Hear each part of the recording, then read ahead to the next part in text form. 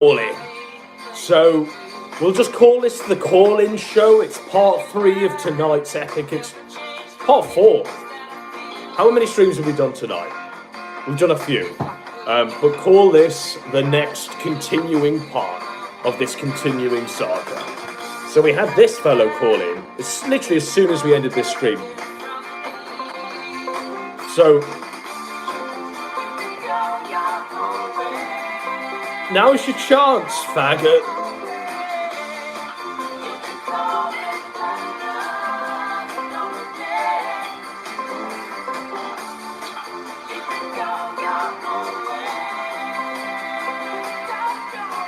Is it just me? Alright, you have 10 seconds. 9 seconds.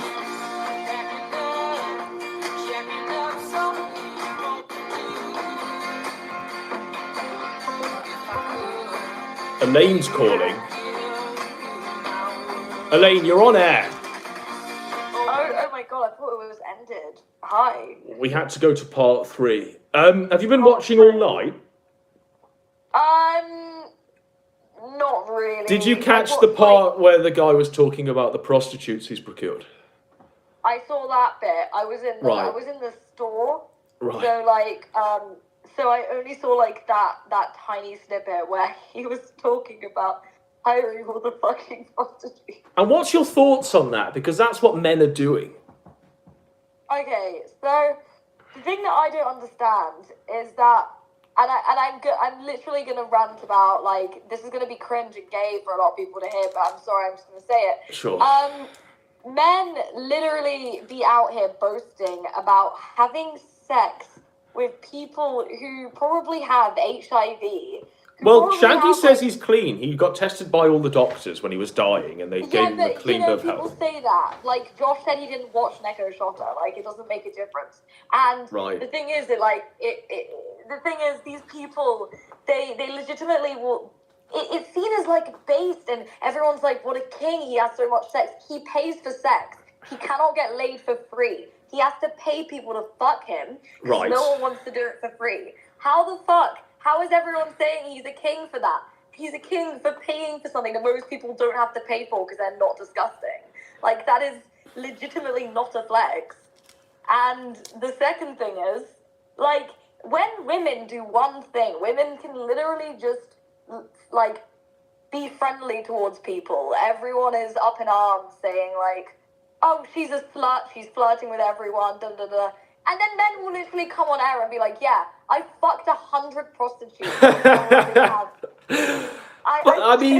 It's different stroke. Your mileage may vary, Elaine. But are we seriously going to equate, the pornography that exists of you that may or may not be you or whatever the fuck, to what Shaggy does on the daily? It isn't really just me, because it's the thing is, Shaggy legitimately came on air and admitted to having to pay for sex. Yes. And everyone thought that was really based. But apparently, me being complimentary towards people in this sector makes me a manipulative whore. Well, that's how the game is played, Elaine. That's how it's I don't played. like the game. I don't fucking like the game. Right. And Shaggy's a fucking, he's gross. He's gross. I mean, would you want to have sex with someone that had sex with over 100 prostitutes? Anyone, whether that was a girl or a guy, would you want to touch that? But I mean, clearly these prostitutes that Shaggy is procuring have slept with far more than they've got a higher body count, I want to say, than Shaggy will ever have. Exactly. And that's so aren't they still in this equation, Elaine, the most disgusting element of the equation? No, I'd say both sides are equally gross. Right. Because the thing is, at least they're as bad as the money is, as bad as the thing that they're doing is, at least they're making money. Shaggy's having to pay for something that most people get for free. It's a literal L. There's literally.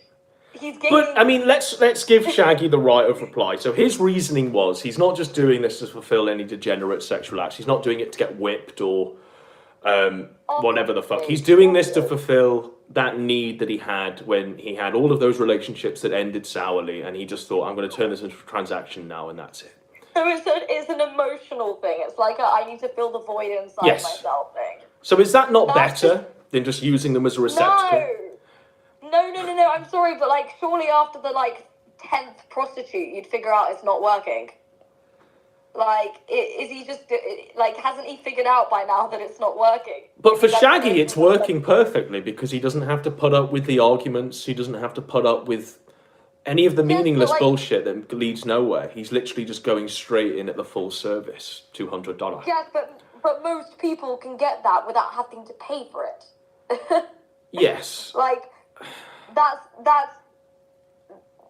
I don't even understand how anyone saw that as a W. Like, he's literally admitting that no one wants to fuck him for free. But what he also said in the Shaggy confessions was that whilst that is true, the prostitutes are also choosing him and turning down like the Gahuls of the world and the ugly ass fucks. Even they are being turned down. No, they're not. No, they're not. Like, they're literally like. I don't think he understands how this works. Like, how would he know that they're turning down the other people? Like, they're literally just... Well, he said that him and Gahul went to this massage parlour, Alice's, behind some sort of back street, and Gahul couldn't get served, but Shaggy could because he had an 8-incher. Just everything just said, like, complete doubt. Like, Shaggy does not have an 8-incher. Like, definitely not. Do you want to guesstimate what Shaggy's packing, Elaine? Oh, a 5-inch at best. Best. Okay. Gahul, on the other hand, I mean,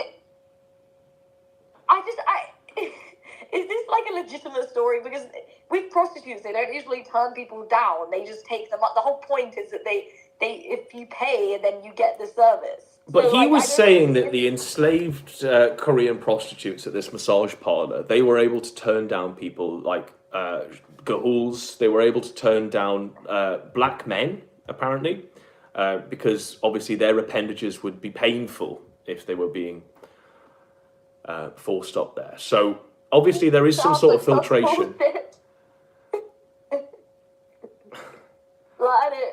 I don't really understand, like, how this would have transpired. So they went to like a bar or like a... They went to a massage parlour and asked for a full service, and one of them didn't get served, but Shaggy did. What was the reason that they gave Gahul for not serving him? I think they just went no, or something like that. Like, did he have the money? Like, it just the whole thing just doesn't add up. I think the word was grotesque that they applied, or something like that. It's tough for I feel like this is just Shaggy trying to get one up on Gahul, to be honest. I don't think this is an actual I don't think this is an actual thing that happened. This is just Shaggy being like, yeah, I'm just so hot and attractive compared to... It's not really a high bar. Like, Gahul isn't really a fucking high bar, buddy. Like, this is the most pathetic flex I've ever seen anyone attempt in this sector. Like, that's appalling. Well, I mean, really. Shaggy wants on. Can we get Shaggy in the call? Go on. Okay, let's see if we can add Shaggy. So Shaggy, you can go ahead and be a part of this and answer your... So Shaggy... hello.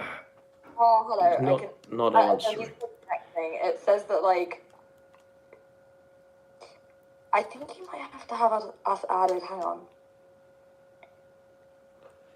I don't know why. Isn't he watching? Like, is he still? He's still. Yeah. He wants to defend his honor and question whether or not you're a male to female transsexual.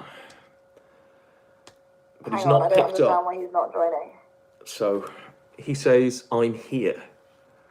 I'm here. No, Shaggy, you have to join a group call. We just called you on fucking Discord. Fuck's sake. But this will be an interesting discussion, I think, because Shaggy even doubts that you're even female. Shaggy, hello. Can you hear me? Yes. Yeah. I'll just present the two sides as they stand currently.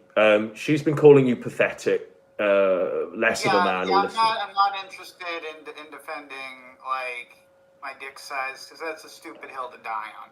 Like, the only way to win that one is to actually put pictures of my cock online, and that's just a dumb idea. I mean, you can vouch for that yourself, Elaine. But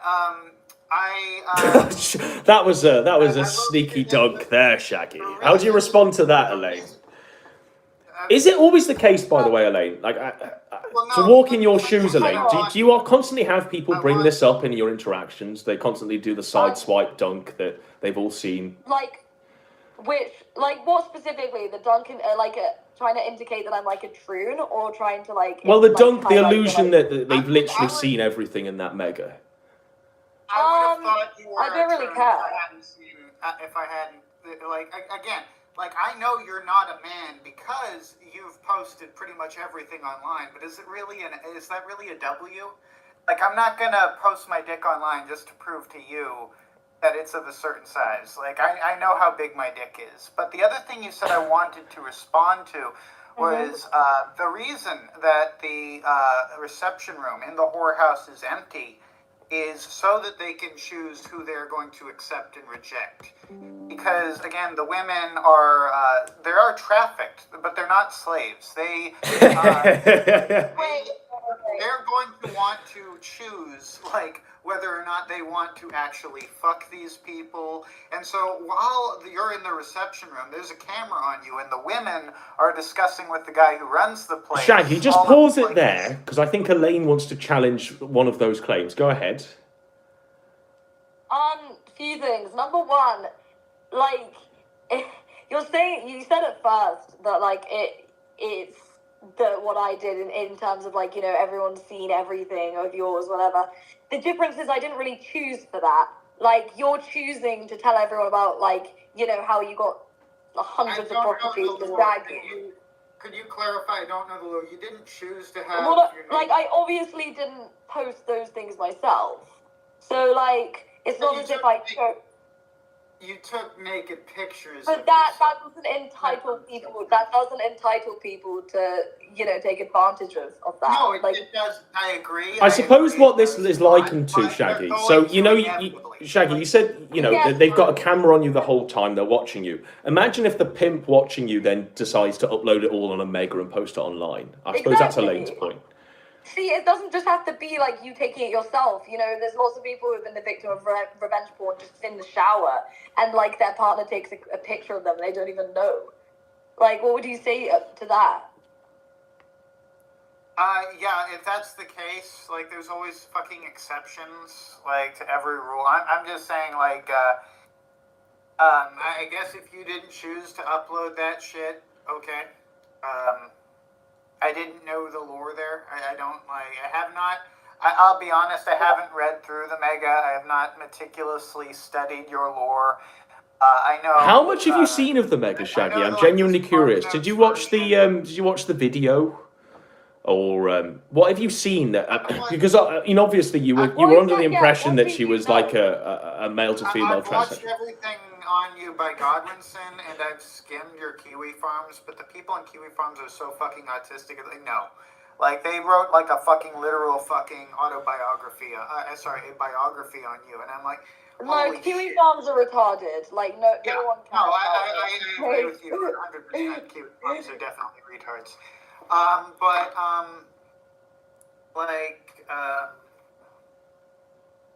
But I mean, the reason why we're all gathered, the hand-holding should really be momentarily dismissed, because we're here purely because Elaine feels disgust at your actions for procuring prostitutes. Yeah, that is true. You feel it is unethical, immoral? No. Well, a few things. There's a few reasons why I turn my nose down at it. The first one is it's literally statistically unhygienic. Like, I mean, how what's the statistic for like how many people have like a sexually transmitted disease? Like, if you fucked over like, I don't know, 100 of these people, the chance is more likely that you have one than that you don't. You know? It's actually a miracle that I do not have one. I would actually still believe I What STD would you likely have? Would it be like chlamydia or the clap or something? Well, I don't have any. No, but I what is the don't most know. common amongst these prostitutes? Is it AIDS or something? I was on What herpes. is the it? most What is the common most thing. common? Some forms of herpes that are actually painful, that bleed, like that, Yeah, but that's a big herpes is one. fucked because like if you get it on your lips or whatever, that's like kind of okay. But like if it travels down to like your genitals, you're The fucked. other shit to worry about is honestly AIDS, but HIV, hepatitis. Just there's all sorts of shit. But the fact. But I mean, one thing I want I to know say this might be a is, personal question, Shaggy, but I suppose everything's on the table. Are you going in wrapped? Yeah, no, I always. Yeah, use a do you condom. represent? You always Always, do. always, yeah. Okay, Look, okay, that's I'll a be little bit honest. better. I will be honest with you. As a Christian, I don't approve of this behavior. This is a So sin. then why are you doing it? Why are you fucking a I've woman been- then? Well, I've been abstinent. I've actually been practicing abstinence for about 6 months now. I have actually stopped doing. I'll say that I have not been engaging in this behavior lately, and I've always said that. But no, this is not something I would advise that anyone do. I've honestly, Okay. I went. Are you a nymphomaniac? Are you addicted to sex? Is that what it is? No, I grew up in a really fucked up environment, and I developed some bad habits before I joined the church. What? No. But like, what does that mean? Like, what do you mean you grew up in a bad environment? What is a bad environment? Like, you grew up in a cult? Like, what? No. I wish I had been raised in a cult, be a much healthier person. No, you wouldn't. I was raised in a I cult. don't want to get into. Well, one of my parents had problems with addiction and mental issues, psychological issues. Were they also You know. a prostitute, You Shaggy? joined the Freemasons. Didn't you say No. you were a No. Mason at one point? You said that you stayed in the No, Masons. but Jabberjaw's grandfather was a very high-level Freemason. If you want to know about Freemasonry, I would talk to Jabberjaw. So, my Shaggy, grandfather was you a know, high-level if Freemason, you're procuring as well. if you're procuring I sex, do- 6 months I ago, know and you're quite in a that lot about mindset, you're doing all that stuff, Shaggy, about 6 months ago, and you're in that mindset.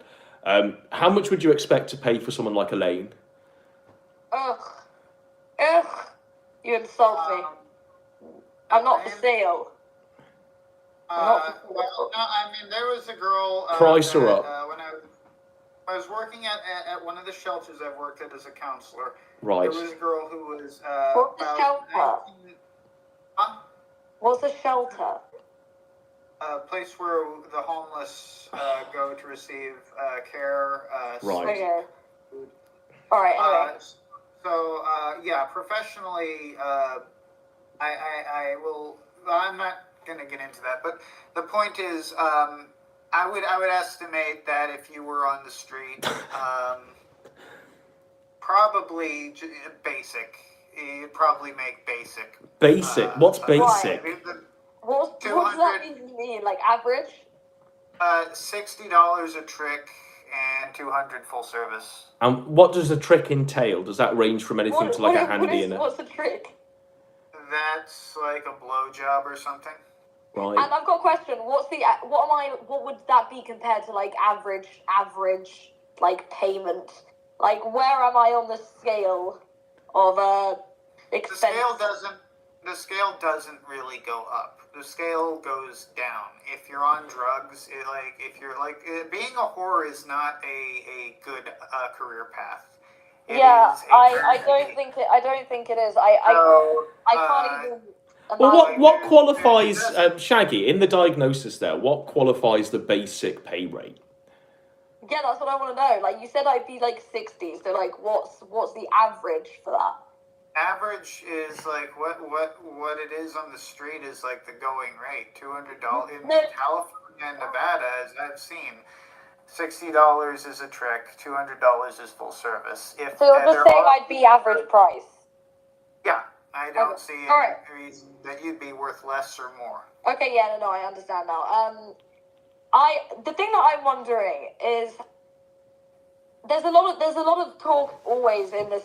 For some reason, people in this sector have become like normified, and they want everyone to touch grass and get real hobbies and get off the internet and all that fucking garbage. I live in a fucking boat. I literally live in a sailboat. My hobby is Shaggy's touching waves. shooting guns, procuring What I was legal gonna say, firearms.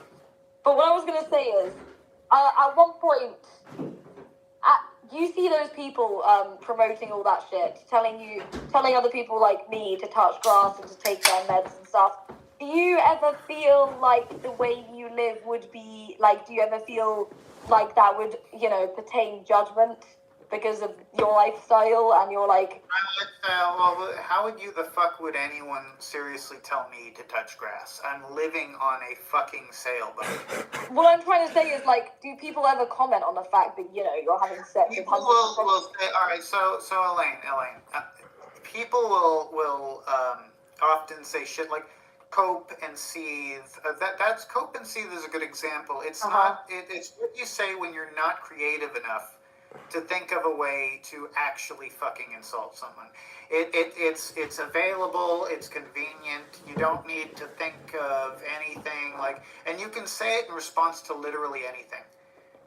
You can say cope and seethe as a response to literally anything, even if you've just taken the biggest L ever. So if people say touch grass, it's a lot like cope and seethe. Yeah, it's a meaningless word. Yeah, chances are it's in bad faith, so I don't really consider it. I don't in order to get under my skin, you have to have something to say that's legitimate. I feel like the thing is you instantly on your video where you were like, I don't know, reacting to me. In fact, yeah, that's right. I'll find that because it's perfect. But go ahead, Elaine. Was it you who I'm just trying to get the law right because there were two videos. Is your hair naturally that color? By the way. No, it's not. Is it a wig, Elaine? It's not a wig. No, it's actually not. Yeah, It's not a wig. I'll be real with you. That color is it's bad. It looks like whatever. It's the product is bad. So let's just remind ourselves of where we left off. So just quickly, I'll remind us where we left off. It's not the hair color. That shit makes your hair look like it's plastic. So Shaggy uploaded a stream called Brain Dead Woman. And it started, Brain Dead Woman. You watch the premiere of this, and we'll just lead off with the comments. I should be able to last a while. We're going to be listening. I'm glad you're drunk. I'll just 1 second. Kills your chances of bearing children. Okay, it doesn't kill my chances of bearing children because I dye my hair. Just 1 second. We'll come back to them in a second. On an archive channel. This should have been screened before. So yeah. Where are we? So they wait for them to go live. Here's the dumb bitch. You see this? Here's the dumb bitch. There we go. Here's the dumb bitch. You see this bitch? I thought it was a man at first. Yeah. I thought it was a man at first. Okay, we'll go back to them, shall we? So that's what Elaine was referring to, and I imagine they'll get into this in a second. There we go. I knew he'd come back. Right. So what I was doing there was I was just presenting the record of As It Stands. So I'll just play this for you. This was their stream called Brain Dead Woman. That's exactly what I was talking about. Yeah, I'm glad I got the So he goes, here you go. There we go. Here's the dumb bitch. You see this bitch? I thought it was a man at first. Yeah. Right. Yeah, continue. So the thing that I find interesting is that you classified me as, like, you say that Kiwi farmers are, like, retards and they write fan fiction, and I completely agree with you. But the thing that I would... Kiwi farmers are worse than you by far. I'll say that. The Kiwi farmers are...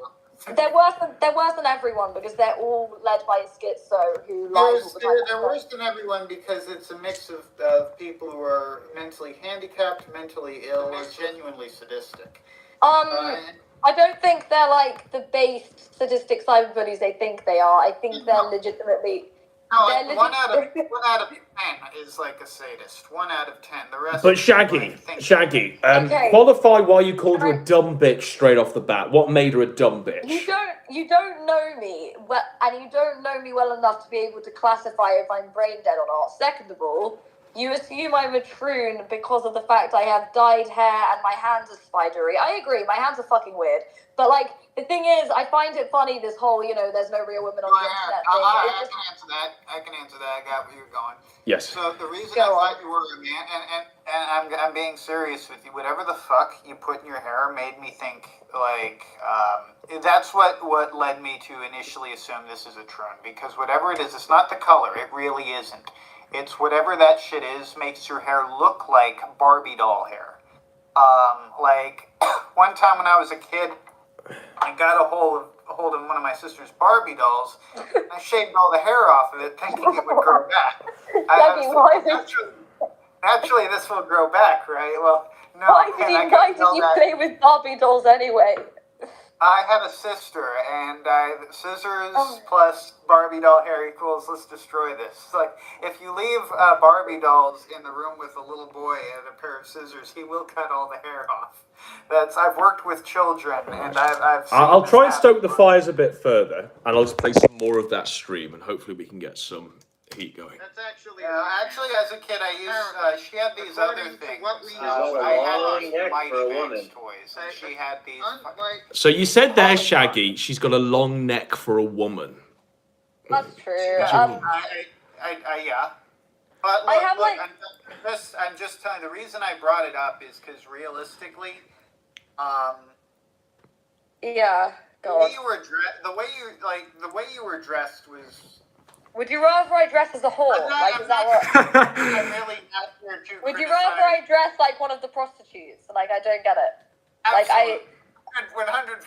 But, like, one of those whores could really give you some tips on how to do your makeup, how to do your hair. No, thank you. I don't want to like one of the prostitutes. Lessons from one of these whores on, just some basic. But so far as like, I can't tell you how to do this shit because I'm a dude. I don't know. You literally just played with Barbie dolls. Like. Yes, I had a sister. Well, I never played with. I mutilated Barbie dolls, but I did. How much better they? If you want to laugh at my expense, I'll give you enough rope to hang me.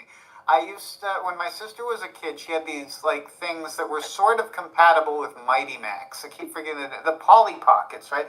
And sometimes if I got bored with the little environment that came with the Mighty Max set, like the swamp and the evil laboratory and shit, I'd steal one of the Polly Pockets and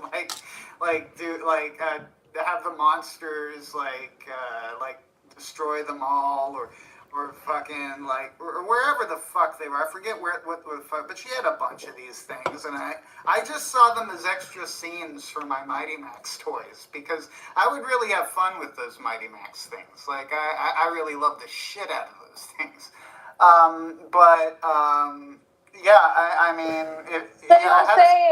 You're saying I look like one of the Barbies you used to mutilate. I'm saying your hair looks like fucking plastic is what I'm telling you. Like the Barbies you used to mutilate. Thank you, Shaggy. It reminds me very. I think if I cut all your hair off, it would be in like little sprouts, like the Barbie doll. I swear to God, it makes you look like. You think okay?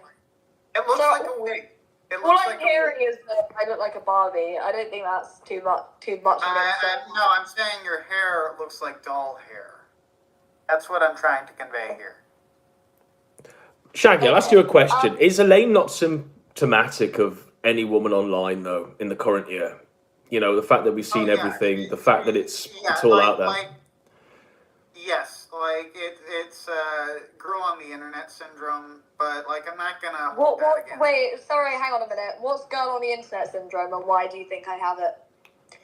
Lord. I know what it is. I'm asking why you think that pertains to me. Come on, Shaggy, don't back down. You've got a literal e-whore in the chat. I'm not backing down. I fully stand by that. I'm trying to think of a good way to explain it. Why do I have to? All right. You're very eager to engage with things that you don't have 100% knowledge about. Why is that, Shaggy? Why is that?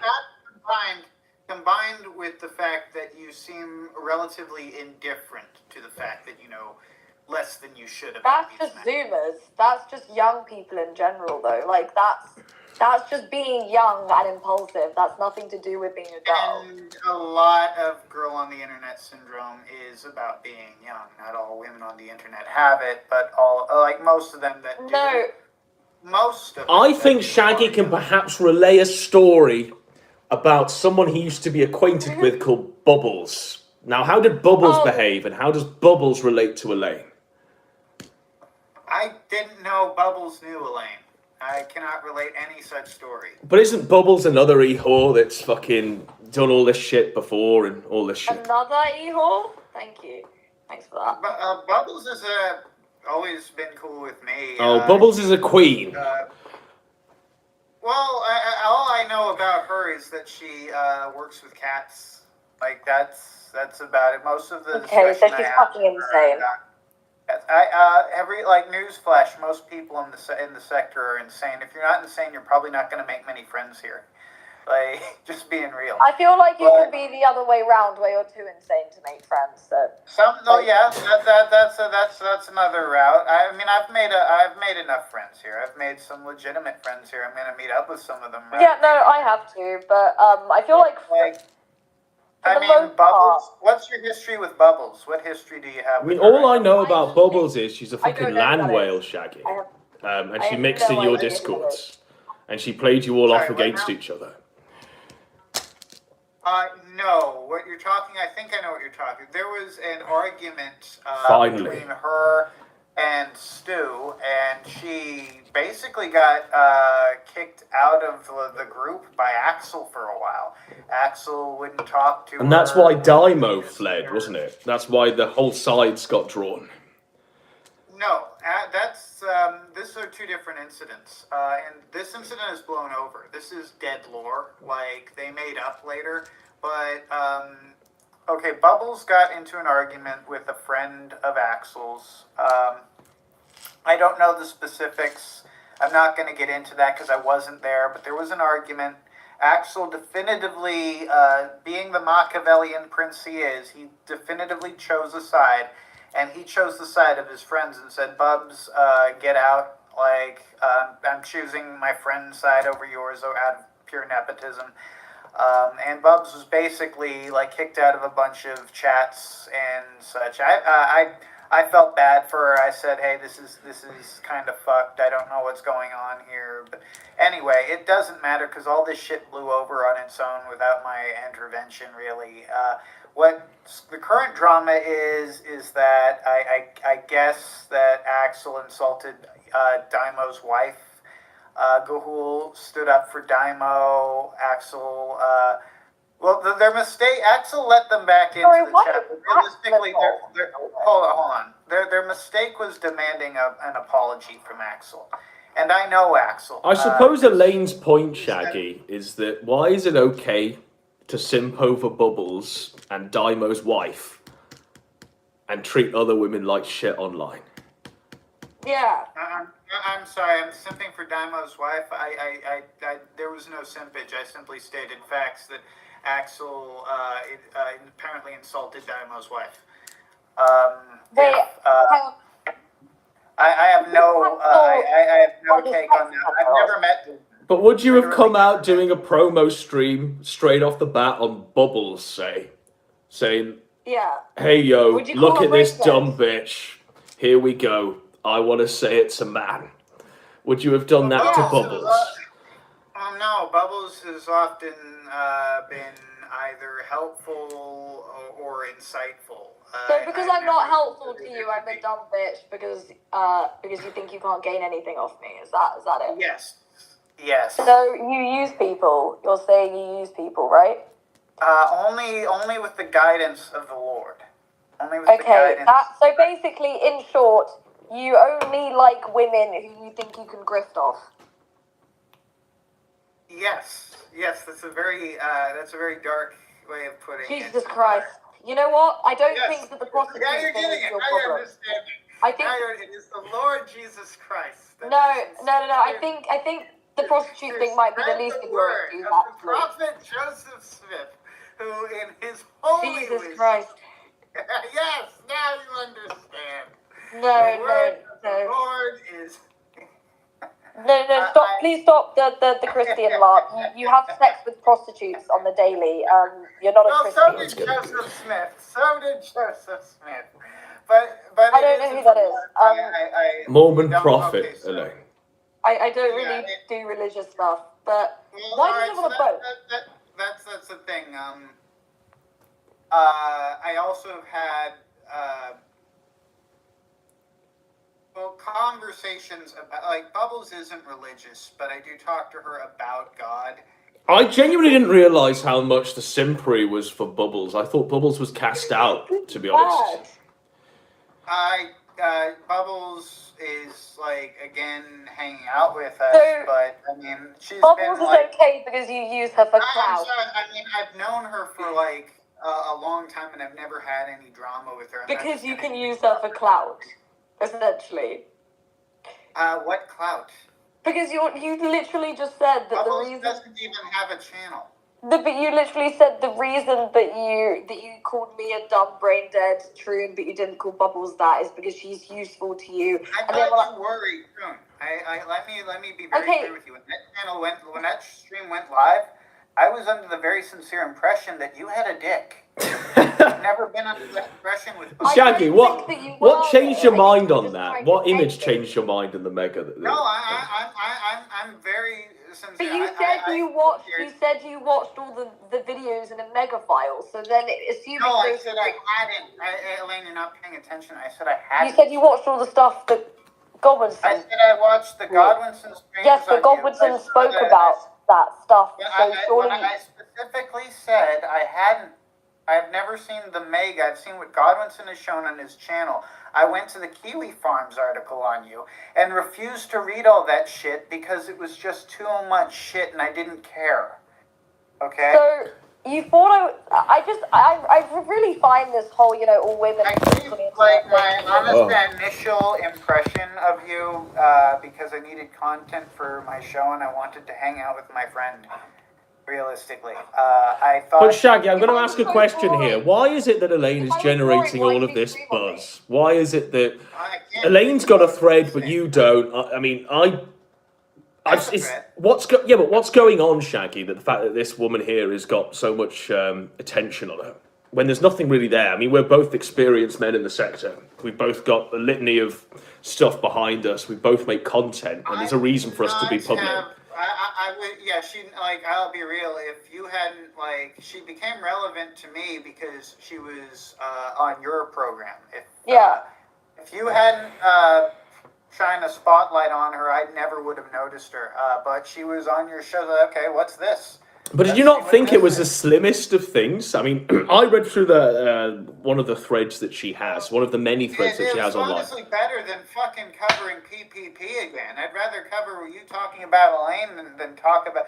I'm sick of watching the fucking Keno Casino. I'll watch anything other than that shit. And I didn't want to my friend Jabberjaw is a little bit new to this shit.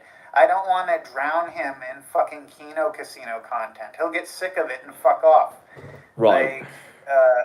I think my thing is that you said that I was a boring brain dead bitch. Why did you do a stream on me? Why did you dedicate that much time to someone that's boring and brain dead? You were the content of the day. You were the content du jour. You were what was offered up on the altar of corn. It could have been anything. You were like, why you? Is what you're asking, because Godwinson featured you, and I watch Godwinson. And so what I do... This was because you're a Godwinson. Hold on. There's a tie into that. My channel is literally just looking what's going on in the sector and giving my opinion on it. That means Godwinson, that means PPP, that means whenever the fuck he's actually on YouTube, Ethan Ralph. What would the Lord think of your actions? What would the Lord think of you calling women brain dead whores? I don't think the Lord would agree very much. I think you might be going against your Christian beliefs there, Shaggy. Well, look, I'm gonna be real with you. People who are a bit more familiar with me are hesitant to talk to me about my beliefs because I will go in depth. I am very passionate. I'm sure you will. Yeah, and I really don't want to, if you really want to talk to me about that, I will discuss that with you. I'd rather have you on my channel to discuss if you really want to do that. But let's not discuss it unless you really want to know, because I'm going to tell you a lot more than you want to hear, and you're going to get sick of listening before I get sick of talking. And it's not worth my time to go into it unless you actually want to hear about Mormonism, the different. Hang on, are you a Mormon? Yes. His name is Mormon Shaggy, Elaine. I mean, that gives it away. I thought that might just be, an alias. I didn't think that it was literal. I mean, I'm not yes. I very much have a testimony of the doctrine of Joseph Smith. Yes, I am a Latter-day Saint. So, is this because you grew up with Mormonism, or did you choose? No, I'm a convert. My family thinks I've gone. My family is not really. Well, my mom. Does your family think you're crazy? I just want to know. Yes. Great start. Well, Elaine, I don't know why you're giggling, because your family thinks you're crazy as well. Yeah. My family don't know. My family basically barely speak to me. I mean, they're not even in the same country, so. I'll just assume that laugh wasn't malicious. Just assume that was not malicious. No, I was more laughing at the fact that, my parents, they don't give a shit. They're not into So the lore is my mother was. My mom was into this religion called Wicca, which is witches. Really witches. She was a witch. I don't want to get into it. It's actually. Wait, what is Wicca? Hang on, let me Google this. Wicca religion. Bad. It's bad. It's bad. Pagan. Hang on. Wicca is a modern neo-pagan syncretic religion. Scholars of religion categorize it as both a new religious movement as part of the occultist stream of Western. Yeah, they're witches, Elaine. It's witchcraft. Look, I'd say it's bullshit, but it's a lot more harmful than just bullshit. Why is it harmful? Very culty. I kind of like it. Well, yeah, that's the thing. It's very much designed. It's designed to appeal to people who are into that shit. But this sort of crap is very harmful to children. Children don't have a fully developed view of the world, and when you start telling them all this Lord of the Rings shit, and it can really fuck up a person. I don't agree with raising any child religious. To be honest, I don't think I'm all for banning orthodoxy, or I think it's grooming to raise children in an orthodox environment. That's just another type of grooming. Here's the problem. The reason we have laws on saying you can't fuck goats is because if we didn't, there are people who would. Yeah, India. The reason we have organized religion is because if we didn't tell people what they can worship and how they can worship it, we would have people worshiping really bad, fucked up things. So you're saying that religion can be used as a form of control? It is a form of control because we need forms of control. That is society's mechanism for keeping spirituality clean. Okay, but then what's your argument? What do you think about government control? Do you think we need the government? Do you think we need? I believe in theocratic monarchy. I believe that in the Bible, the only form of government that Jesus approved of is theocratic monarchy, because Jesus knew about democracies, emperors. He knew about these things, but he specifically came to be the king of Israel. Now, some people will say, like Axel will say, but he said to the Jews, I'm not your king. Well, yeah, but he's not the king of the house of the Jews, which is the house of Judah. He was the king of Israel. Moreover, he was rejecting the Jews kind of lost. What they were going to do. You see, this is why I say it's probably not a good idea. I just kind of want the short summary answers, because I'm a retarded woman. The scary thing this is the short version. Okay. And that's the thing about being a woman in Mormonism, is in Mormonism you wouldn't be burdened with this shit. You'd be part of the sisterhood, and they do a much simpler version of this sort of shit. Does Elaine need rules, Shaggy, to I don't obey? Do you think yeah. Do I? I think that people are healthier and lead happier lives when they follow... Are controlled. I think it's a partially self-control. Remember, religion, and we are talking about religion here. At least that's what I'm talking about. Is something that you have to practice. It can't really be forced on you. It sounds like it was... Jackie, I've got a question. I've got 3 questions. Okay. First of all, number 1, how old were you when you converted to Mormonism? 24. And second of all, why did you convert? Well, actually, I converted to Christianity when I was 24. Mormonism, I suppose specifically. Mormonism, I became a Mormon when I was 25, but I consider it the same thing. But why? I want to know what made you do that. Okay. So I had a really, it's if you've ever heard the whole Batman quote about one bad day can really change who you are. I had one really, really bad day, and it was... That's every day for me. No, this was a really bad day. Like, I got fired, my girlfriend dumped me, just some other shit happened that wasn't just, it was like... Did anyone die? So you had a bad day and you became a cultist? It's not a cult, but... It is. Like, Mormonism, it doesn't mean it's bad, but it is a cult. That's a different subject, and again, I've got a lot of thoughts there. Probably more than you want to hear. But in a nutshell, I would disagree with that assessment. Anyway, regardless, like, I had just also failed out of college, basically. So, really bad day. No one died, but I failed out of college. I lost my girlfriend and my job in the same day, and I was, I was heading there, and I was thinking, well, I should pray. But the only religion I really knew was the bullshit religion my mom had, and Wiccan. And also, well, I'd practiced a variant of that called Asatru, which is basically Wicca with racism. But I was thinking, it's like, I can't really use, like, none of that shit is really helpful when your life falls apart and you really need something to pray to. All of that crap is just like comic books and D&D, and it's like, that's why my mom's a really dysfunctional person.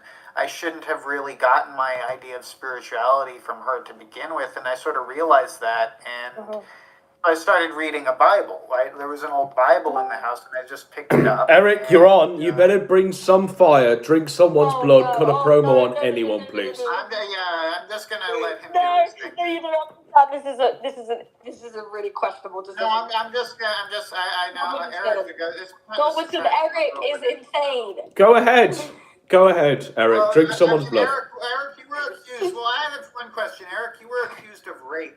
Apparently, you've been convicted of rape. He owns a microwave business. That's the recent law on Eric. Now, I know that Eric has law with Elaine, so this is why he's been brought in to spice things up. I'm not kidding. The recent accusation from... I mean, Eric, what are you, a fucking mute? You need to speak and announce yourself. As a conviction for rape. Have you been convicted of rape, Eric? Is that bullshit? The XV says you're Eric, speak. I can't... Can you hear him? I can't hear him. He's not speaking, I can't hear him, and I'm glad for that. Chances are I muted him.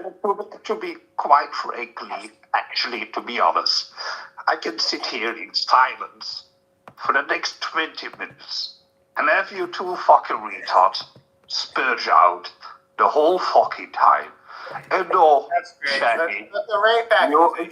you're raped. Did he rape accusation?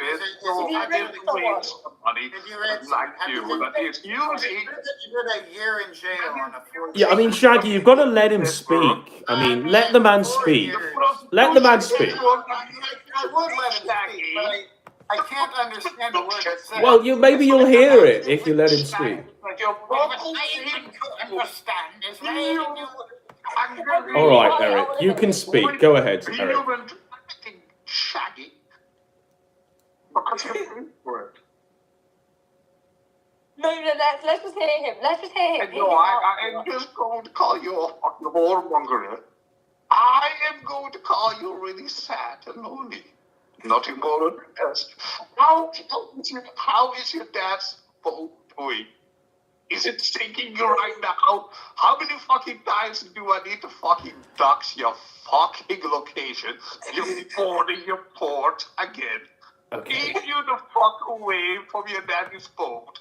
And no, Jenny, I'm going to promise you that I'm going to burn your fucking trailer down. Personally, I am burning out your fucking color tonight while you're sleeping. I don't care. You fucking child groomer fucking faggot. Tell me a little more how important, empowered you feel when you dominate a prostitute. It's very hard to understand what you're saying, Eric. What I need is a bit of silence where Eric introduces himself to the audience. Eric, introduce yourself just for the uninitiated, please. I could press it, but I don't think he's going to be answering the rape question. Well, let Eric introduce himself first. Eric, who are you and what brings you here? It is unfortunate. Do you Well, fucking bet your I can't honestly be expected to humor. Tell me a little more, you're gonna As a better. man of They've all God, got history and they're just ignoring me. I can't hear anyone. They're now, just everyone's spurging and calling each other rapists. Accused rapist. You know, you've been accused by very reliable sources of being guilty. Shaggy, you go to a fucking yellow fever job. Not all that prostitutes coming. I don't know the best way to arbitrate this, really. I mean, we can literally just turn them down and let each one speak in turn. Both those fucking deals in your fucking deal. So that's what he's saying. I had her. And this is what Shaggy's saying. I had her really fucking hard. Okay, one of you has to talk. Like, one of you only. Well, just mute him. Like, okay, so what you're gonna do is you're going to Wait, what's going on? And then that's what Shaggy's saying. And this is them all at the same time. Should I mute him? You wait. Alright, I turned him completely down. Right, Is he and now we don't have to listen to that. Is he completely muted on your end too, or just a little Yeah, bit? I've completely muted. I don't have. Well, I mean, the whole point, Shaggy, I mean, he's just come on. We don't know who the fuck he is. He needs to talk and introduce himself. He needs to have the right of an introduction. Elaine, hold on. Elaine, much as I may think that, yes, you are definitely an example of girl in the internet syndrome, I will not mute you. I will at least hear what you have to say. There are, like, levels of stupidity far beneath. They seem to have muted Eric, so I can't really. Yeah, we both muted Eric I'm not, because how we don't want to hear long it. do you expect us to listen to that shit? Yeah, we can't even understand what you're saying. Making echo chamber. Well, you're not muted on my end, You're not Eric. letting any of us So- talk. Eric, just stop spurring out for a second. You are the only one that is audible on this call, Eric. Can you hear me? Yes. Yes. Please introduce yourself and your history with these two characters. We'll start with your history with Elaine. Now, Elaine says that you were in a DM group with her and you tried to brag and boast about having a microwave business, and she basically called you the ultimate simp or some shit. And then Shaggy's just been calling you a rapist. So I just want your version of events. The floor is yours. Shaggy, it's my turn. Right. Thank you very much for your inclusion. It doesn't fucking matter. It's my fucking turn to talk. That's what the fuck is wrong with you, boy? That is your turn to talk. The floor is yours. So go ahead, introduce yourself, and then relay your history with these two characters. Yes, I sell microwaves and refrigerators. I'm very successful in doing that. Right. I make a lot of money doing that. Yes. And that's the reason why I call Elaine a spoiled fucking whore, a brat. A spoiled fucking whore. Shut the fuck up, I'm still talking here. Elaine is a spoiled brat that has done nothing in her life that wasn't given to her. She's a fucking parasite. She's a daddy's fucking whore. I have her on fucking record that she gets a monthly allowance from her daddy, otherwise she couldn't possibly survive. Yeah, that is one of the things. Shut the fuck up. Shut the fuck up. I am still talking. The audience can only hear you, Eric. So I mean, they can only hear you. So just keep talking and ignore them. I have around here, Adam. Shut the fuck up, you fucking faggot. The audience can only hear you, Eric. They can't hear Shaggy cutting you off. Shut the fuck up. And then we go to Shaggy. And then we go to woman Shaggy. Yeah. It is again. Shut the fuck up, or shut the fuck up. Okay. It's my turn. It's my moment to fucking talk. I mean, you've had your moment, right? So we'll let Shaggy speak. So, in fact, no. Most of it was addressed at Elaine. So, Elaine, you're back on. Okay. He called you a whore with daddy's allowance, a spoiled whore brat, and he's doxed everything about you. They can only hear you, Elaine. So go ahead. Okay. Can they hear the others or No. just me? Just yourself. Okay. So first of all, Eric says all these things as if I forced him to interact with me. He decided to join my server. This all took place in my old server that's now long gone. And I never told him to come in there. I never told him to join VC. He came to VC and got mad. Like, it's not really my problem if he joins VC and gets mad at the internet.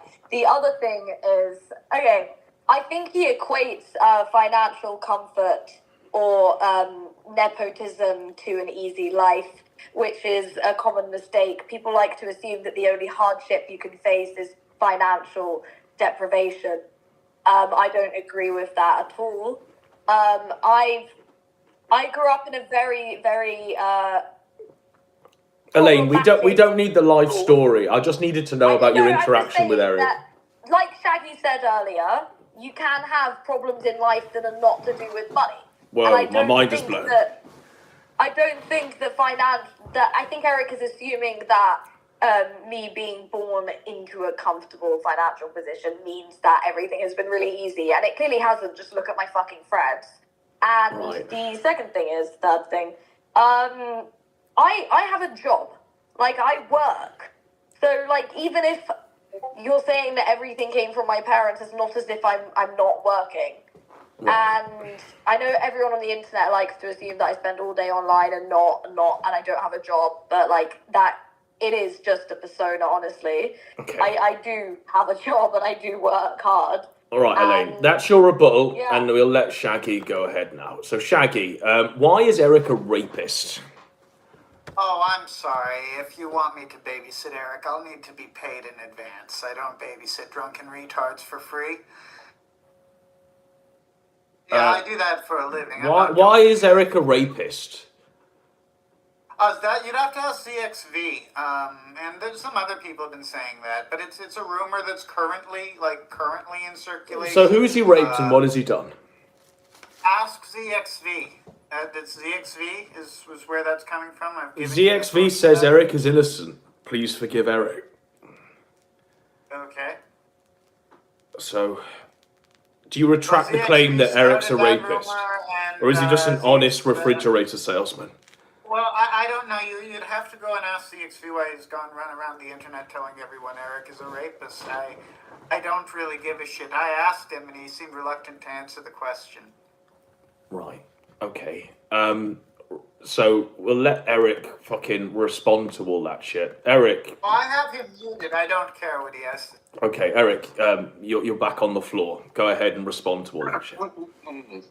If Shaggy is a well-known rapist of a yellow fever prostitute in the Alice Parliament, imagine being fucking voted developed, a trailer fucking faggot of his daddy, and try to call somebody a fucking rapist.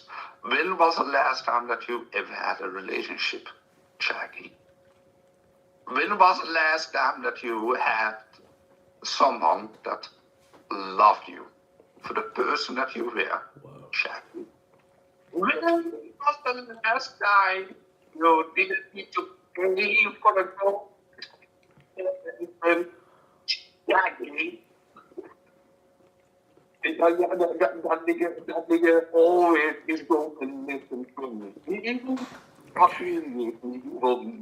I'm not understanding a word of this, so they are all gone. All of those are gone. So anyone else wanting to call in, it's the call-in show. Let me call in, you say. Well, call in. I mean, it's not hard.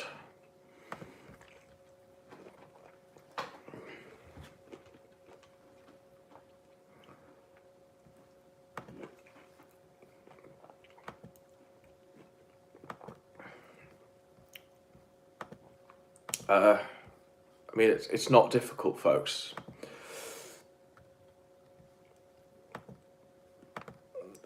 I didn't understand, for real, I didn't really understand much of what Eric was saying. He was very hard to understand. I mean, the voice was hard to understand, but then he kept backing away from the microphone, and it sounded like he was underwater for most of his speech. It would have been nice to hear that in HQ, high quality, alas.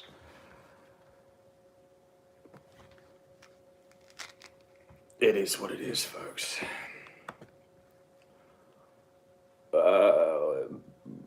I think Brian's busy.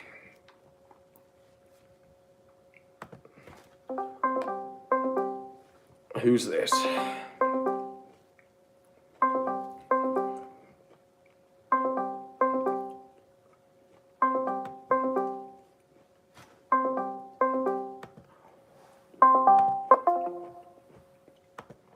So that's it. That's the call-in show, alas. It looks like they're all still going. Oh, who's this? Okay. You're on the air.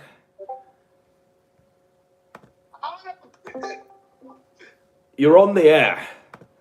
I don't know how you expect to understand what Eric's saying when he has peanut butter in his mouth. Why you call me 3 times? What do you want? Well, Surfer, what did you make of that? Eric's been kissing his dog. Eric's been kissing his dog on his mouth. Eric's fucking his dog. Who?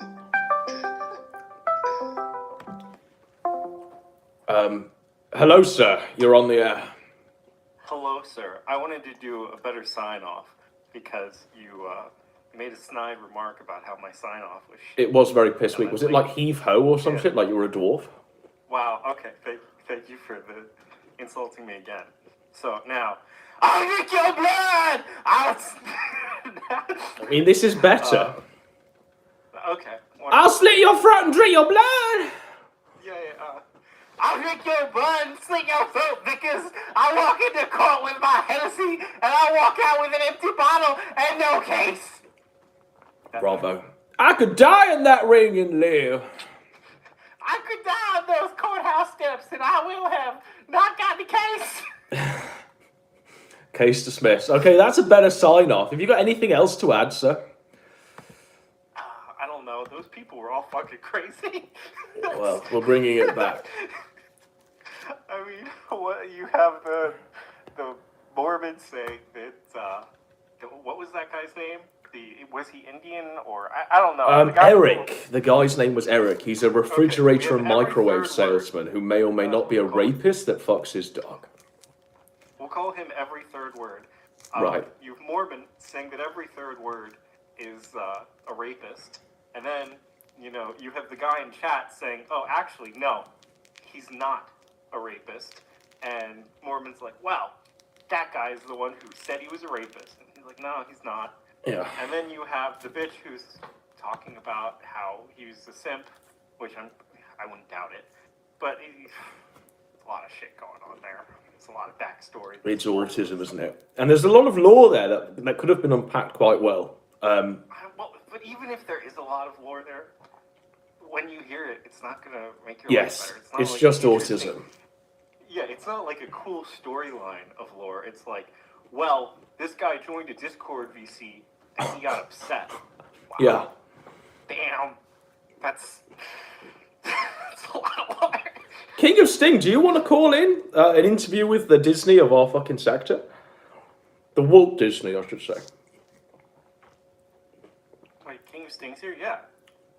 King of Sting is awesome. What's his most recent one? Has he put out anything since the Destiny video? I don't know, but all of his shit is golden. True talent. I mean, we very rarely get talents like these appear.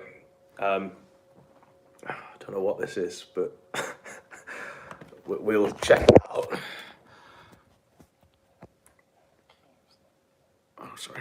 Yesterday with 100. Yeah, 2 days ago, 9 days ago. Jesus the Lord has risen as of yesterday with $100. He asked Sam, I'm trying to drink more water instead of soda. What do you recommend about that? Doesn't matter, he's $60 short. Godwinson live news alert. Not Wendigoon, but Wendigoon's buddies from the lore log. Oh, hang on, sorry. They're both fucking their fans. Well, implosion there. Wendigoon? Who's Wendigoon? Wendigoon is a very wholesome YouTuber who does like icebergs and like weird history and book reviews. Okay. He's very liked, and one of his compatriots is a guy named I forget, and they run the Lore Lodge YouTube channel, which is like Wendigos and other supernatural shit. And so Wendigoon has been associating with these people, and these people are fucking their fans, which is going to implode. It's going to cause fallout, and Wendigoon's going to be caught in the fallout there. So, free news just for you guys. And is this something that you're working on behind the scenes? Are you planning like some sort of get up or something? I don't know. I don't give a shit. Right. I just know that when people fuck their fans, eventually things fall apart. So, you know. I mean, Salvo managed to bounce back. He seems to be doing better than ever, doesn't he? Yeah, Salvo but Salvo was Pancake. never like a wholesome character. That's the difference. Like if you are like, wow, you know, like one of their podcasts is the Weird Bible podcast, and they're fucking their fans. Like, I don't know about what the Bible says about fucking hoes. Oh wait, I do know what the Bible says about fucking hoes. It's not positive. You're not getting you're not getting to heaven doing that, buddies.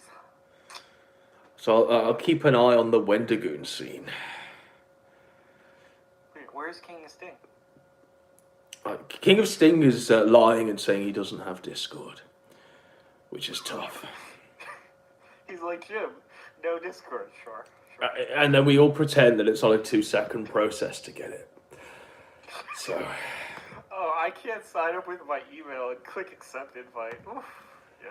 It's tough. Right, I'll sign off. Thanks for joining back and giving a better sign off, my friend. You're welcome. Have a great day. Oh, wait, when is Vouchmas? When is Vouchmas? This is the promo. Vouchmas must be delivered. I demand Vouchmas. I demand. I mean, we did a stream on him not only molesting but executing his cat today, and that's just the start of many. That's so just horrific. Like, the people in that sector really are. Imagine killing that cat. You know. You don't kill the AIDS really, like dying, crawls through the house with 2 legs, cat. I mean, yeah, that one gets to live. Yeah, it's the perfectly fit and healthy cat that gets murdered. He only fingered the good-looking ones, but so that's the one that got infected with like his AIDS. Yeah, that's why they have to die. It's tough. It's fucking horrendous, to be honest. Right. Okay. Bye-bye.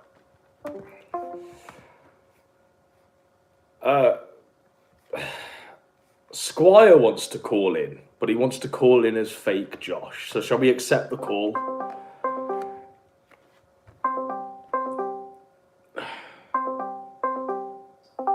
Hi Josh, how you doing? Hello, Adam. How are you Why doing? do you Anglo? Why do Anglos hate me so much? Right. I want to know why Anglos hate me so much. Like, you hate me, Elaine hates me, Vordrack hates me. I don't understand. News alert, Josh. It's not Anglos. It's humanity as a large. I'm afraid it's not. It's not just Anglos. It's pretty much every nationality. Josh, we've got a caller. So let's just let this caller come in. and we'll come back to you, Josh. Hello, sir. You're on air. It's me, the Dino. I snuck in. You tried to keep me away, but I snuck in. Well, we know you're Dymo. That's literally your name that you use on all of the calls. Are you scared of my nipples? Why won't you talk about me? Are you scared of me, Godwinson? You want to wrestle? The people wanted me on. Why wouldn't you? And what's the hot take, Dymo? Give us a hot take. Well, Perspicuity told me that you're gay. Is that true? Is that the hot take? Is there any other hot take, Dymo, that you want to give? Why won't you do the Vouchmas? The people want you to do Vouchmas. We did an hour on him fucking and executing his cat, Dymo. Why? Where's the golden guns? Why can't you use OBS? You can't figure it out? Come on, man. The people want the golden guns. You did a whole preview for it, and you just didn't do it. But we did do it. We did it with Kai Clips and Dalton Clodfelter and TR Sato. It was behind a paywall on Cozy TV, Dymo. Is it buried underground? It was behind a paywall on Cozy TV, Dymo. Behind a paywall? I thought you were against grifting. I thought it was your whole thing. I'm all about grifting, Dymo. That's the whole thing. How much is it? Do you want to advertise it? The paywall, it's $20 to sign up, and if you give me $100, I put your name on a slot machine, and you might win a month's worth of subscription to the Comrade. That sounds like a great deal. It's a fantastic there a promo code? There's a promo code, yes. What's the promo code? Promo code Perspicacity. If you can spell it, you win the subscription. Are you having fun, Godwinson? Are you? I'm having a great time, Bill. I snuck in through the back door. Well, we knew who you were, like Dymo. Dymo, I want to ask you a question while you're here. I mean, are you still facing legal action from Mr. Vickers? Can you actually say his name? No. I can say Mr. Vickers all day. I never was. Can you say Matthew Vickers? Matthew Vickers. Okay. Now, it came out in like various leaks that you were subpoenaed or something, or they were trying to subpoena you for this diary and saying that you were extorting money from Faith for the diary. So all of this is cleared up now. Yeah, he just sent me threatening letters because he's retarded. If threatening letters is a subpoena, then yes, I've been subpoenaed. But didn't Dymo have to go... Not Dymo, Deadman. Didn't he not have to go to court? He did not. He got threatened and he caved like a little bitch. Yeah. And he signed a document that no one had to sign. And what was that document? It was a document confessing that you were accountable to evil. Yeah, it was a document confessing to... I mean, he wasn't even on that stream where you exposed the diary, was it? Or did he call in later? No, he was part of our gaming chat where we played Civilization 5. Right. Now, I know the part where you fucked up, Dymo, and I'll say it straight. The part where you fucked up was where you said, give me $5,000 and I'll stop reading the diary, Faith. Because that could have been extortion. Well, it was a joke, so we said it was a joke. And that got you off in court? Well, there was never court. I'm certain there was some sort of trial. And we read Chudbud's leaks where he was planning... You know the Kiwi Farms isn't real, right? I read his own DMs with Cock where he was talking about literally rounding you all up in court and sending Deadman the fucking subpoena. Like, I don't think you really have a fucked up ear. Like, it's just gossip. Well, I do, Dymo. Look, it's there. And I read those Chudbud leaks where Vickers was literally planning to subpoena you all. You're not really a baron. Like, it's just part of the joke, right? I don't know. I don't know how to prove this. This is make-believe stuff. It's all make-believe, but we all read on Chudbuds, the leaks that came out of that Vickers was literally planning to get you all in court. You were named. He was even planning on like doxing your wife or something. We planned to put Ralph in jail recently, and is he in jail? But I mean, he was literally trying to dox your wife to get your information to send you court papers for this diary. That's what I mean. That was in DMs with Carl. He tried to do all these things, but none of it panned out because it was insane. What do you reckon to this most recent one? Bombs underneath my car. So you're saying Mr. Vickers has planted bombs underneath your car, Dymo? Sure. Yes. Mr. Vickers has planted bombs underneath your car. You're saying that, Dymo? That's my official statement, dude. Official statement. I can't wait to read that in court. He's very litigious, is Mr. Vickers. Is it true that I offered the diary to you, but you were too much of a rat coward to do it? You came to me with the diary, and you read aloud snippets from it. You didn't actually send me the PDF, and you demanded I do a show. I was perfectly willing to do the show based on your conditions, Really wanted you to do but we the took show. it. Yeah, I really wanted to do the show as well, and we took it to PPP, who said we can't do this because Mr. Vickers is one of our biggest donators. So that's. So me and Axel really wanted you to do it, but you wouldn't. I wanted to do it as well, Dymo, but PPP told me that we can't do a show on Vickers because he's one of the biggest donators. So PPP's your daddy now? PPP had the platform where we could have done the show on the diary. That's a pretty lame excuse. Well, that's what you were told at the time. But you didn't send the PDF through, unfortunately, Dymo. So I couldn't really present a great case. My case was a samurai with an eye patch has just read aloud Faith Vickers' diary to me in a VC. He'll send it to me on a PDF if we go live now, and we'll do it. So it wasn't really a great sell, Dymo. Man, we could have had something special, but you pissed it all away being a rat coward, dude. Well, it is what it is. I think we could say to that, Dymo. Well, it was nice talking to you. As always. Did you enjoy the Kino Dogmate videos? I watched one where I was like in a vortex, in like a void. And I watched one where PPP was dying. So they're the ones I've seen, Dymo. That you didn't give your opinion. They were good. There you go. That's an opinion now. But the streams, Dymo, I have to say, from one... We've got Eric the Ghost just calling us incessantly. I have to say the streams are somewhat piss weak, Dymo. You seem to lose steam about halfway through. I'm not a very good streamer, I'll admit I don't understand that, because you have all the ingredients there, Dymo. You know, everything's sort of there, but you just don't... I don't know, it's difficult.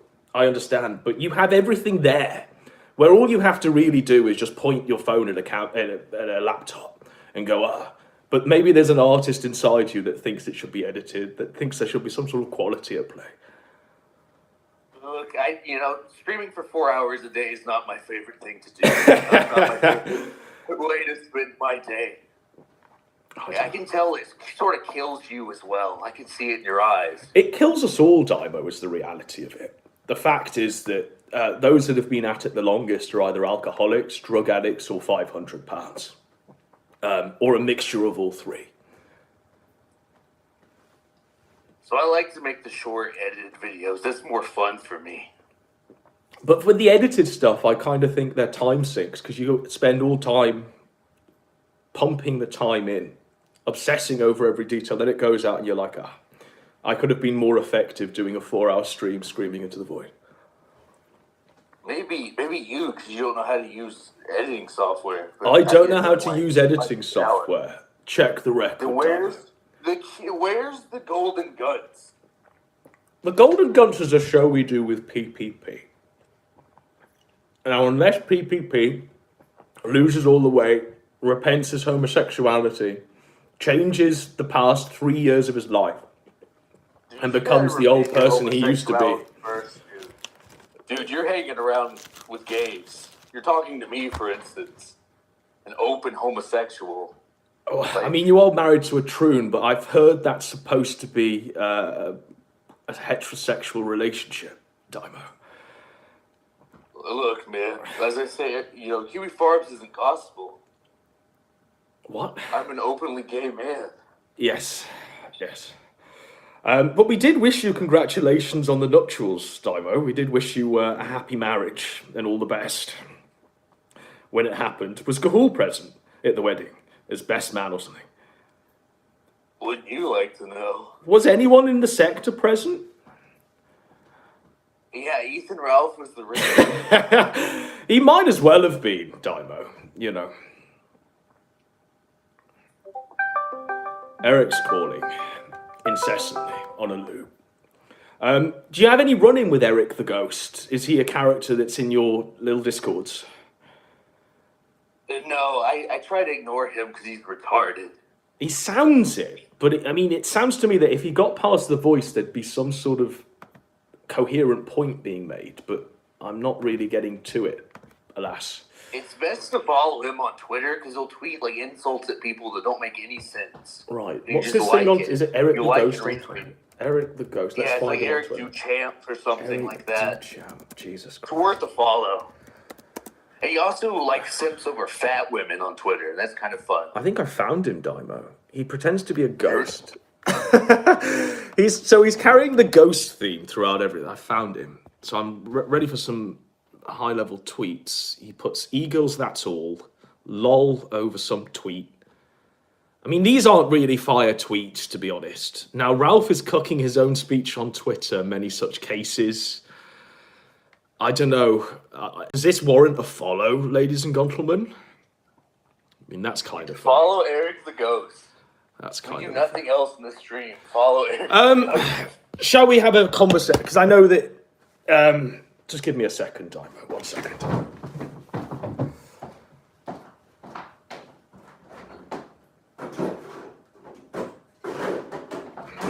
I know that you're a fellow cinephile, Dymo, so shall we talk movies for a second? What have you currently been watching? What have you just finished watching? Anything on the Criterion Collection? Are you subscribed to it? I do have the Criterion. I knew you yes. would. I somehow knew you would. Of course. I am soy. What have you been watching, Dymo? What's this month's pick? This month's pick, I've really just been watching, I've started watching Deadwood. I haven't been watching anything. Deadwood's fantastic. Is it is Ian very McShane? Every second word is cocksucker. And it's just amazing. And he did a fantastic, there's a Deadwood film that came out about 2 years ago that wraps up the series. Have you seen The Young Pope with Jude Law? It's advertised everywhere. That's not something I've seen. But there is a Pope's thing with Anthony Hopkins in it. That's everywhere as well. But I've not seen The Young Pope. Well, The Young Pope with Jude Law is very good. It's by this Italian director, Paolo Sorrenti, who does really interesting stuff. But it's very good. If you're looking for something to watch. The one thing that's really impressed me recently is literally season 3 of Picard. That has genuinely been more impressive than it has any right to be, you know. Oh, yeah, you're a big Star Trek guy. Are you not? No. I mean... Star Trek is kind of gay. I know you'll thumb your nose up at it, because it's not, it's not on the Criterion Collection. I just think Star Trek's kind of boring.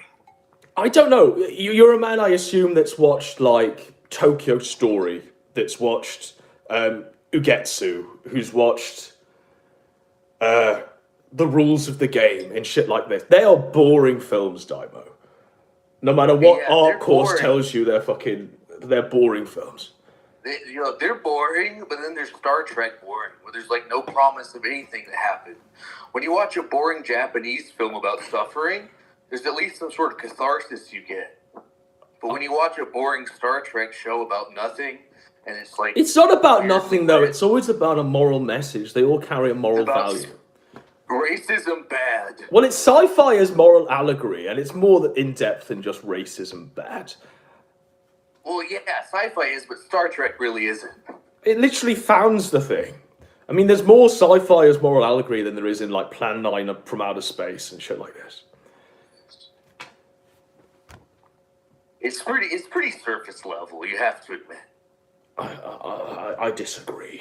They're duct taping stuff to people's heads and being like, this is why racism's bad. But there's more artistic value in that, is there not? Than them just doing it outright. I'd rather watch that than Trial of the Chicago 6, where it's literal and there's no tinfoil. Well, that's just because you hate black people, but if you paint them red, put squares on them, all of a sudden, you like them again. Well, That's on it you, bud. imparts a message that some of us don't want to hear if it's presented in a literal form. If That's it's force just your, feeding like us. British Empire inheritance. Well, the reality is that most sci-fi is redolent of the British Empire, especially like Doctor Who. It's about, decolonization and shit like this, if you think about it, Dimo. I feel like this is a pretty big hope. Is it not red? Or not? I don't know how to explain this to you, really, Dimo. This is what gets you mad. This is really funny.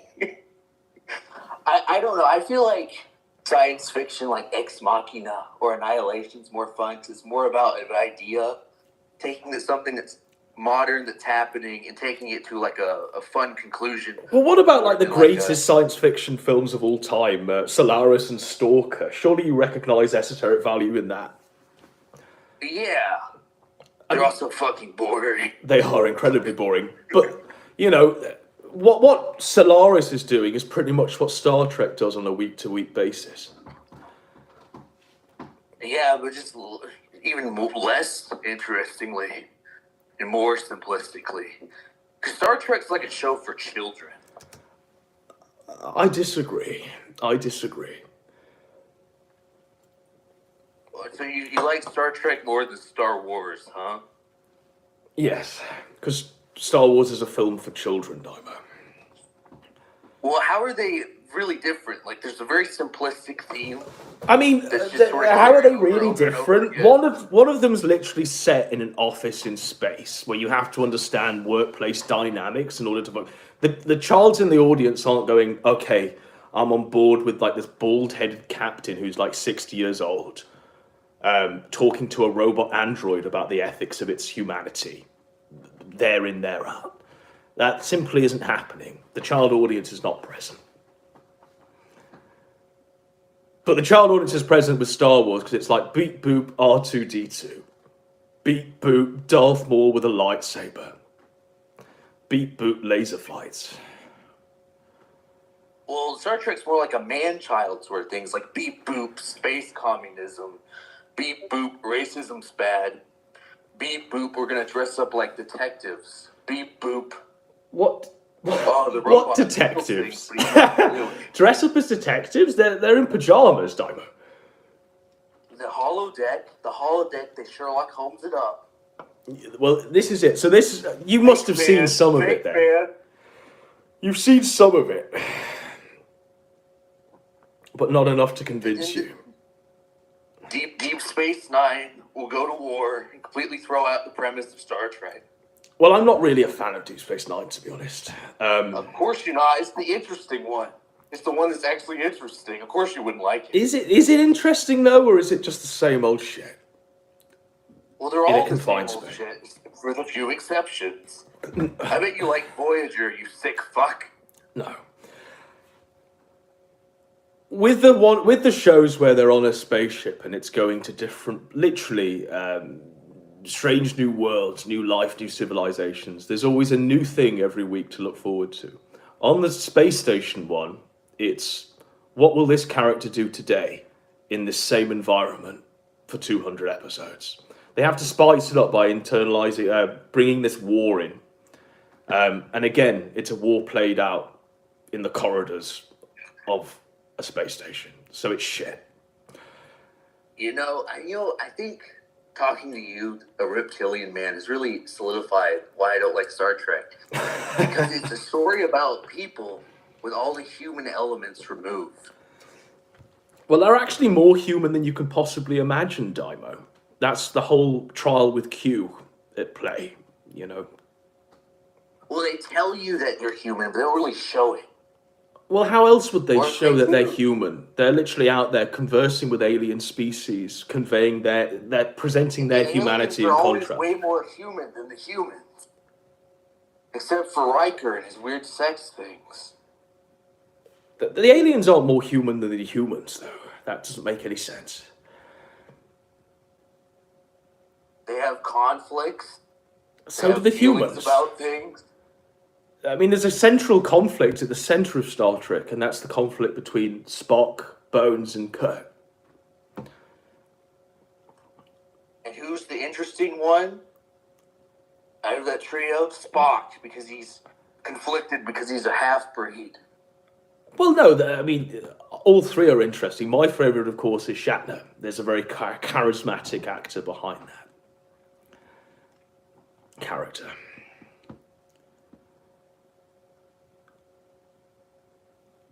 I think we're just going to have to agree to disagree. I just feel the Star Trek has a lot of the human elements removed, and that makes it kind of sterile and boring. I don't think you're giving it a fair crack of the whip. Sterile. It's very sterile and boring. I just don't think you're giving it a fair crack of the whip. I mean, if you're going to sit through Solaris and Stalker, who's my mommy and daddy love Star Trek, man. I grew up with it all my life. Yeah. And you've just formed a terrible judgment of this amazing... Well, I mean, that film isn't boring. How can you say that The Voyage Home is boring? They've got to save George and Gracie.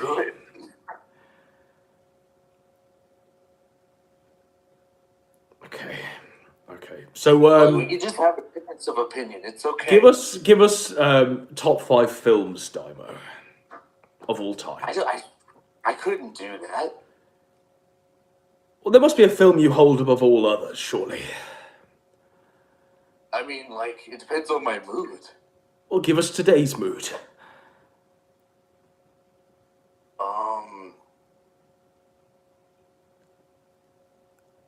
I don't know, man. What's your top film? Well, again, it changes day by day, but usually The Searchers is in there. Once Upon a Time in America's in there. You're a big Western guy? Well, Once Upon a Time in America is a Sergio Leone 1920s film with De Niro in it, so that's not a Western. Oh, yeah, I remember. Yeah.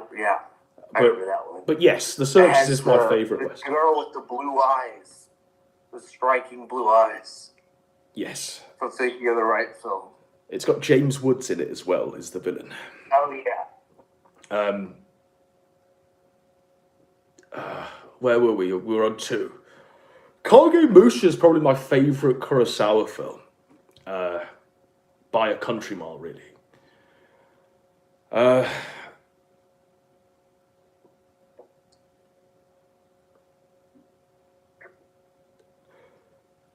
The Sweet Smell of Success with Burt Lancaster. That's a great film, Daimo, if you've not seen it. But I think I've met someone more pretentious than I am. Is that pretentious? The Sweet Smell of Success was a high-grossing movie back in 1952 or some shit.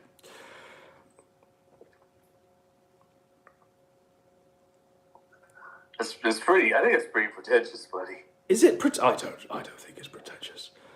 Yes, and number 5, White Chicks. My top 10 movies are Get Out. Get Out. Cory in the House, the movie. Right. Digimon, the movie. Digimon. There is a movie for Digimon. Somebody doesn't follow Trifox. He posts a lot of porn of it. Doesn't surprise me. I'm really into the Korean New Wave films. So definitely Old Boy. How can you sit there and call fucking Star Trek shit, but you're on about the Korean New Wave? Like, come on. Is the Korean New Wave the fucking Parasite film? I mean, it's sort of like we're sort of out of the Korean New Wave. It depends who ask. This Parasite sucks, in my opinion. I thought it was gay. Korean New Wave. I'm not a Bong Joon-ho guy. I'm a Park Chan-wook guy. Okay. The Korean New Wave. You've got Park Kwang-soo, Jang Sun-woo, and Lee Myung-si. They are the strategy of Korean New Wave, implementing change to combine auteurism with reality, thus creating a new approach to film they call auteur-realism. Right. So what's the top film from the Korean New Wave? Korean guys killing each other with hammers. It's the Eric guy. So... But I like Old Boy. I like Park Chan-wook and his films. What did you make to that Spike Lee remake? I didn't watch it out of principle. I just couldn't. It's not bad, actually. It's almost a shot-for-shot remake as well. I watched The Sweet Blood of Jesus, which was it was like a pretty much shot-for-shot remake of Park Chan-wook's Thirst. Right. About vampires, which was very bizarre. They didn't advertise it as such. Like, it just snuck it in there. I mean, I'm just shocked. The Korean New Wave, Daimo, come on. Like, there's more to life. If it's a choice between that or any 80s film, I'd choose any 80s film. Because you have shit taste, man. But is it shit taste, or is it recognizing what is good without being told what's good? I was not told what was good. I saw there was Asian films on Hulu, and I was like, what's this? And I clicked it. I don't even think I'd make that leap, to be honest. I think I'd go as far as, like, scrolling past it to find a John Carpenter movie or something like that.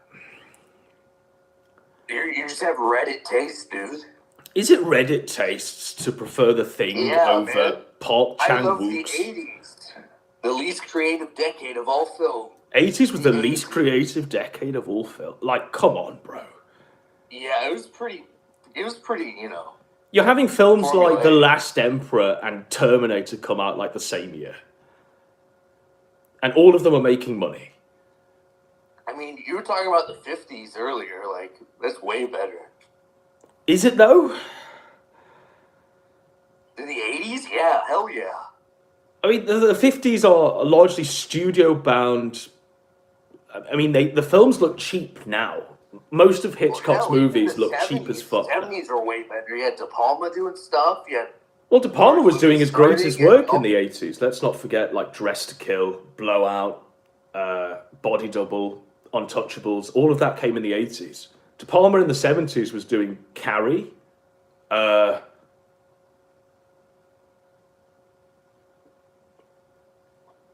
So I'd say that De Palma had his best decade in the 80s, to be honest. And it's not even talking internationally. It was way better. The 80s, it was kind of meh. Just shitty American movies. Same shit over and over again. But weren't the 50s just Hollywood movies churned out studio style? No, man. There's Kurosawa. There was Bergman. There was a whole bunch of people doing shit. All sorts of weird shit. There was Godard. I mean, not Godard, but what was his name? His mentor. Melville. So Melville does a shit film called Le Samurai, which is boring. Godard does The Seventh Seal, which is reputable and notable for only one scene where the guy dressed as Death is playing chess with the knight. The rest of the film is gone. Bergman did The Seventh Seal. And Seventh Seal is great. Okay, Godard did Godard do Breathless? Yes. Yeah, which is far better played out in Reservoir Dogs, isn't it? You're such an Anglo. So what else did you list? Kurosawa. Kurosawa in the 50s is doing Throne of Blood, Rashomon. What's the other one? Yojimbo. But Kurosawa, when he comes back after 20 years, is doing Ran and Kagemusha, which are his two greatest movies. Kurosawa actually There's a lot of shit, too. Well, Dreams is fantastic as well. It's like an autobiographical movie where he, visualizes his own dreams. He does his best stuff in the 50s. I love Ron. I haven't seen Kagemusha. I love Dreams. If you like Ron, you'll love Kagemusha. It's literally like the exact same cinematography set. With Kagemusha, it was his first film before Ran after like 20 years. So he painted all of the storyboards. And the storyboards, like these paintings that he had for like 20 years that were literally followed through the entire film. Ran is just King Lear. I could give two shits about another Kurosawa Shakespeare adaptation. The way it is done is really good. It's fantastic. It is fantastic.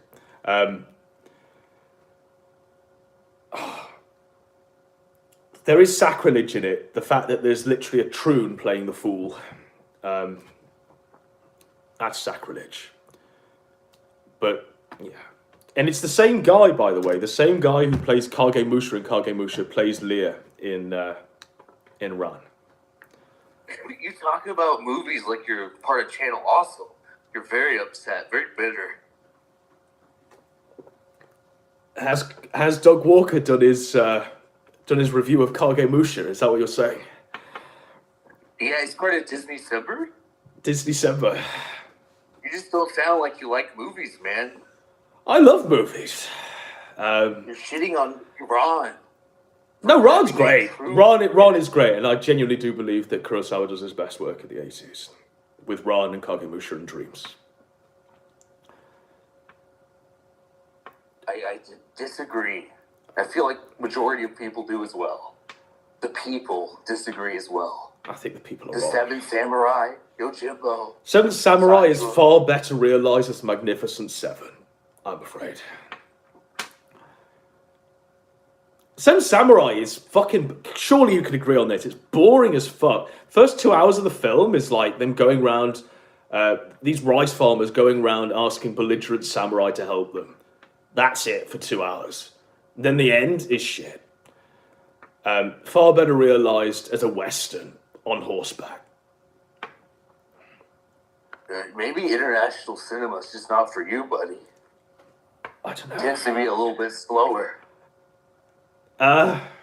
What's our favourite You're watching international Star film, Dimer? Sorry, I didn't hear that. I mean, international film for you would be anything from, like, the UK. An international film for me would be anything from the US. So...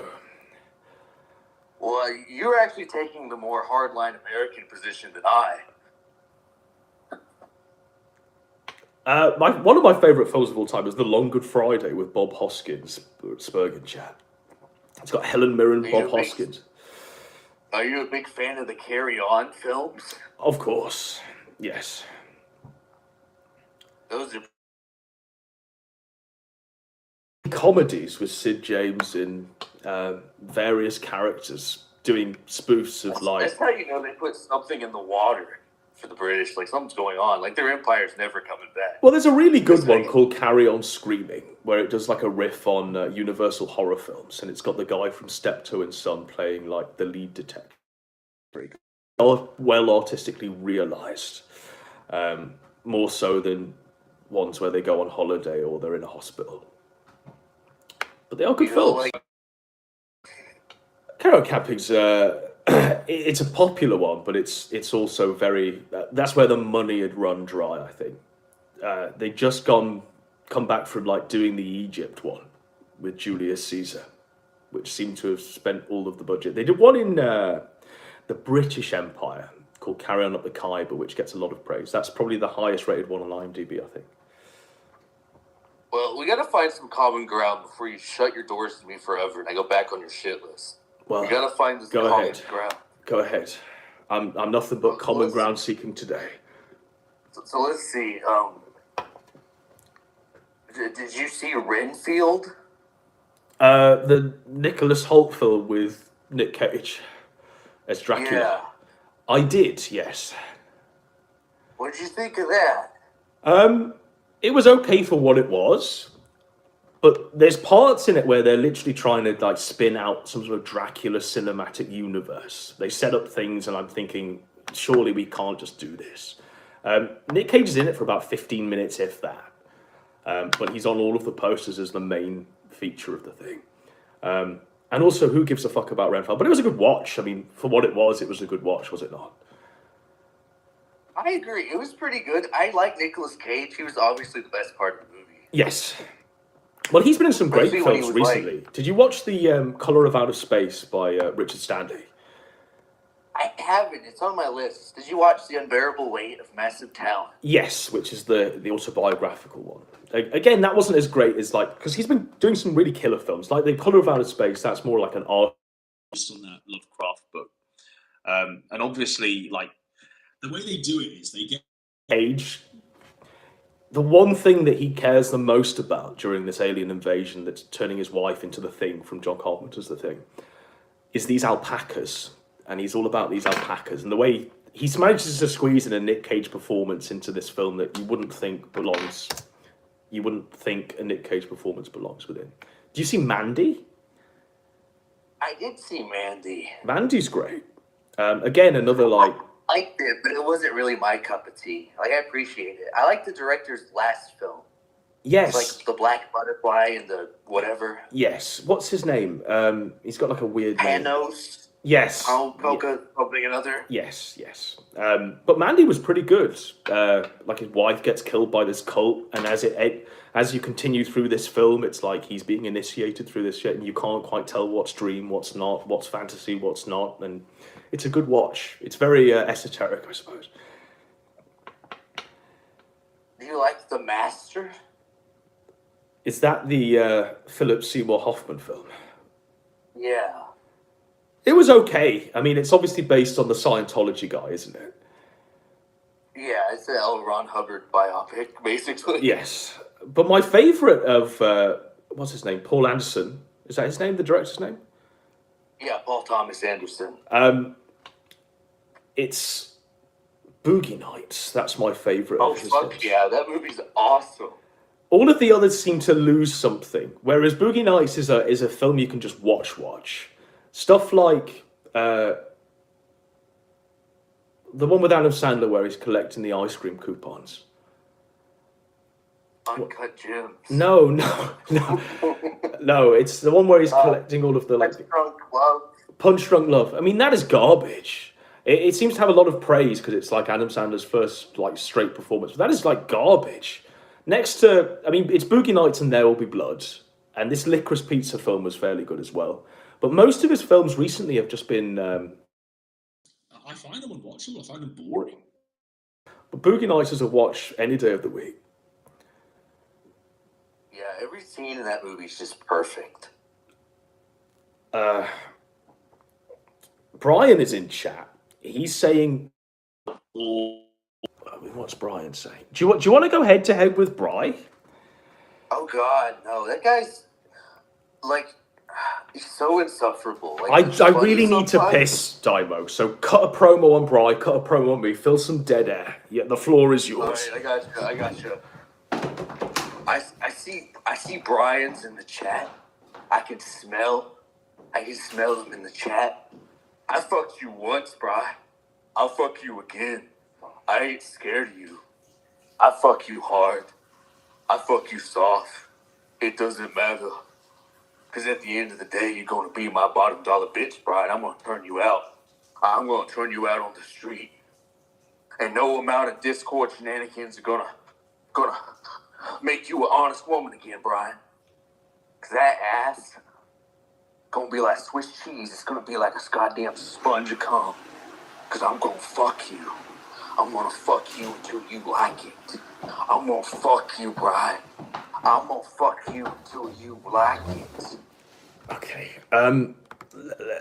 Let's enter the Brian zone. Let's see if he'll bite. And he's clearly been watching, and he wants to drink your blood, and you want to drink his blood. So let's go.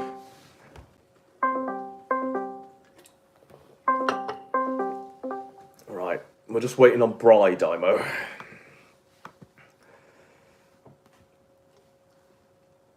I mean, he's not picking up. He suddenly has things to attend to.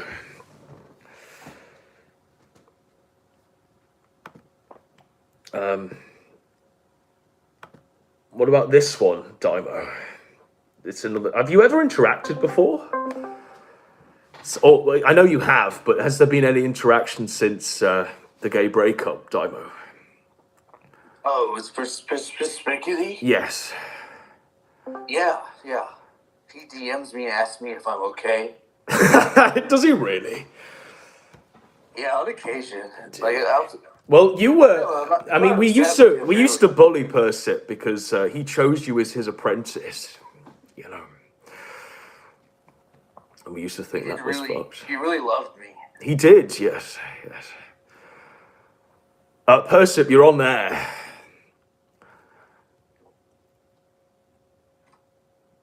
Why do you always gotta travel with your gay posse?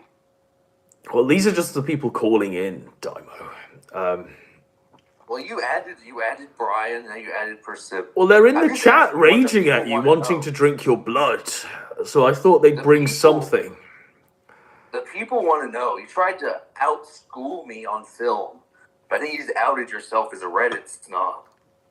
I don't pretend to be anything different than a man of just great taste and a man who enjoys to be entertained.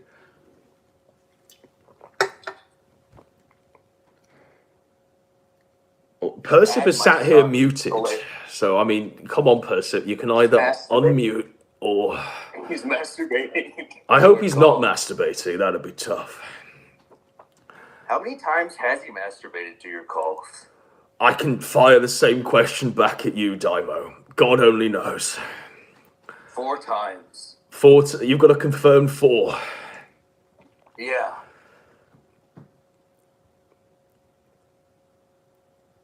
Is anybody still watching this? All right. Well, I'll ask you a few interesting questions, Daimo. This is some random. I want to ask you a few interesting questions. So obviously there's been this controversy about a writer's room, right? But the writer's room as it exists is literally just like Brian, Blackface Kermit, Ace Salieri, Surfer, Persip and the Squire, all having separate conversations with each other. It used to be like an organised thing when they were writing PPP show. But I challenge anyone to gather any sort of interesting, meaningful show out of what's posted out of the 7-way schizophrenic monologues that occur in that writer's room. What's your take on the writer's room, Daimo? I know you've been very vocal about it over the years. See, that's very clever because you're putting me in a position where I have to do something. Yes, give an opinion. It's very clever. It's very clever. I admire that. Well, I mean, I just want an opinion, and I want the take on the writer's room. Well, if the writer's room really is gathering your links and stuff, I think that is very gay. That's sort of against your whole shtick. Yes, I'd agree. However, as someone who may or may not have been part of a group that somehow got turned into a document that someone had to sign to prove that they were part of a group, yes, that did nothing but play Civ, I can understand how things can get out of control if you play your cards right. So, if we're being honest, I just really want to make fun of you because I think you're kind of silly. Yes. So any angle I can take, I will. Because no one will make fun of you. All right, here we go. Oh, Can you hear me? He's here. All right, we can hear you, Persip. Have you finished? Yeah, you're on my laptop, so it's pretty scuffed, I'm sure. Are you finished? So what is the question? I think he's finished. I missed all of this stream. Right, we were asking about the writer's room. We were asking the about writer's room, yeah. Yes. What about the writer's room? That's your creation, Adam. You and fucking Brian. You know it is too, right? So the writer's room, as I always understood it, was I came into that group Discord with you all in it, providing shows for PPP, and I was like, these are PPP's writers at this point. This is kind of fucked. And I labelled it the writer's room from now forward. Can we be really honest here for a minute? Can we No, really just be super honest? All lies. We always had that. We always had a group chat where we always put stuff together to do shows and just talk. How many viewers have we lost? For 3 years. What? We've lost 30 viewers since we started talking. Sorry, continue. Have we? But I mean, whilst it might have been that for people posting stuff and going, "Oh, look at this," there was never. I certainly never knew it as an organised thing. Where it literally got to the point where he'd come on, he'd demand the show be there for him, and you'd have to present it in a narrative, put it all in a mega, and get him to go through. I don't know if he'd demand it. I'm certain he did. I mean, he begged on bended knee every night. What would happen was he wouldn't demand it. He would beg us. He would beg me. He'd call me up Thursday night and he'd beg me to help him put together a show for Friday night. Yes. Hey, can I ask a question? May I ask a question? Yes, Diamond. How come every time you guys stream together, it just turns into ex-girlfriends? Let's talk about how PPP was bad. Can't we just move on? I don't want it. Well, didn't you bring this up, Daima? No. No, I brought it up. I did. The thing is, Daima, you've got to realise that. He clearly wants to talk about it. So well, for me especially. I had a homosexual breakup in my time. I don't go around hawking my wares. Well, for me especially, No, this Dymo. boy pussy is free now. For me especially, Dymo, the issue with PPP is probably less homosexual than it is with like Persip and PPP. Mine was I literally had like an apprentice. I had someone I was making content with, and I had someone who every single night was saying, "No, I won't become Andy Warski. I won't grift. We're doing this just to create some sort of memorable shows and stuff like this." None of it was a conversation about money, about slot machines, about becoming 600 pounds and dyeing our hair and becoming a true. It was literally about the content and the organic content at play.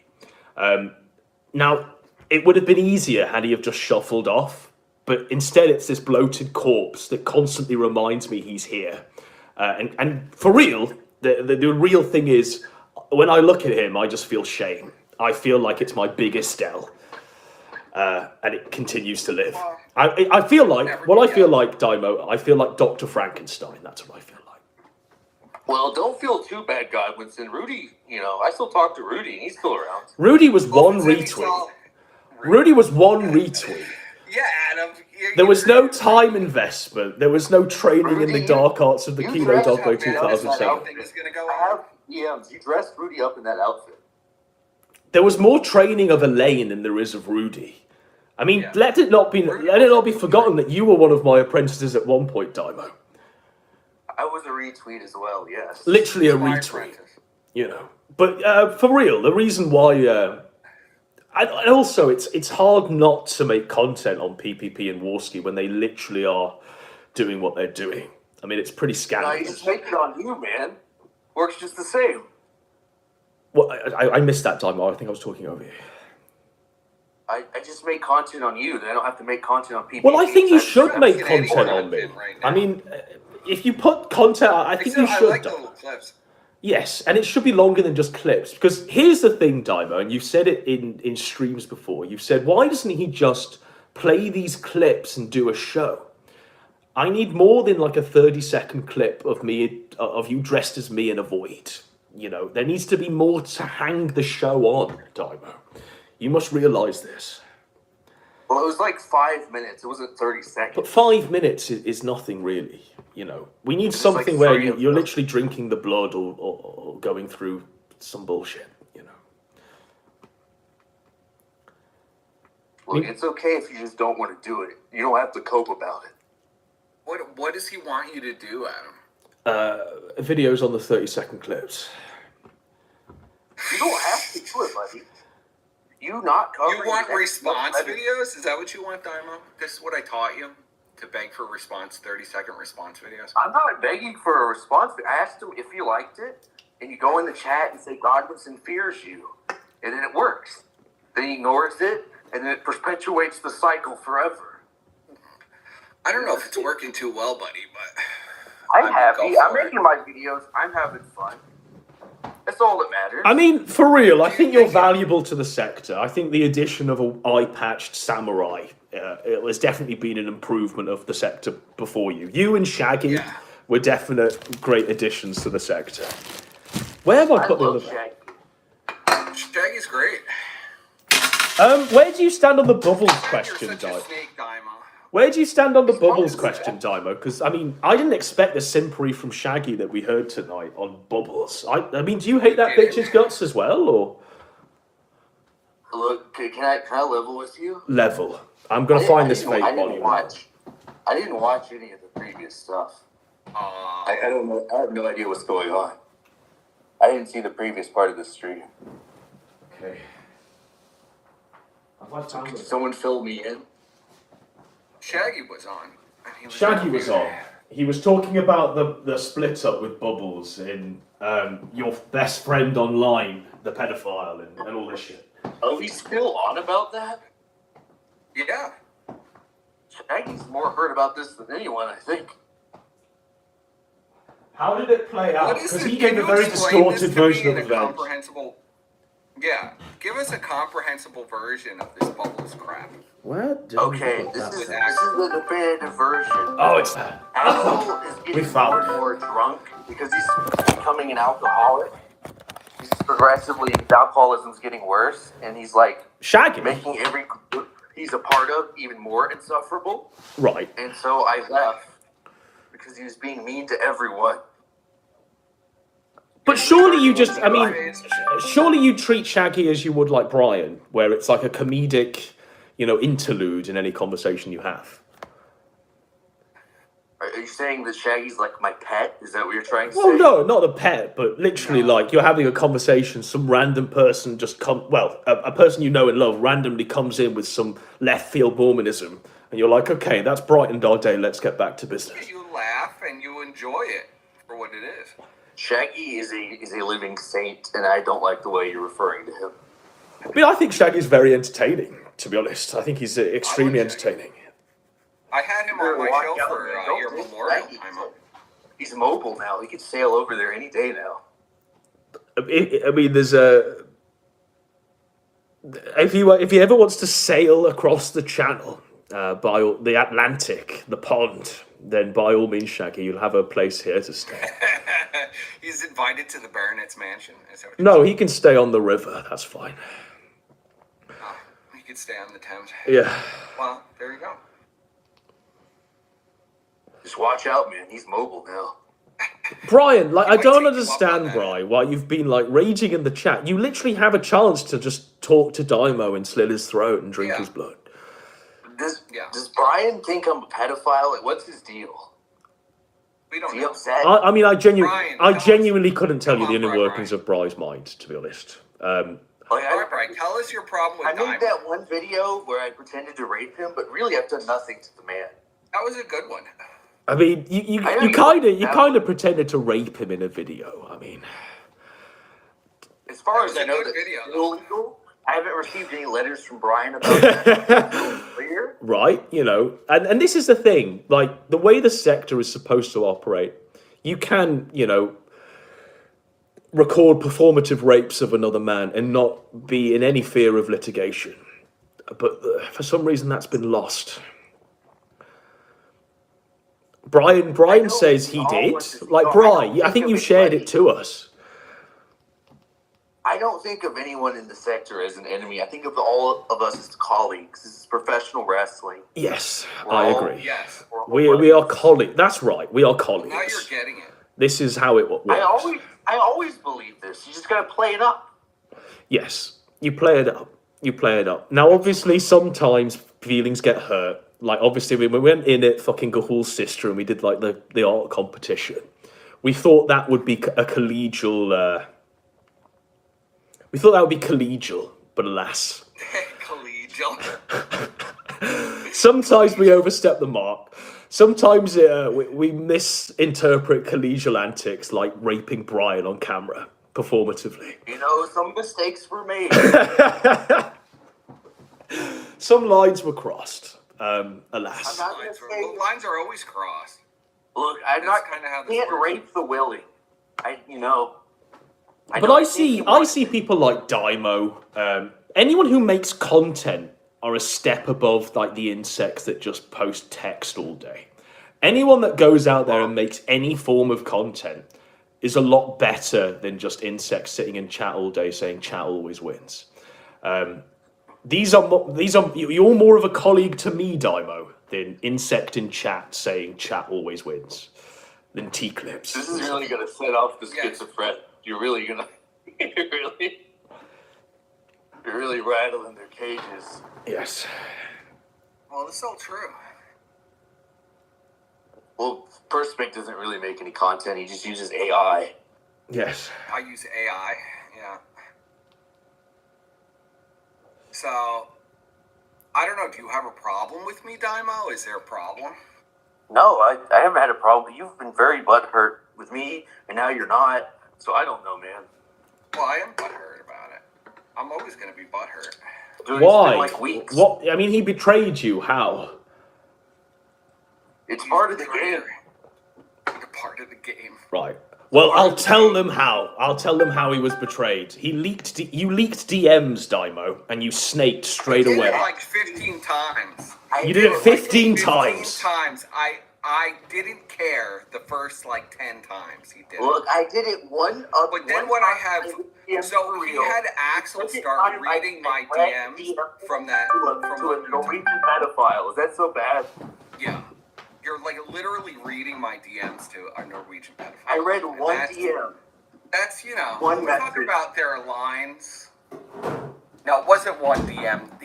You guys had a stream where he repeated it like paragraphs. And now you guys are saying it was one DM, but it was paragraphs. When he said it was one, oh my god, you can find the stream. Okay. Well, what was the DM? Like, who gives a fuck? Who gives a fuck? I read my DMs all the time online.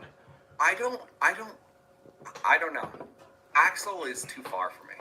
I mean, I agree. I mean, we talk about collegial antics, but I mean, it's hard to be collegial with an actual pedophile, Daimo. You know. He's not a real. Look, I'm gonna stand up. I'm gonna say. I mean, I've heard this cope. He's not a real pedophile. He just pretends to be a pedophile. But say that sentence slowly and let that sink in, Daimo. Look, I know that you have trouble understanding things because you're Anglo, but look, he's like a sad alcoholic that lives at home with his parents. He has no access. Why, as a sad alcoholic, would you say, I want to rape children? I want to fuck Why do children? people say I'm late Nazi? Like, it's just the same There's thing. no look. Yeah, I mean, it's not the same at all, Daimo. Like, come on. One is literally like dressing up in an eye patch, going, you know, today. Or I wouldn't. Another one is literally saying they rape kids. But, going and talking to children. And also, like, have we forgotten that he's had multiple Discord servers taken down for images of kids being in them that have been taken down by Discord, and had the reason given is that it has CPN. You know. I can report any Discord server and we'll take it down for that. But I mean, this was not really strict. This wasn't just any Discord server. It was actually ran by a guy pretending to be, or saying that he's a pedophile online. Look, I'm not really associated with him anymore, so I'm not going to wipe his ass for him. Yes. It's a retarded thing to do. Yes. But I never saw him do anything untoward, is all I'm going to say. Well, what's the obsession with being in this Discord? I don't even understand. What is the obsession with it, being in this? There's no moderation, so you don't get banned for no reason, like every other Discord in the sector. Okay. You know how much discrimination I face every day for Spickety just trying to shitpost? Shitposting is a human right. I never bother to argue with people in Discord servers and try to post stuff. Just do a stream. You do That's argue. what I don't get about you. That's what I don't get about you. Why wouldn't you just do a stream about it? Because not every autistic person is worth a stream. Sometimes you gotta keep some for yourself. Like who? Like you. Like me. He walks right into that one.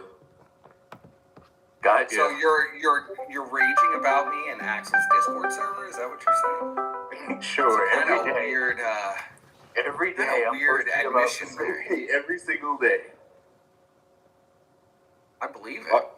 I saw the Council of Evil chat. I mentioned many times in there, so I do believe that. You read all of that? I read some of it, yeah. What a fucking nerd. Who gave you access to the Council of Evil? Was that leaked or was that surface That was drop? leaked, yeah. It was leaked? That was leaked. Can I have a read of some of that? For Specky's flexing that I have my laptop. I don't have it. Like I don't. 400 pages. I don't even know if I have that saved. It was posted all over Cal. It's on the Kiwi And they were Farms. like, I want to read it. so literally, like Gahul is literally putting Ashton's face on target dummies and like shooting it with MK-47. Based.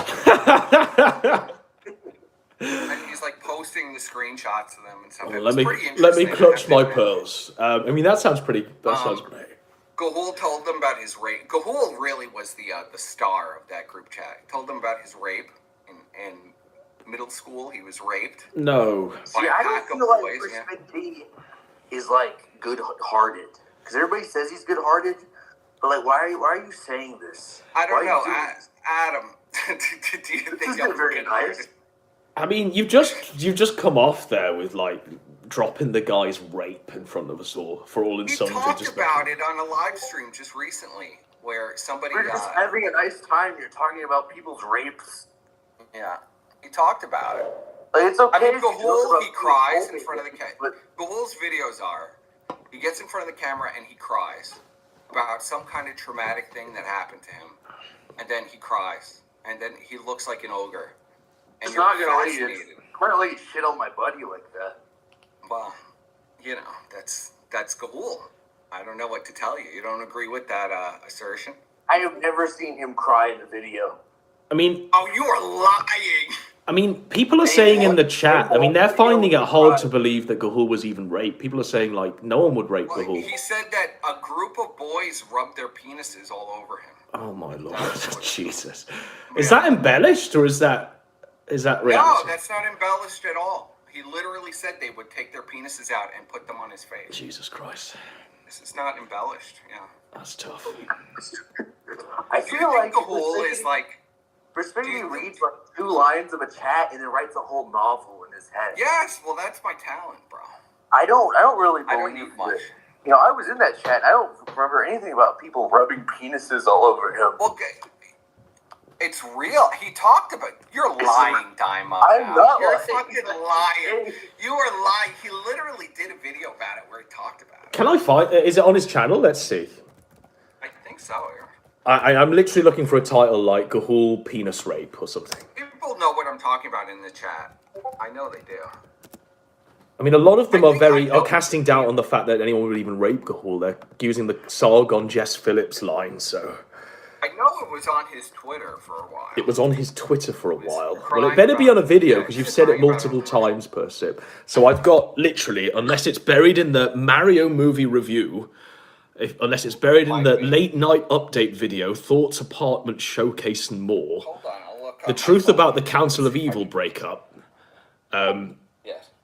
Some more truth about the Council of Evil breakup. The clown.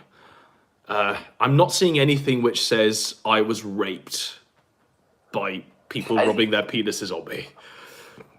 Spaghetti's very bitter about Gahul for some reason. Am I bitter about Gahul? You post every day in Monkey Business Discord about him. Yeah, okay. Can you imagine? I don't have to. And that wouldn't be leaked. You wouldn't have leaked that all over the internet, Daima, already. Well, I mean, literally, I sent you 2 messages. I don't want to threaten you or anything, but I know information about you that I could have leaked and I never did. Leak it now, Daimo. Let's clear the air. Spaghetti's gay. Whoa. Yeah. There you go. Good luck scraping up your career now, loser. I was very nice to this guy, by the way. But he's very snaky. But, Do you forgive me, Godwinson? What I'm asserting is 100% true. Do you forgive me, Godwinson, for snaking Perspicuity, your underling, your slave, your serf? I mean, I never had any fucking stake in this to begin with. I always thought it was a bit bizarre, the goings on between you and It was bizarre that I Percy. even associated with you, but I did it anyway. Look, if I get the Lord's permission, Ashton was pissed. I know how feudalism works. Well, PPP was pissed because he didn't want anyone touching anyone from the Council of Evil, because obviously you did all that shit on snacks. So anyone, even slightly on the periphery of the Council of Evil, was just off the table. So anyone, that's why... Is the snack stuff real? Of course, yes. Okay, I just, you know... Yes, I guess so. Who knows? I do a lot of make-believe stuff, so I have trouble telling... It's make-believe and reality mixed into the truth, you know? So sometimes it's hard to tell, you know? Yes. I mean, we did a stream last night or the night before calling anyone who's right-wing a pedophile. But that's real. And yeah, that was real. That was 100% real. That was real. So... I did 2 streams last night that I don't even remember. You did 2 streams last night, Persev? That's tough. I didn't even know you did 3. Wow. Yeah, I did 3 streams yesterday. Subjects. Why would you do that? You hate yourself? I was having a good time. I don't really remember any of it, but I remember having a good time. Yeah. Is Brian dead? Well, Brian's watching, but he won't join the call, so I don't know what's going on. I don't know why Brian wouldn't get in here. Is he scared of me? I'm gonna write it up. I'm gonna chalk it up. Gahul's Terrified of me. What is his Twitter? Gahul is Gahul on Twitter, isn't he? No, it's something else. What's his tag? Well, I'm not gonna engage in this cyber stalking right now. This is fucked. Well, I mean, I've just done a comb of the guy's channel. I see nothing about rapes per se. So, It was in something. I mean, I see him dressed as Doug Walker, talking about Jim sweeping it up. I see a message to ZXV. I see Kino is My phone dead. is fucking dead. I see him and his roommate at the cinema. I see the Gahul Christmas special. Do you think he's actually sleeping with that roommate? Adam? I have my theories. Yeah. Yeah, 100%. He moved across the country with the guy. It's weird when you have a guy who's like a bitter incel. But Here's the thing that I've noticed about you, person. You see gay in everything. You see gay in like everything. You know. Too bad he doesn't see gay in himself. I think it's what you call what's it? Confirmation biases. I think that's what it is. I think you look for it Well, and have you I identify. ever been wrong, Adam? Well, I mean, I don't think that Fuentes is gay for real. If there was a gun to my head and I had to say, is Fuentes gay? Years. I don't think he's gay. Bro. I just think he's an incel. I just think he's an So incel. he just hangs around with a bunch of gay, that all these alt-right guys that just turn out. Do you know what? You know why Persnicketty's gay? He once caught a glimpse of himself in the mirror. That's true. That's why he's gay. And he was like, "Oh, who's that gay guy?" Yeah, I was like, oh my god, who's that handsome devil? You gotta work on your bands, because every insult you have is like, "That guy's secretly gay." Yes. Well, Come I on, think the whole really is. I think a lot of these incel guys are gay. I think that's why this. I mean, is such a small... for real, there's probably more evidence on Ashton being gay than there is on Fuentes being gay. Is PPP gay? Well, you know, I know him personally. I don't think he's gay. I think but he plays weird woman mind games. Persnicketty, knowing someone on Discord isn't knowing them personally. I just want to throw it out there. I agree with that. You don't know him personally. You talk to him on the phone. Okay. Yeah, put you in your place. I can't say I know Noah Barron because I had a phone conversation with him. Well, it's a little different, but... I mean, I kind of think there's a valid point that Daimo brings up there. I know that he was like weeping and shit, but ultimately, like he was, you know, like him and Surfer were closer, weren't they? Well, yeah, of course him and Surfer were closer. And it was, I mean, they weren't talking every day or even having as much interaction as you and him were having, but ultimately, they were still inhabiting the same space and all that shit. We were talking a lot, all right? What do you want from me? How big is his penis, Persip? Well, we all know how big his penis is, Daimo. We did a live stream exposing it all. Oh, That's yeah. right. We all forgot. Inverted. Yes. So, okay, so I... But it baffles me. So So here's the thing, when we talk about Fuentes being gay, real talk, behind the shop talk. Here we go. How there's a hesitant pause when we ask you if Ashton's gay, when there's, you know, evidence of him literally living with men. He's living with a man now who's like 10 years older than him, and he's in his late 20s. There's not any woman on the scene apart from weird Discord catfishes. And one was a literal Irish tranny. I mean... I can't see his 600... I just can't see it. I can't see him, all 600 pounds of him being gay. I don't know. Well, like 300 pounds then? I mean... At 300 pounds, I couldn't see it really either, but... And the intricate way that he could describe raping Ethan Ralph, I mean... That's always been a red flag, yeah. I always thought that was I've never heard anyone talk about anyone. I mean, Daimo even cut a promo on Bry, and even when Daimo was doing his performative rape of Bry for a video, it wasn't as intricate and in-depth where he was describing Brian's orifices and how wet they'd feel when he was sliding inside them and shit like this. Yeah, I don't know. I don't know how that feels. I'm sorry to ruin the joke, but I don't know. Yes. I've never raped Brian before, so I don't know. He fantasized about prison raping people. And obviously as well, it's prison raping Surfer. Exactly, yes. And also as well, when we talk about the evidence stacking up. That's fine. We've all. Every time he talks about any one of his former friends, I mean, whether it be Surfer, Gahul, myself, you, Bry, Squire, Acer, any of them, he always calls them former lovers, which is a red flag. Yeah. I mean, he literally says former lovers. Yeah, I know he definitely calls me a former lover. And then there's obviously the Freudian slip where he was saying, I felt uncomfortable sitting any further in 4-hour other gay men. And then he goes and he corrects himself. So, I mean, that was a red flag as well. But if Fuentes had said that, would that have been a smoking gun?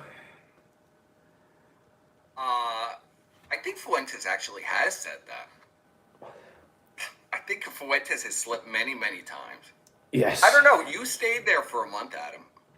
Did PPP ever make a move on you? No, but so here's what I recall, and this raised a real red flag at the time.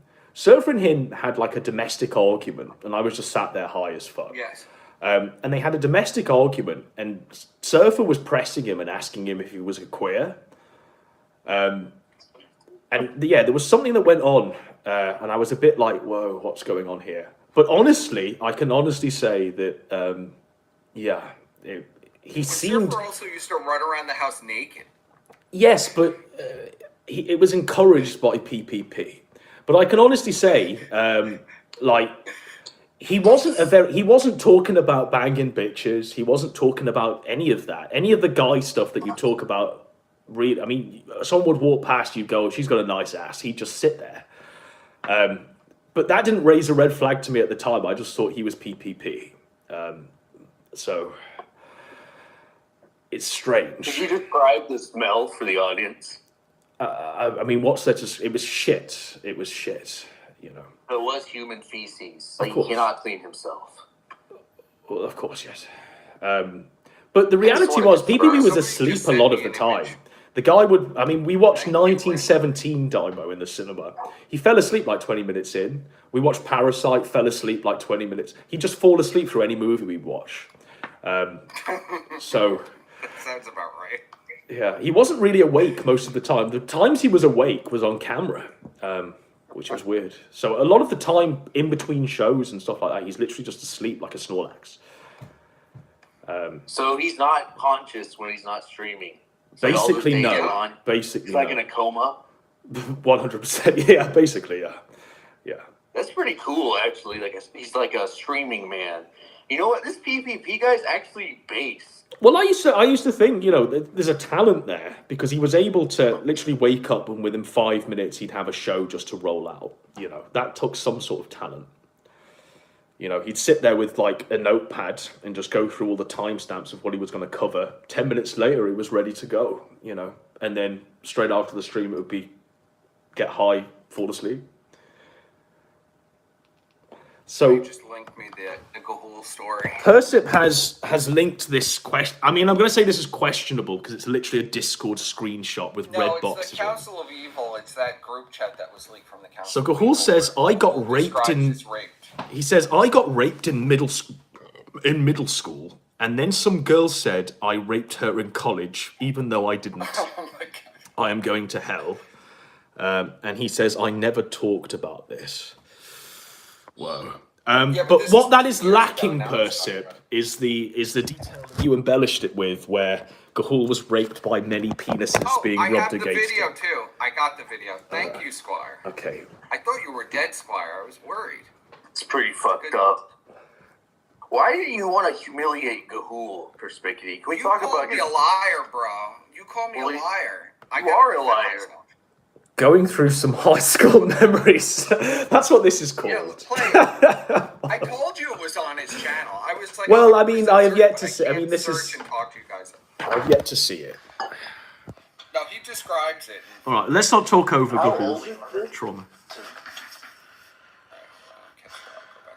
Make my life better, but I don't know. This is brand new. I think it's kind of fucked up, Beyonce.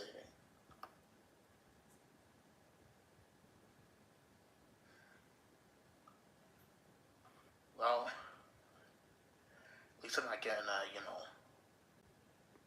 raped in the boys' locker room like it was in middle school. No. See, I told you. That sucks. Hope everyone else is not depressed.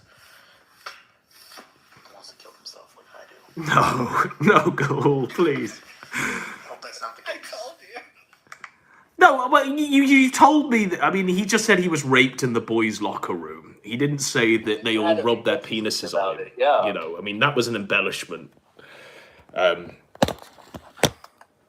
Poor guy got raped. No, it wasn't an embellishment. He describes it.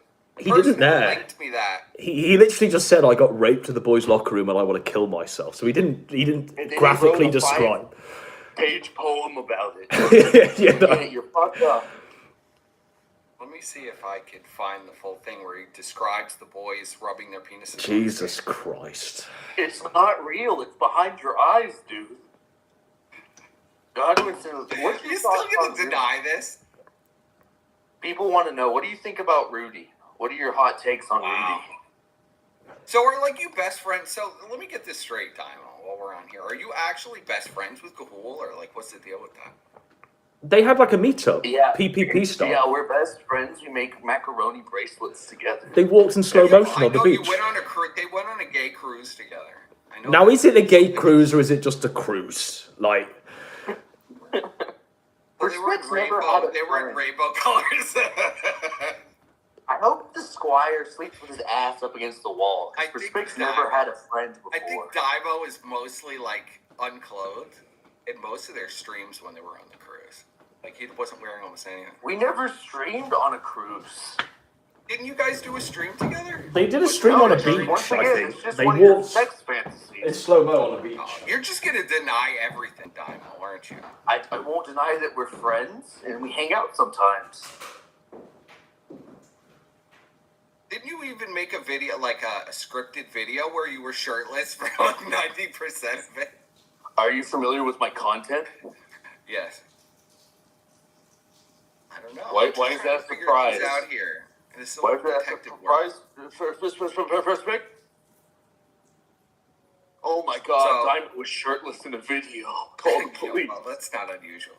Call I'm the just police. Trying to Go figure out ahead, what's going on. Perspix. I'm ready. I'm not calling the police. Go ahead and I call did them. ask you if you were all right after the police. I said, yeah. That'd be nice. It's the G. Pulled over by the 5-0. An innocent young black man. Daimo did a stream where he slapped Gahul's ass multiple times. Yes, he did. I'm telling you, this is all true. Yeah, that's He's 100% He's true. He's lying about everything. If I had my desktop, Daimo did a stream where he rubbed his penis on Gahul's face. We did a stream like as a joke where I gave Google head and then swallowed, as a joke, yeah. But I do think, Persip, that you definitely see gay in stuff that really. I can't believe you're gonna sit here, Adam, and say that Fuentes, even after. I don't think everything Fuentes, that's for real. I don't think Fuentes is gay. I just think he's an happened for the incel. last 3 years. I just think he's an to be incel. fair, Godwinson is taking cozy money, so he kind of has to change his position now. But I mean, right? So Fuentes is like socially awkward. I mean, he's literally had women throw themselves at him. Socially awkward. No, but he has. He's had women like throw themselves at him. Do you honestly think he'd jump at the chance of Milo through himself? I think he's just like an I incel. think Ralph is looking pretty He slim literally lately. admitted to staying in a hotel room with one bed with Milo and sleeping in the bed with him. Now, did he do that? Did he actually admit to that? Yes. Yes. In the same bed. Yes. In the same bed. Right. And he said he tried to resist Milo, and he didn't want to do it, but he did it anyway. I mean, this sounds to me like a full-on confession of being having sexual relations with Milo Yiannopoulos. And if this was true, Yes. I'd know about it beforehand. I mean, for real? people are saying, nope, he Everybody slept on the covered it. floor. It wasn't the same bed. Yeah, well, after he changed his story. It was the same room, not the same I bed. hate to jump on this. None of this is boring true. It was just the same America First hotel room. bandwagon. But what's with these guys like confessing on like interviews that they're gay? Like, I don't understand why. Like, even if you're closeted gay, like, why do you keep telling people on interviews? Do they need to confess for some reason? Yes. Like, did you see that Ollie Alexander clip where he was talking about how he just likes to kiss boys on the mouth? Yes. It was very bizarre. Well, I mean, he is gay. He is, like, legit a homo. This is what they do, though. I mean, no one's disputing that Milo's a homo. No one's disputing that the Ali Jamal guy's a homo. No one's disputing that... Not Ali Jamal, Ali... I mean, Ali Baked is bi or some shit. No one's disputing that. But, I mean, I don't know. I just have yet to see... Like, for example, if I visited Gahul once a month to kiss on the mouth and touch his nipples, like, I would never say it publicly. There's a picture of Fuentes in bed with Catboy Cammy. Again, that wasn't actually Nick. Even though we made it seem as though it was Nick, it wasn't Nick. It was someone else. It was Nick. It looked just like Nick. But it wasn't Nick. Like, it was someone else. Honestly, like, I don't think he's gay. I genuinely just think he's like this awkward incel that's not had sex. I think he's an awkward incel that primps and preems himself all fucking day. Your problem, Perspicuity, is you suffer from Western dualism. There is a third way. There is a third way. Not having sex with anyone. And I think he's one of them. I genuinely do think he's one of those, like, weird third way guys. You know, I think if Fuentes was like an animal, he'd be a seahorse or a grasshopper. You know, just this asexual creature. We're gonna, you know... I mean, I genuinely, like, would be hard-pressed to... I mean, I don't think he, like, jacks off to pornography, does he?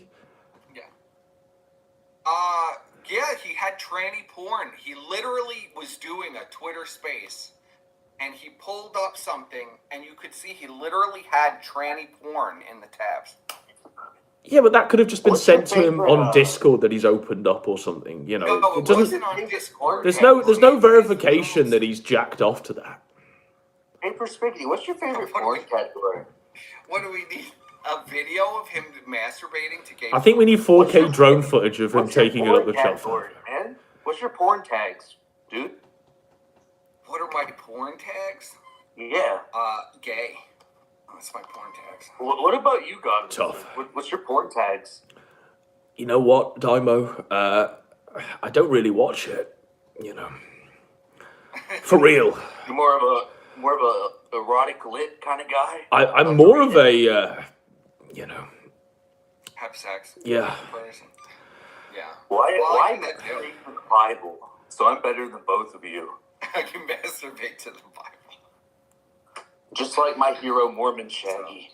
But yes, Adam and PPP, they used to tag team me on this and say, Nick isn't gay.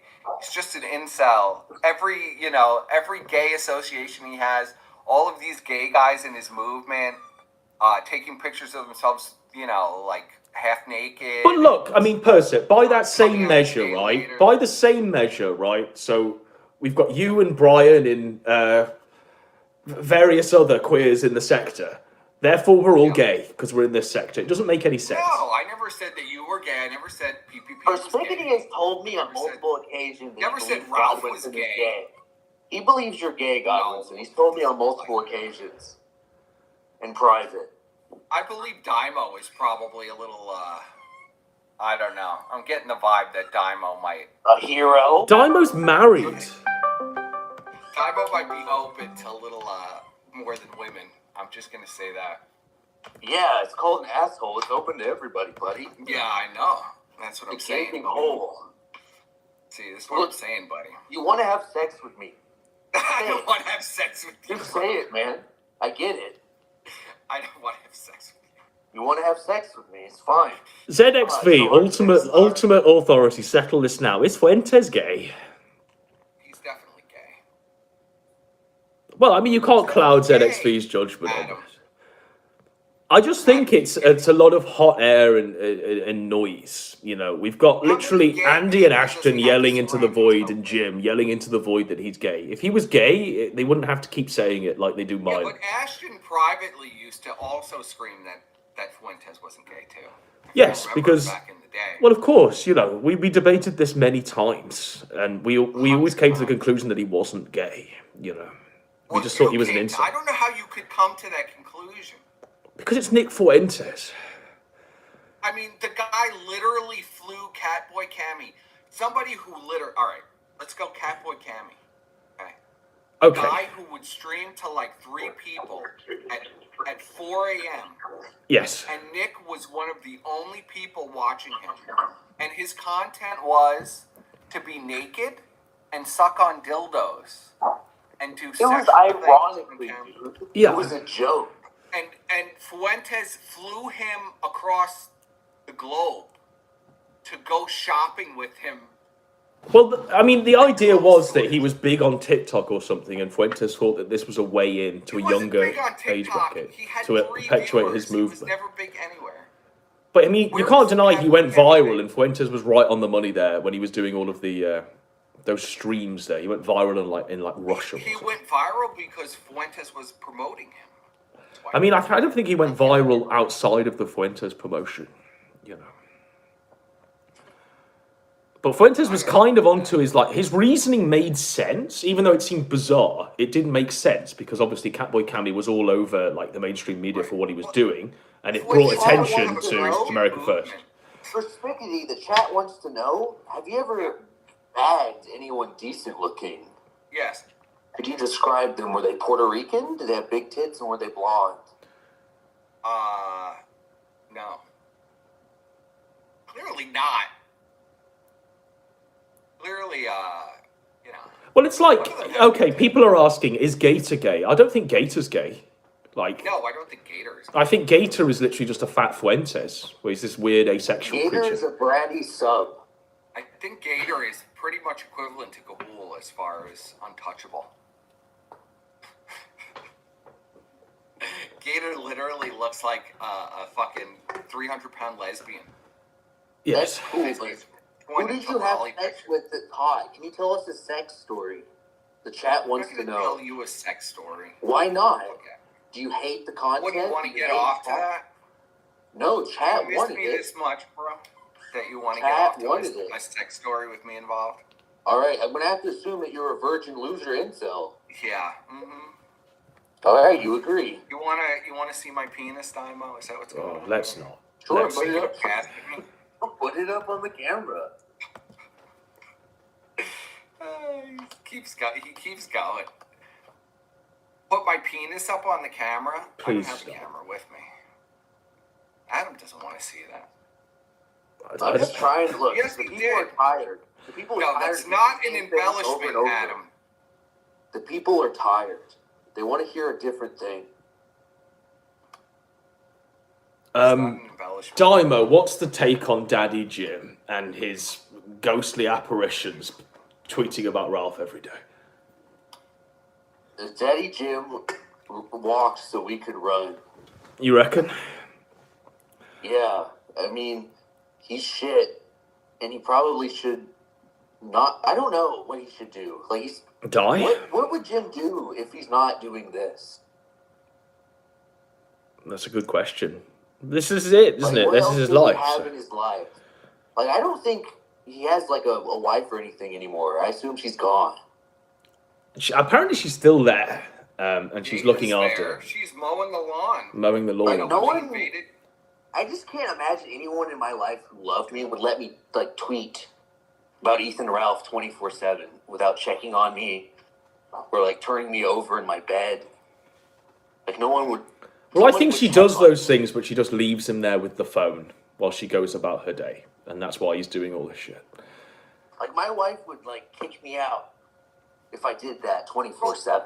Do you think it's like I've been thinking about this? Do you think it's a Munchausen by proxy? Or do you think Jim is like actually sick? I don't think he's sick. I think it's lies. I would tell Jim, you know, you got to get out of bed, bro. You got to leave the house because I can't take care of you all day while you're in like this creepy, anime dungeon in the basement. You got to get out. A lot of people in the sector like to overcomplicate things. I think Jim's just an old, bitter loser that never accomplished anything in his life. Yes. Yes. Well, and that's the real reason. You know. But I don't think he's dying. I think he might think he's dying, but he's dying at the rate we're all dying. He's definitely got the Munchausens. He probably just doesn't want to stream anymore, so he says, I'm dying. You can never see a layperson just start talking about like all of these. He had every single diagnosis memorized. That's and right. he just Yes. repeated it live on the stream. And that's very strange. And he was saying doctors were telling him things that I'm absolutely positive no doctor would tell anybody. And The I doctor just doesn't feel like tell you have labyrinthitis when you have I just feel like the simplest answer is probably the truest. And what's that? Well, that he's just a sad, bitter old man. He doesn't want to stream anymore because he can get free money. So just say that you're dying. Yeah. That's what I'll do when I don't want to make videos anymore. Just say you're dying. Okay, cancer. Shave my head. Oh no, I have cancer. Well, the thing is, Dymo, he did this. He did this about 7 years ago now. I mean, when he came back, he launched that Patreon because he was dying and he needed money for the bills. He had like tuberculosis, remember? And you know, there's been countless streams since. So, and there'll be countless streams again. So, I mean, Well, that whole tuberculosis thing was amazing. That was 2018. That was That's 5 right. years ago. yes, 5 years. That Jade caught tuberculosis at a dental clinic from a Somali immigrant that somehow gave it to Jim. Yes. That's insane. That's almost, first of all, it's almost impossible. It's also insane. Where are they, like in Minnesota? Yes. Yes. And Yeah, it seems very far-fetched. but I say, I mean, he's been dying for a while from many terminal illnesses, and this is just the latest in a long line of them, really. I mean, the man has terminal cancer. He Apparently has so, yes. Organ failure, TB. Hulk Hogan syndrome, white lab coat syndrome. Yeah, white lab coat syndrome. Nobody would call being nervous of a doctor white lab syndrome. What about the floating eye syndrome, where his eyeball was literally floating around the room? Yeah, he's losing complete muscle control, and then All of this was cured, by the baby way. I mean, the aspirin. floating eye, yeah, baby aspirin. I mean, the Well, injury is imagine you over. go into the ER, your extremities aren't working, you literally can't even. Your eyes are floating all over the place. Eyes floating The out of your doctor head. gives you a baby aspirin. You feel better, and you say, "Okay, I'm leaving." Yes. Wouldn't you be like highly alarmed? Wouldn't you want to stay at the hospital if that had happened? So when was the last time Jim made something of value? Now you're talking. That's a tough one. I want to say that I mean, Think even about it, Jim's been dead for like almost a decade. even that guy with the glasses streams were just reheating dead stuff. Yeah. Anything of value? I suppose killing Terry off was something of value, wasn't it? That was pretty good, yeah. His Stream.me stuff was decent at the time, but would I say any of it was like amazing? You know what I liked with Stream.me? That prank call guy. That was fun. Yeah. Well, Flagmenko ran him off the internet. SPLC. Yeah. Flagmenko Really? used to call his callers and tell them who he was and ruin the whole bit. Oh. Yes. Yeah. He was up in everybody's business. Well, thank The God he entire got outed as a sector's like pedophile. Jeffrey Epstein-esque pedophile ring is what you're telling me.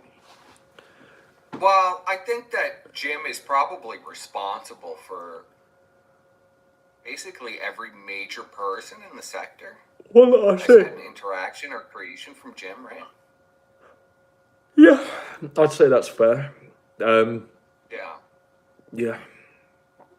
So I guess that's where his relevance comes in. But I haven't seen him do a decent stream in at least 3 years. Yeah, it's been a while. But I mean, he's been dead for a decade, so it's tough to do a decent stream. Yeah, when well, you're dead. every 3 months he announces he's dying any day. So we've been going on that for at least 5 years. The TB one was the first one I remember where he said, I caught TB from, we have tuberculosis and I'm dying. I'm going to die any day now from TB. Are there any plans to shoot the Gator script? Do you have the Gator script? Because I'd record it in a heartbeat. That would be nice. But unfortunately, it just exists. I don't believe he actually wrote it. I think that was the script. No, he said he had a whole document prepared. Well, I'm sure, if you let him sweep for you. A lot of people very upset that, a lot of people DMing me saying they're very upset about Jim covering for Flagmenko. That was like the final straw for most of the audience, I guess. Everybody's talking. Well, I mean, what pisses me off for real about Jim and what he did we were on the whole Ethan Ralph shit the whole way, right? Jim is absent without leave. Absent without leave. Just takes a hike after that new Project 2 stream. Won't even address Ethan Ralph or anything like this. Anything address. And then a year after it's relevant, literally a year after the sex tape, suddenly Ethan Ralph is evil.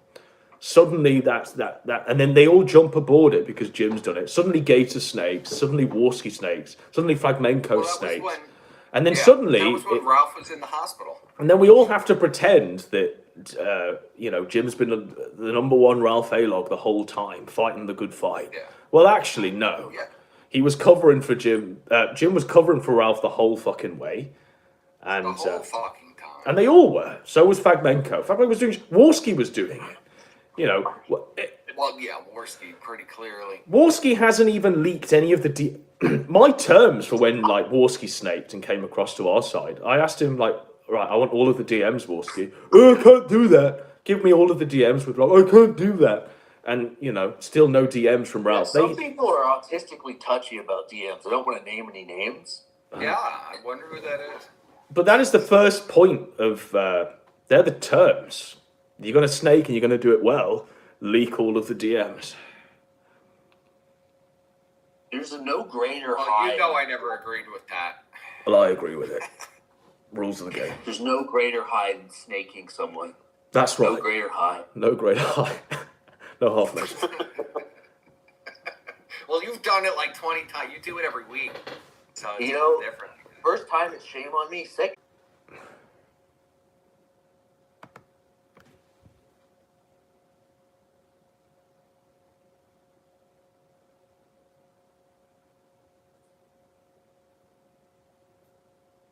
Are we back? Have we returned? I think everything just dropped out for a second there. I don't know if we're back or not, folks. I think we're back. I hope we're back. Retry. I'm getting really sleepy. Are we back, ladies and gentlemen? I think we are. It's just been very slow.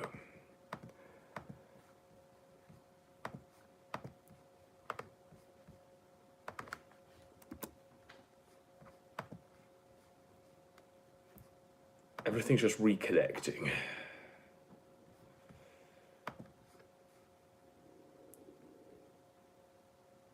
No, it looks like it's over.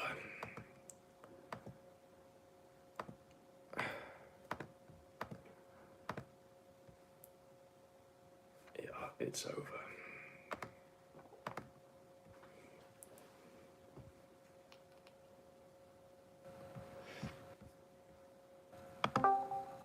Are we live? Oh, we're back. Okay, sorry. I think my connection's just cut out. But we're back. Over, Adam? We're back. The connection just cut out, unfortunately. Oh, okay. The whole thing just went off. So. Are we done? There we here? go. We keep going. I mean, I feel we're done, but if anyone wants to drop anything, by all means. We were talking about, has Ralph A-logging killed the sector? Yes. Yes, 100%. Yeah. Because it turned a plural sector that had, hatreds everywhere into hatreds just focused on one person. And then Do it you became blame that on me, Adam? No. I mean, the reality is I blame it on Josh for creating that gun sub forum and T-Clips for finally getting what she wanted. That's the whole point, Turned a plural, fertile, creative sector into one that's literally built around Ethan Ralph and anyone who associates with. So. Because I know you blame PPP on me. Can I add Gahul to the call? If you like. Yeah. Add him in. We'll ask him about him getting penises rubbed on him in middle school. I mean, that's not confirmed yet. All we've got is him being bomb raped. So we don't have that confirmed yet. I'm telling you, he talks about it, but I don't have it on. I got my laptop, so I don't know. I can't So really the burden of proof is kind of on you, per se. Hello. Gahul, are you going to admit it? So, we were talking about your rape in middle school. We're not talking about it. Perspicany's No, we are talking about it. with his fantasy. So, we're talking about the rape in middle school. What about You it? have declared I wasn't raped. Okay, so you're going to say you weren't raped? No, it wasn't raped. It was just like I just got attacked in the locker room by a couple of guys with their dicks. It wasn't sexual assault. It wasn't rape. Yes, okay. So they put their penises on your face, right?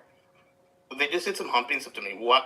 So the question is, why do you care? Like, it just happened like years ago. We've been talking about this for hours. Why? Because I was addressing it. Why do you Daimo need to super address it? uncomfortable. Daimo doesn't want to talk about it, so I wanted to talk about it. I'm not really into sexual Listen. assault. My apologies. First of all, I'm sorry this is happening on Godwinson's stream, but this is this is just this is something that happened when I was a kid. Like, it's fine. Like, I know you're obsessed about me having. I'm not being obsessed. sexually assaulted when I was a You child. made videos about it. I think I've made a couple, but it's been like years since I brought it up. So my question for you, Perspic, is why are you so obsessed with me I'm not as a obsessed child with it. being sexually assaulted? Do you want to hear something crazy, Gahul? So, He's read all of the Council of Evil leaks. Can you believe that? All of it? I've read a lot of it, yeah. He's read our shit posts. Bro, even I stayed up all night under his covers with a flashlight. Well, do you have anything else you guys want to talk about besides that? Sure. Do you think No, Ralph do you have Avon anything? has killed the Sector? Here's what I think. Yes. No, I don't think it's killed the Sector. It just made it really hyper-focused onto Ralph. And what used to be like a very a bunch of stuff going on is now just one thing. It's been it's what happened to the rest of the internet, Like the rest, there used to be like a bunch of sites and a bunch of stuff you could talk about everywhere. Now everything's become very hyper-focused on what's going on Twitter or what's going on fucking a couple websites, But half the time, variety. Gahul, the Ralph coverage doesn't warrant any coverage. Like, the guy falls off a chair, the guy farts, that's 12 hours, everyone's doing a show on the same clip. Well, yeah, because fucking no one has anything else to make shows on, because it's two problems, right? It's half that everyone who makes videos only wants to talk about Ralph. Even us, we're doing this stream right now, but it's Ralph adjacent. But even if we're being pro, we're talking about how bad it is, everything's about Ralph, we're still talking about Ralph. Yes. He's the epicenter of everything. He is, He is for everyone. He is the Sector. But the problem also is, if you don't make stuff about Ralph and you make stuff about something else, no one watches or cares. It's both. It's both the audience only wants Ralph content, and the creators can only make content about Ralph. Right? Godwinson, you've done good videos on fucking Asa and other shit, in the lane, but it always comes back to Ralph. You can only go away for so far. Everyone can. You can't get away from it, because it's what matters to people. But I don't think it is what matters. I think it's what they're told is what matters. That's fair. I'd agree with that. It's like a pyramid scheme. Yes. Ralph is at the top, and we're all at the bottom. We're all Make guppies. your way up the Amway ladder. But Gahul, you knew PPP when he was somewhat human. What do you think of this whole shenanigan now, where he's moved in with Warski, they're doing this Kino Casino grift IRL, and it's... they were at one point getting 3,000 live viewers. They're barely even scraping now 10,000 views on their live playbacks when they were getting 30,000 last week. Yeah, they were getting... Hold up, someone's calling me. I have to... They were getting 3,000 live viewers, but I think I mentioned this then, and I'll say it again. Yep. The problem is that it wasn't sustainable back then, and it's still the problem is it was inevitable they were going to get their YouTube taken away. Yes. The plan was for PPP. Yeah, I think Shaggy said it earlier. He's moved in with Warski because he can't afford that apartment on his own anymore. A singular apartment, even if it's a single bedroom in downtown So Toronto. if that's the case, then you must be casting doubt on the money they're making, because apparently they're making $100 donos every 10 minutes. Well, even if they are, that goes. If you're living, if that's your entire income, okay, so let's say they make, $1,000 a stream. Yes. That sounds like a lot of money until you think, okay, Split that's two all the ways, money taxes, and all this shit. It's like a full-time job at Taco Bell. Yes. Yeah, it's not. It sounds like a lot of money when you hear it, but when you think about, if you're a normal person who has a job, like myself, I make I don't want to say how much I make, but you know, that's not enough if that's like I'm getting a week. Like After tax, I clear about $400 a month. You know. Yeah, after tax. I mean, I make like $1,000 a week in my job after tax. Right. But this is pounds, and so I don't know what that would translate to. Right, but you understand, like, the PPP is making like $500 a week. That's like a minimum wage job in America, or in Canada. Yeah. And that's just gonna go because you got to pay your rent, you got to pay your electricity, you got to eat. The motherfucker's got to eat. He's a big man. He's got to eat all his DoorDash and his Taco Bell. I eat the whole plate. And that is a lot of money. Like, when I was over there, he was spending about, I want to say 60 Canadian each order, and he was ordering 3 times a day. And that was when he was skeletal. How was he even affording that then? Well, he was working. He was working a job then. Like, genuinely, he was working a job. And I was claiming disability as well, so... And him and Surfer were splitting rent. I don't think there was much rent going on with Surfer. Yeah, no. It was like a child's rent. He was paying like $100 for 5 months or something. Right. But, you know, it's his living situation. So, like, I don't know what else you can say about that. Like, it's his living situation. He'll figure it out on his own. But the reality is he's moving in with Worski. Yeah. And my problem is, like, okay, they've got this fucking Joe Rogan-esque style setup for their show, right? But it's still fucking, like, god-awful ugly to watch visually. Yeah, I know everyone's praising, like, the fucking set and how, like, nice people are with all the items and stuff, but the actual visual language of it is just ugly to me. Like, all the fucking red and the lights, it's not, I can't see their faces clearly, and it doesn't look better. It looks... Well, to me, Gahul, it literally looks like Jesse Podawful's set on a larger canvas. Right, which, you know, how much does it actually benefit versus just having a couple of cameras in your fucking thing? Isn't it fucked up how Jesse Podawful ripped off Mr. Deadman's set? That's true. Why Mr. Deadman has a better set than anyone in the sector. Deadman, I feel bad for Mr. Deadman. He's been around literally. He's a dirty rat. YouTube. He is. He's a rat bastard. Mr. Deadman in the street, I'm gonna katana him because he's a dirty rat. Whoa. Yeah, fuck Mr. Ratman. But surely the whole point of Worski and Ashton moving in together isn't them just sitting on OBS on separate cameras, not even being part of the same diegetic space. It's literally do Surfer PPP shows, but with Worski in the room now. Surely that's what it should be, and that would be more entertaining. But instead they've got separate cameras. They're like showing them like in a wide angle. They might as well not be in the same space. You know. Right. If they're gonna do the Joe Rogan style setup, they need to have like an editor where like they click back and forth between their faces. Like, way too cheap for that. They would never pay. Andy would never agree to pay anybody else. Well, that's fair, but then have fucking Andy do it. Like, it's not that hard. You have a Stream Deck set up, and like when PPP's talking, you push the button to send the camera to PPP. Well, there was a third angle reveal, Gahul, where there's a plushy Sonic in PPP's like immediate presence. Who do you think sent that? Which e-girl do you think sent that to him? I mean, I think he bought it himself. For some reason, it seems to be. He might have won. Sonic seems to recur throughout all of this shit. I sent it, I wrote a letter, and I kissed it with lipstick. Yeah. I just feel bad because I can't be honest, I still like feel bad about everything that went down with me and PvP and like you, man. Like, it doesn't feel, I understand like shit had to happen the way it did, but like, it doesn't feel good. Like, I'm shitting on him now because he's kind of fucking turned into a total scumbag. Yes. Like, there's no denying it. He's like falling the fuck off. Yeah. But like, the way shit went down was fucked. Yes. You know, with all of us. And like, I don't get what the point of burning your bridges with all your internet friends over nothing is, you know. Camera points towards monkey business. Oh, whoa. But I mean, ultimately it became about who's the bigger whale and who's going to make me more money. He says this as well, and it's Worski, which is bizarre. Well, I guess in the short term, but like, you know who's going to make Ashton more money is Ashton getting a job. Yes, and I always said that at the time. Clearly. The way to become a professional YouTuber is not, like, the reality is, even if there was no drama with, like, you know, his old stuff, the current content they were making on Kino Casino is unsustainable on YouTube because it's going to get banned eventually. Well, it's been banned twice now. I mean, they're on a third backup channel that's not getting any views or subscribers. Exactly. They're on Kick or something trying to rebuild on it. Even if you are targeting like people that like the left is like approved targets, you can't say the kind of stuff that they're saying long term and be a monetized YouTube channel. You can't. It's not okay. They're too stupid to censor themselves and run it like a professional enterprise, you know.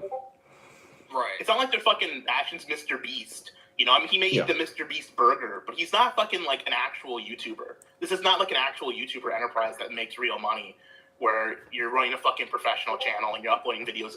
To do that, you have to upload videos like daily. To make money as a YouTuber, you have to upload videos daily. They have to fit the algorithm, and you have to stream like, you know, once or twice, maybe like twice a day if you're gonna be a streamer. Not like once or twice a week, twice a day to get all the money and stuff you need. You need to run it like a full-time fucking job where you're working 8 hours a day on YouTube stuff. Well, I think those days are gone. Like, I always use the example of Boogie. Boogie made millions, literally, just being on YouTube. He got Apple sponsorships, all of this stuff. And he was doing content that was sort of sector-worthy content. Sure, he wasn't, like, naming the J's or anything like that, but he was still doing stuff that was pushing the envelope. And those days are gone. I don't think you can do that now. And Boogie made more money than anyone's ever going to make, especially in this sector. Yeah. And Boogie, well, the thing is also, Boogie was... To be fair, Boogie came from fucking porn. Like, he came from porn production, so he knew how to fucking hustle, because he knew how much fucking... He ran a porn website, didn't he? I don't know if he came from, like, porn production. Right, he runs the porndude.com? Yeah, that's him. Don't you think it's more like a DSP type situation, though, where... Oh, this current stuff is definitely DSP tier. Yeah, all of it's DSP. It's like... It has nothing to do with an audience. It has to do with they have... like a stable of maybe 10 pay pigs, and they pay big, and they're making enough money to somehow support themselves, so why even bother? Well, I mean, my analogy for the DSP stuff is they've tried to turn Ralph into a DSP, but the creativity around Ralph is far less than the creativity around DSP. I mean, there's no... Well, it's just we want Ralph dead, we want Ralph in jail. Yeah, Ralph Fox.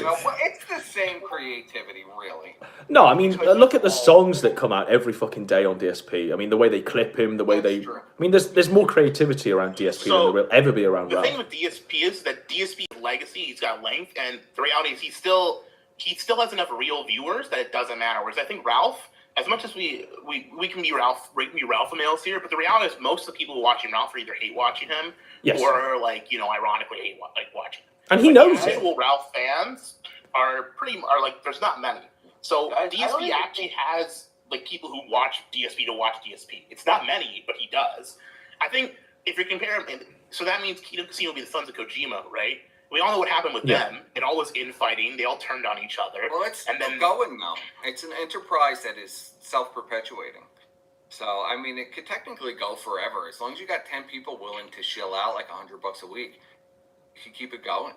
Well, yeah, but how many weeks are left? You know, I mean, yeah, DSP stuff is still going. But that's because it's DSP. Ralph is not on the level of DSP. That's right. I mean, random people on the internet know who DSP is. There's viral clips of DSP doing. Godwinson, the people want you to talk to Monkey Business. Will you talk to Monkey Business? I will not talk to a Norwegian pedophile, I'm afraid. Okay. I don't think I want to talk to him. I'm the voice of the people. I'm the voice of the people.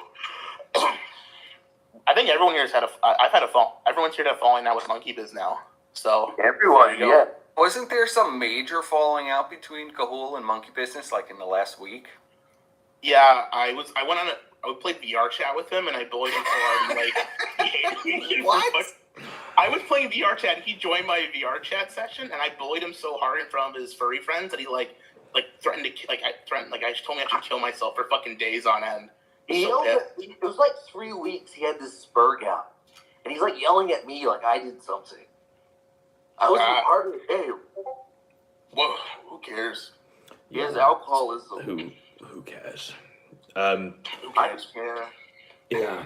So yeah, it's become a closed system. It's lost a lot of its creativity. There's only like a handful of people now that will make videos on anything other than Ralph and Fuentes. It's tough. It really is tough. And sadly, it just seems to me that all of the new faggots that are coming in, like your Red Pill Gaming, already have skin in the game where they're just haters of Fuentes anyway. You know, so they jump on the Ralph stupidity. They're rejected from AF. And that's right, yes. They were all part of it, and they were all willing parts of it. They were far more invested than anyone else, even the people who hate Fuentes.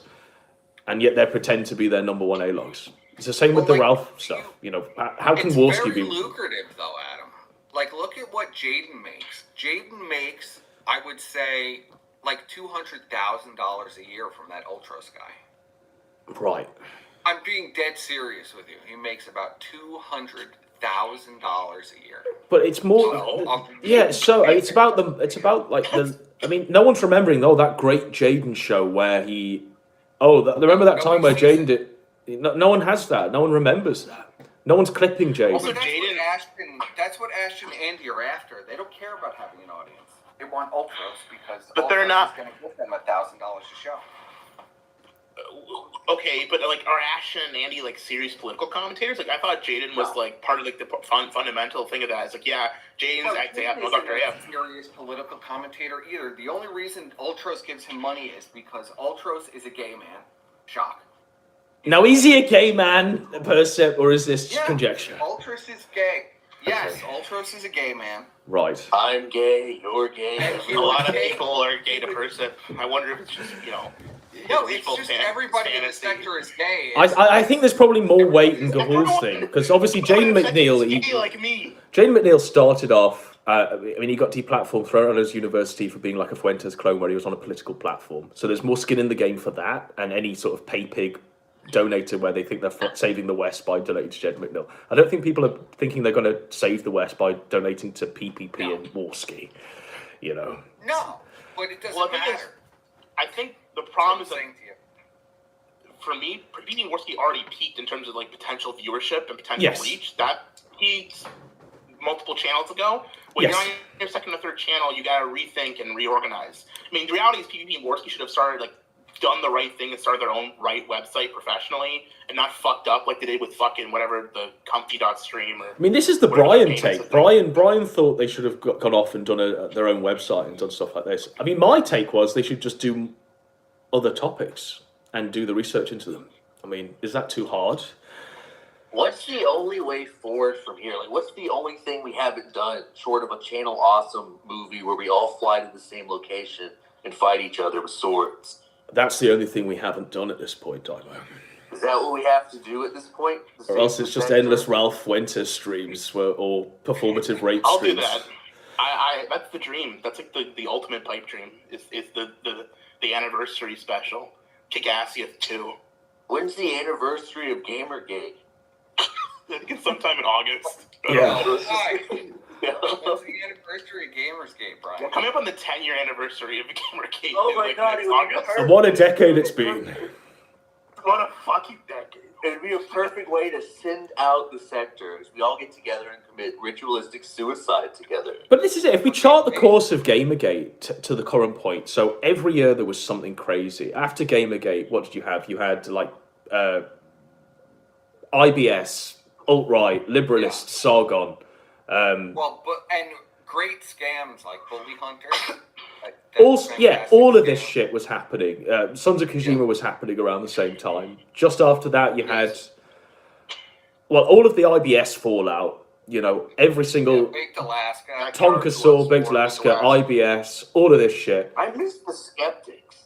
The skeptics, all of this shit. And then suddenly, the past 3 years, we've been stuck in a groove on Ralph and Fuentes. The past 3 years have just been Ralph and Fuentes.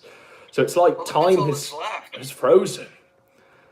Kilroy. I mean, a lot of it was that, back in from 2014 to about 2020, there was a lot more free shit going around. There was more websites. There was stuff was more allowed on the internet. You had to post shit. And then I think as stuff became more politicized and there was more consequences for shit, people started getting scared and they didn't want to fucking do it anymore. But Gahul, I think all four of us, probably less so the Percept, but all four of us have had lots of details online. There's threads on us all. There's people who want to drink our blood and that sort of thing. What does it actually matter in our real life? We're not having people come up to us on the street. It doesn't matter at all. I mean, I had something happen in my real life, and so did Dimo. Right. But okay. Yeah. I mean, you had a lawsuit, sure, but I mean that was again. Bullshit, fake. But you're not having your literal real life is not being compromised by this. Little update on that. I'm getting my computer back from the police this week. They're giving it to my lawyer. It's been 5 years. It's true. Dude, it's been, but yeah, the charges are finally over. It's over. Right. It's finally fucking over. Do we have to think post sector? Do we need to get? We have to think of post sector where everything's scripted and made up to the point where nothing's real. We have to get Ralph. We have to control him with a remote control. Is that where we're at? There's no controlling Ralph. It is when we put a neural implant in him. We reanimate his corpse. And we can control him. And we'll control Jim's corpse as well. And we can be post-sector. I mean, people say post-Bloodsports sector. Well, where is Bloodsports currently? Everyone does a show. No one does call-ins. They just read super chats. Ralph is the only one doing call-ins. He's on Cozy T. So who actually does IBS currently? No one. No one is doing IBS. You probably get it on Shaggy's channel. For the longest time, all the time. I do call-ins, but to be fair, I mean, like, my show doesn't get enough viewers to be considered anything important. But, like, if you're talking on YouTube, no one, because YouTube and Twitch both cracked hard down on TOS. So if people want to stay on YouTube, they follow the rules, right? Like, YouTube and Twitch has cracked down on shit, like, cut a lot of people off. I mean, fucking Worski is, if you count Worski's channels that he's gone through, this is not his third, fourth, this is like maybe his 10th channel he's gone through. Oh, right? easily. I think we're talking 20th, maybe, you know, at one point. Yeah. Yeah. Because you can't do the shit that you used to be. You can't say the stuff you used to say. You can't say, oh, with someone calling in, whatever. It's like you have to fucking monitor it closely. Like, if you say the N-word, the nigger word on Twitch at all, you're gone. Like, But the whole point, the whole point is not about. I mean, I've lost count of the amount of channels I've had. I must have had about 30. But it's not about keeping the channel up. It's about. I mean, the content will be archived regardless of what happens. And as long as the audience follows you, it doesn't really matter what you're streaming on or where you are, because they will follow you, and that's what shows your relevancy, doesn't it? Right. Having this totem pole where you've got like 300,000 subs, that's a ticking time bomb, because you know that it's going to attract YouTube's algorithm, and you know you'll be swept. Yeah, you're going to be done. I've never understood holding on to channels like this. If you're flagged down, it doesn't. Who gives a fuck? You just start again, and you know you'll be on the stream. Start a new channel. Yeah, literally. You're correct, but not everyone, like, almost like it's you. I guess PvP and Warski are both like that. They keep making new channels, right? But most people don't have that mentality. They're very protective of their channel. If they lose it, they get fucked, and they can't rebuild. The problem is you can't.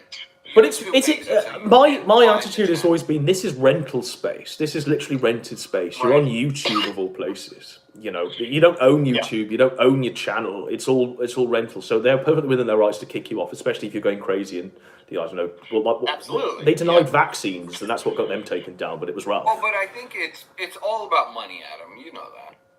Even like, remember when we went through the Faye stuff, and all those guys did all those. They were doing like IBS streams, but they were terrible, right? They all had Patreons. They all had YouTube monetization. They all wanted to hit it rich, even though they had like 0 viewers. There were like maybe 5 views on like a 3-hour video. But everybody wants to make it rich on YouTube, it seems like. It's all about money. Don't understand. As long as the money is the goal and not just like making fun stuff, then it's never gonna. It can't work. But it's as you say, Gahul. If money is the goal, get a job. You know, like that. If that's the goal, it's not the hardest Taco thing. Bell is desperate to hire people. Literally. He's paying $15 an hour. That's more super chats than you can hope for in a day. Mm-hmm. You know, and if times are tough, get a second job. You know, it's not hard. It really isn't hard. Well, you can fucking start a fucking, like, you know, start your own business. Start your own business online. There's no fucking demand for shit. If you can't, like, go get a job. Well, I don't know no about reason. right now, but over the past few years, I would say the economy was pretty good. I don't know right now the economy. Spiggity worked as a waiter. Yes, I did. The humblest Did you take the photos of the credit cards? I did white glove service for a week and a half, and I was so bad at it, and I was so embarrassed. And Spiggity sucked dick for money. My feet were so blistered. He does that for free. To wear like these black leather shoes during the white glove service that I just couldn't do it anymore. I just was just like, listen, I can't do this anymore. And he told me you didn't even make tips for no reason. Just out Tourette's, personal details Tourette's. Yeah. Well, you know, you're right. The economy's not great, but it's still pretty good if like you're an employer. I tried to make it work. So yeah, the economy's not in the greatest shape. People are fucked. People are suffering from like a cost of living crisis. So at what point do you sit there and go, okay, I'm going to make all of my financial investments alongside Andy Warski and around the subject of Ethan Ralph? That seems to me like suicide. financially. You gotta wonder who's in PP's ear. Who is telling him this is a good thing? Because I don't know. To me, at least from my experience, he's very acceptable to like having people like influence him. I mean, is it Worski telling him this is a good idea? Is it other people? Who's the inner circle? You know, let me be devil's advocate. You know, the man had a dream, and he's doing it. He's a success by any measure. Sure, he's not living in a best house situation, but it's not like he was living it up at Surfers before, living on a couch. The man's a success. But is he a success in any sort of real life way? I mean, the guy is the apex to it. And you said it yourself. He sleeps when he's not on the internet. He's not living real life. When you really think about it, though, I mean, what do they work maybe 10 hours a week? Yes. They do one mega stream once a week. He doesn't live what they're in real life. making for the amount of work that they're doing is pretty good. I mean, they literally go through the Twitter feed of maybe 3 users. But what's the life goal of it? What do they want to get out of it? There is no life goal. Do you think Ashton is thinking about It's life like we're goals? literally at the end, you know. Are they thinking about, okay, we'll save the money, we'll buy a house together, we'll adopt a cat? Where's? Can you imagine? I mean, is this it? Is this the end of life? You know, just moving with Worski, it's all done. Is there any life goal? I mean, when I knew Ashton, there was life goals behind everything. He had plans. Well, you remember there were life goals in the beginning, if you remember. He had life goals, yeah. He had legitimate things that he wanted to do away from the internet. That seems to have gone, you know. I mean, I'm sure, like, Gahul has life goals outside of this place where he pretends to be the fucking clown. Or cuts promos as Doug Walker. The internet will take them away. Don't say it, Gahul. I know you like to say things out loud when you're asked questions. I'm not telling you my life goals. No, but this is it. We all have life goals. And none of our life goals are like, oh, we'll move in with Worski and end our lives, you know. That's my goal. My goal is Did he really have a choice, though, Adam? Because he was basically forced to move in with Worski. We would talk about this all the time. He was going to get forced to take care of Worski and move in with him. He was basically literally talk about this about it. Well, the question I have is why do they need to live together? Why can't they just have a studio in Worski's house that PB goes to and then goes back to his apartment? Yeah, do it like Red Letter Media where they have like some sort of warehouse space or something. And He could live outside and get trout and river. With a very romantic lifestyle. Because, I mean, is Worski still living with his parents or do they move out together to like a house together? Like, what's the situation? They're living in a house together. Yeah, they're renting an apartment. So PB and Worski both moved out, right? I don't know, why can't they just like, why can't they just get like rent like a studio space or something? If that might be cheaper, like just like rent a studio like once a week and then just go there and then live their own lives outside of it. Well, but they're becoming so dependent on each other. But Andy can't live by himself. Andy literally lived in his parents' office for like 4 or 5 years, even when they were making. How old is Andy? I don't remember how old. Andy's like 35, He's isn't he? like 36. 36. 75? He's 58 years old. So to win online, you have to be a loser in real life. Remember that, kids, when you're making That's actually true. Well, yeah, kind of. Yeah. I look at persnickety. I don't know. I just think the measure of what you call their success is anyone else's sort of failure. You know, someone told you Gahul, in 10 years' time when you're 36 years old that you'll be sharing an apartment with PPP, and he'll be your only point of human contact, and you're doing an internet show 12 hours a day. My life is shit. Yes. My life is shit then. If I don't have any other friends besides PP. If all my friends hate me, like, I don't know, I don't get, like, I still don't understand, like, why he's, like, burned bridges with, like, both you. I get why he burned bridges with me, because I basically was the one who burned it with him. I get that. But, like, why you burned bridges with Perspic? Like, what the fuck did Perspic? Perspic was, like, his #1 dick sucker. Yes. Perspic would probably go back to you, no offense.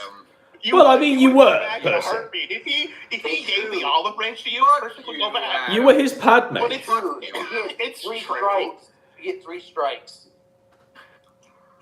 But, like, I tried to bail the guy out because I could see where this was going. I could see he was going to move in with Andy and all this bullshit that was going on because Andy literally begged him like 50 times I mean, at the moment, for real, all I see is like Nick Cage and Leaving Las Vegas, and Warski's the prostitute. Yeah. You know, that's literally what I see as well. Are they going to get married? You know, for tax purposes. Well, that's one of the callers earlier said that that's what they could do, like a common law marriage or some shit, and they could, for tax purposes, do that. But at what point does the kayfabe become real? You know. I don't understand why they're living together and streaming together. It doesn't make any sense to me. They could just stream. Sounds like a horrible combo. Well, okay, but the thing is, when you live together with someone, I don't know how many of you live with roommates. I'm assuming all of us here have lived with roommates in the past. That fucking I've never lived with a roommate. Thank God. No, if you live with a man ghoul, you're gay. I learned. If you ever had a father in your home, you're gay. That's true for Perspec. But it's something you do when in your like late teens. After a certain point, you're like, okay, I've had enough. You grow up. To get very strange. But my point was not once you live with someone, like it becomes the level of tension increases, right? Like we're like. When you just like a normal friend who like you hang out with, you're fine. But if you live with the guy, then it becomes you get problems with them. Yes. So PB and Worski already had problems before this, and we can kind of tell that. Yes. This is only going to increase them and make it worse, like exponentially, and make it happen faster.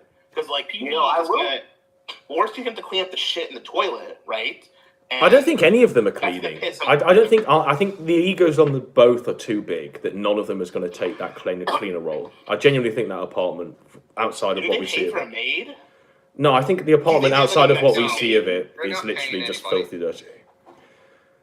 I mean, why doesn't PPP just wear a big diaper? You can be a big baby. I'm big baby. I'm a big baby. We got it in nice. Can you do the J Balvin thing? Hola, yo soy J Balvin. I've got my McDonald's order. Let go. You know, I was over and I saw the I tried to order the J Balvin meal, and it wasn't as good. It was kind of shit in real life. I still have no idea what the fuck you're talking about. But, we did it. We did it. We ruined the stream. But no, I think, I don't know, for my time with hanging out with PPP, with you and with all you guys, it just seems like back a couple of years ago, he had like a lot of like passion about stuff, and everything feels soulless. But Gahul, in no conversations that we all had back in the day, did we ever talk about, right, what we're going to do is grift super chats on the internet? No, that'd be weird. Exactly. Like, you know, it was purely about, fun. Right, what are we going to do? What's the content? What's the vision we have? You know, and that was it. What's going to be funny? What's going to be timer dropped.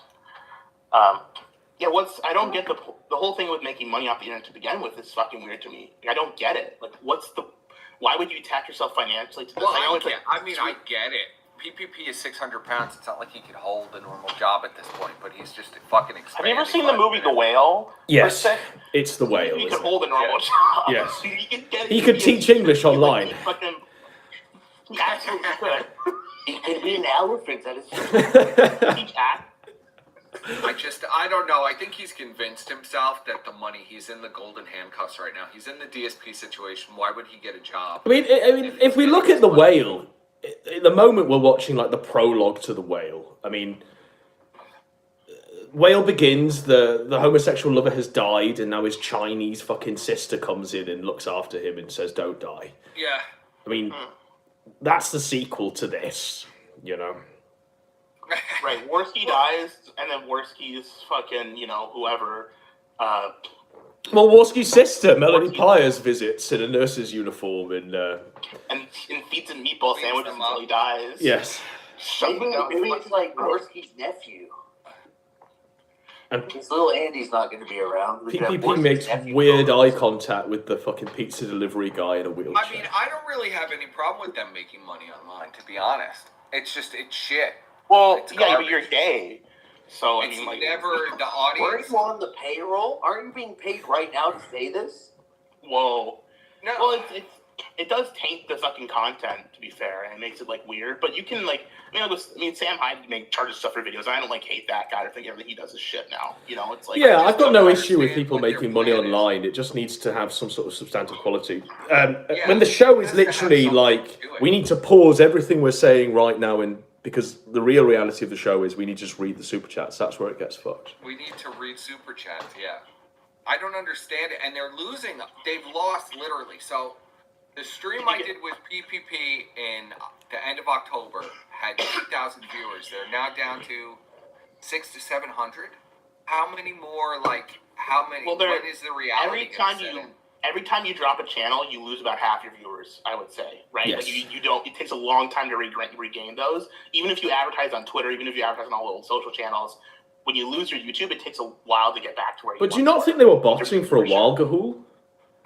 Probably. I mean, Probably they were if you look at the reality of when that Daka channel went down, which was that the Star Trek guys. I'm sorry for that, by the way. Yeah. We all got blamed for flagging it down. No, I actually did it. Bravo. But even when that got flagged down, suddenly they do the show on that Kino Cathedral channel. All of the viewers are there, and they're all getting like 30,000 other live playbacks. That was botted, surely. Which is bullshit. That's bullshit. Yeah. Well, because when Ashton did a Kino Cathedral on his own on the channel, that wasn't a Kino Casino, but just a regular streams. It was getting about as many views as this. Yeah, that's right.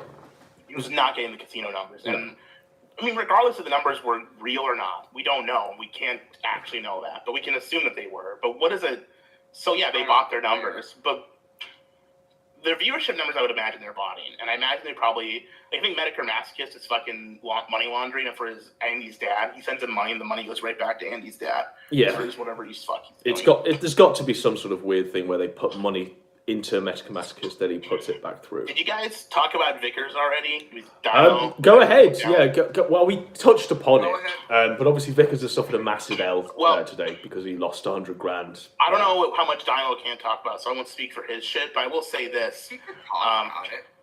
I don't know if he talk about it, but at the end of the day, like he's just like a psycho person. I feel kind of bad kicking him all the time. Like he's just like a retard. I warned you he was psychotic. The reaction was to laugh and read it to Axel. But I told you he was going to fucking subpoena you. I knew he was going to do it. Well, it was fairly obvious. The guy is desperate. He's completely desperate. And you're still gay.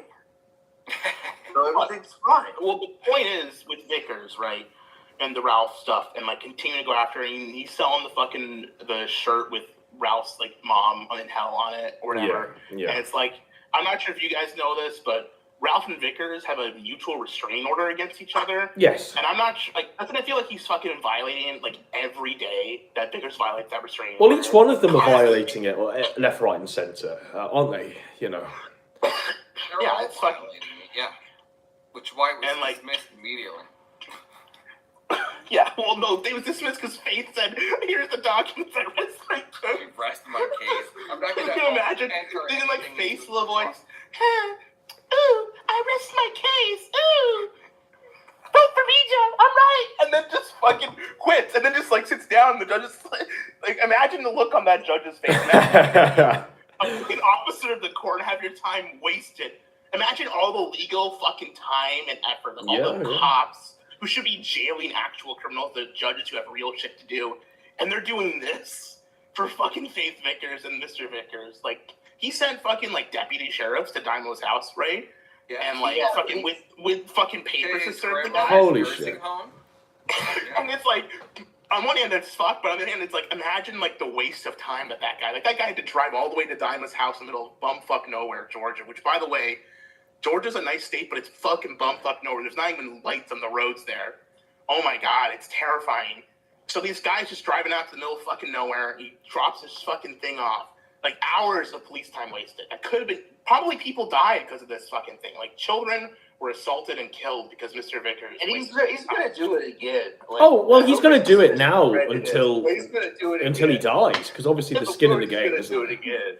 He's not just like a normal A-log that'll peter out and move on with his life and do something else. Like he's living with wait for a different judge, though. Well, he's living with a genetic manifestation of Ethan Ralph. He's living with the son of Ralph. You know, so that's his life. That's why he's gonna be doing it long past any of the others.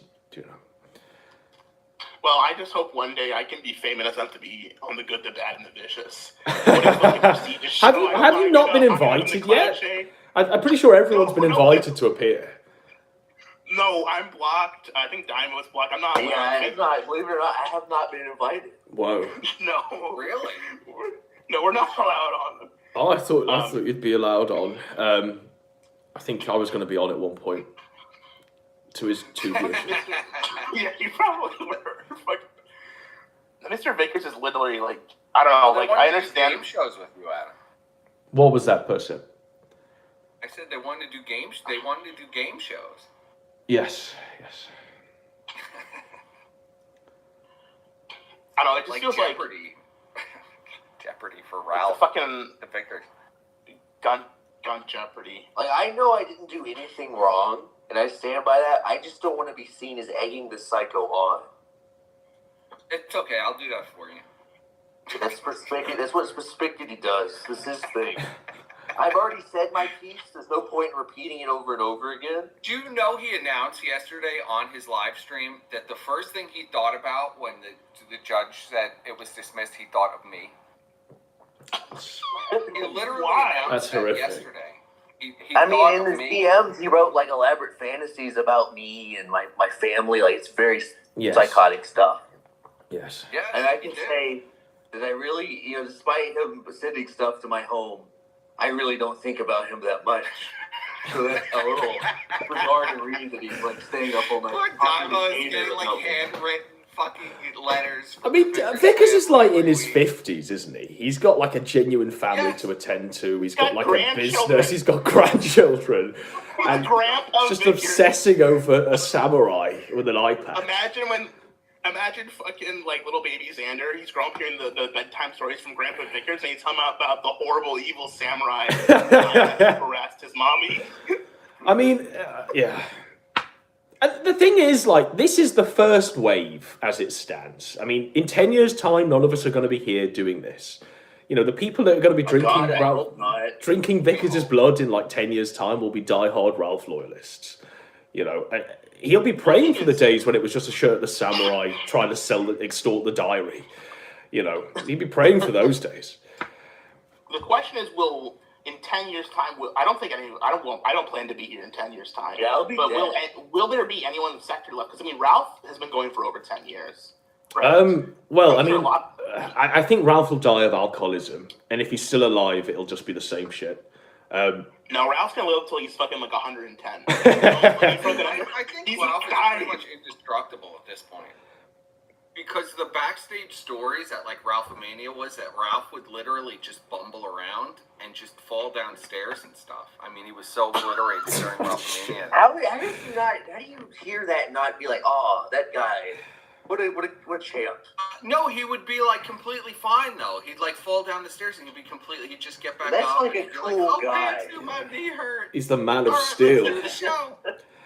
What a cute little guy. I don't know. Ralph is like Hasbullah.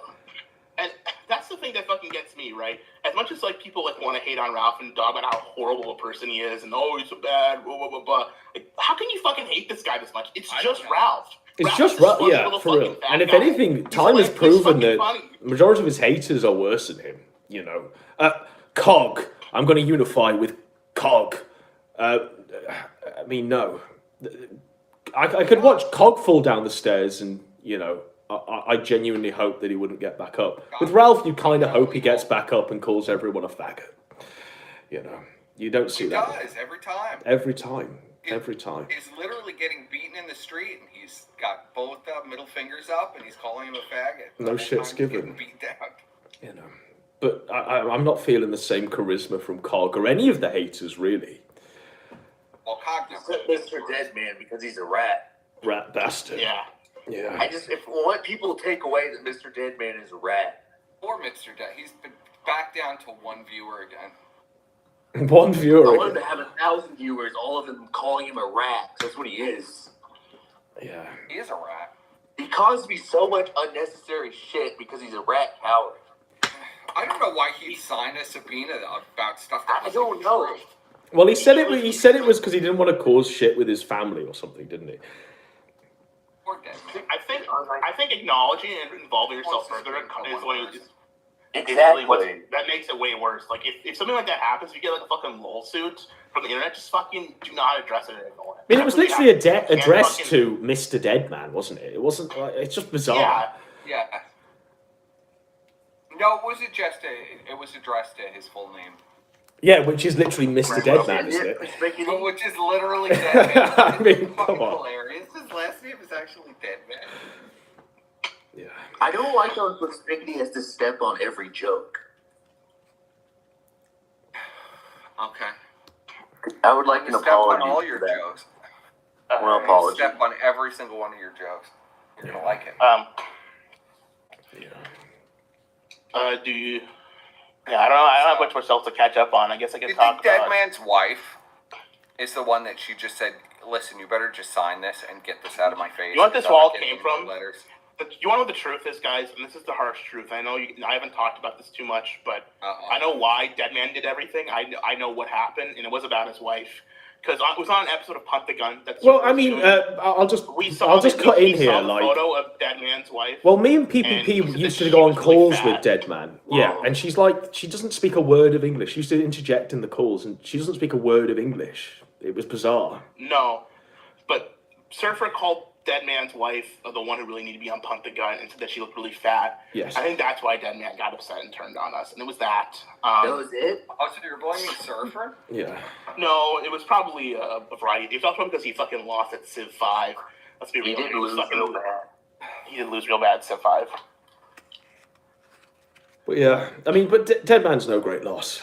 I mean, he was never really entertaining to me. Well, you're not wrong about one thing, Godwinson. Like the current next gen of the sector is fucking depressing, and Except for Elaine. Well, I mean, I think Elaine's got something there to the point where she's very watchable, but not like that. I guess so. In terms of when she's going off about drinking Josh's blood, for Who's example. so submissive? We looked at the whole video.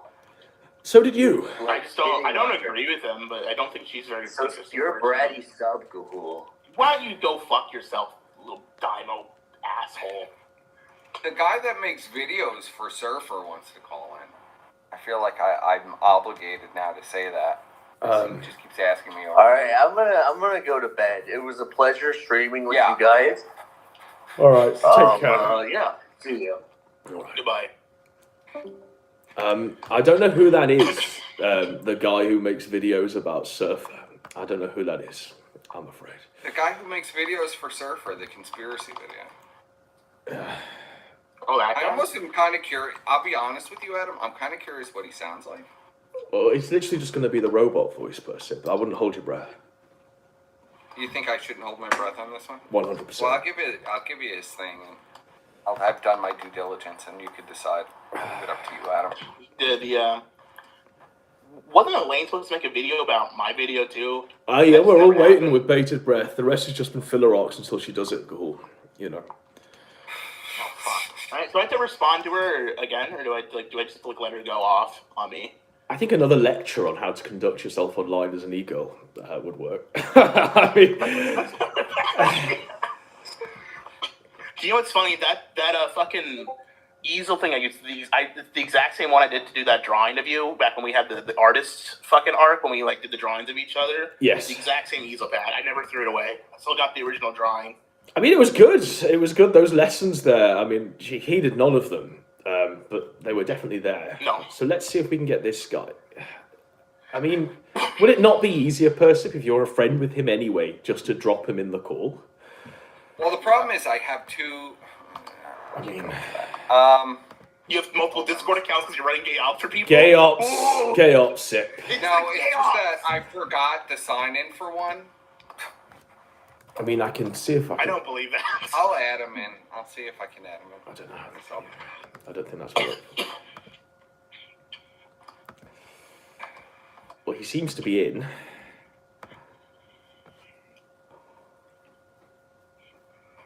But yeah, it's the state of the sector, Gahul. It's pretty depressing. And there's no signs of any of it changing. There's no random element that's going to change everything. Well, it's interesting because, oh my god, it's another fish guy. All right. Hello, sir.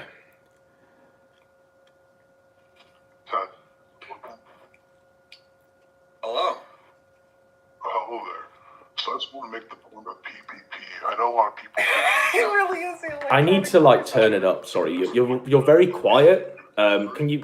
You're on maximum. Can you turn up your mic?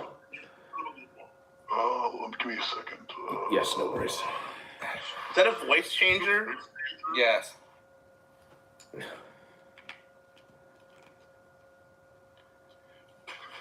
Just turn up the voice. I apologize in advance, Adam. It's okay. What's gonna happen? A real late night hours. I guess he's... Hello. Can you hear me? Hello, yes. 1, 2, 3. Okay. Yes. I can hear it. Yeah, go ahead. What's the take? I just want to. Well, I think PPP was always wrong and always like a terrible person. I just think that you now realize that because he turned on you. Because the second he turned on Surfer, I think everybody should have realized he was in the wrong. Because Surfer's a good guy. Giving this guy like $50 per month in rent, and he just turns on him for like no reason. I think at that point we all should know. His father hates him. His mother hates him. His grandfather hates him.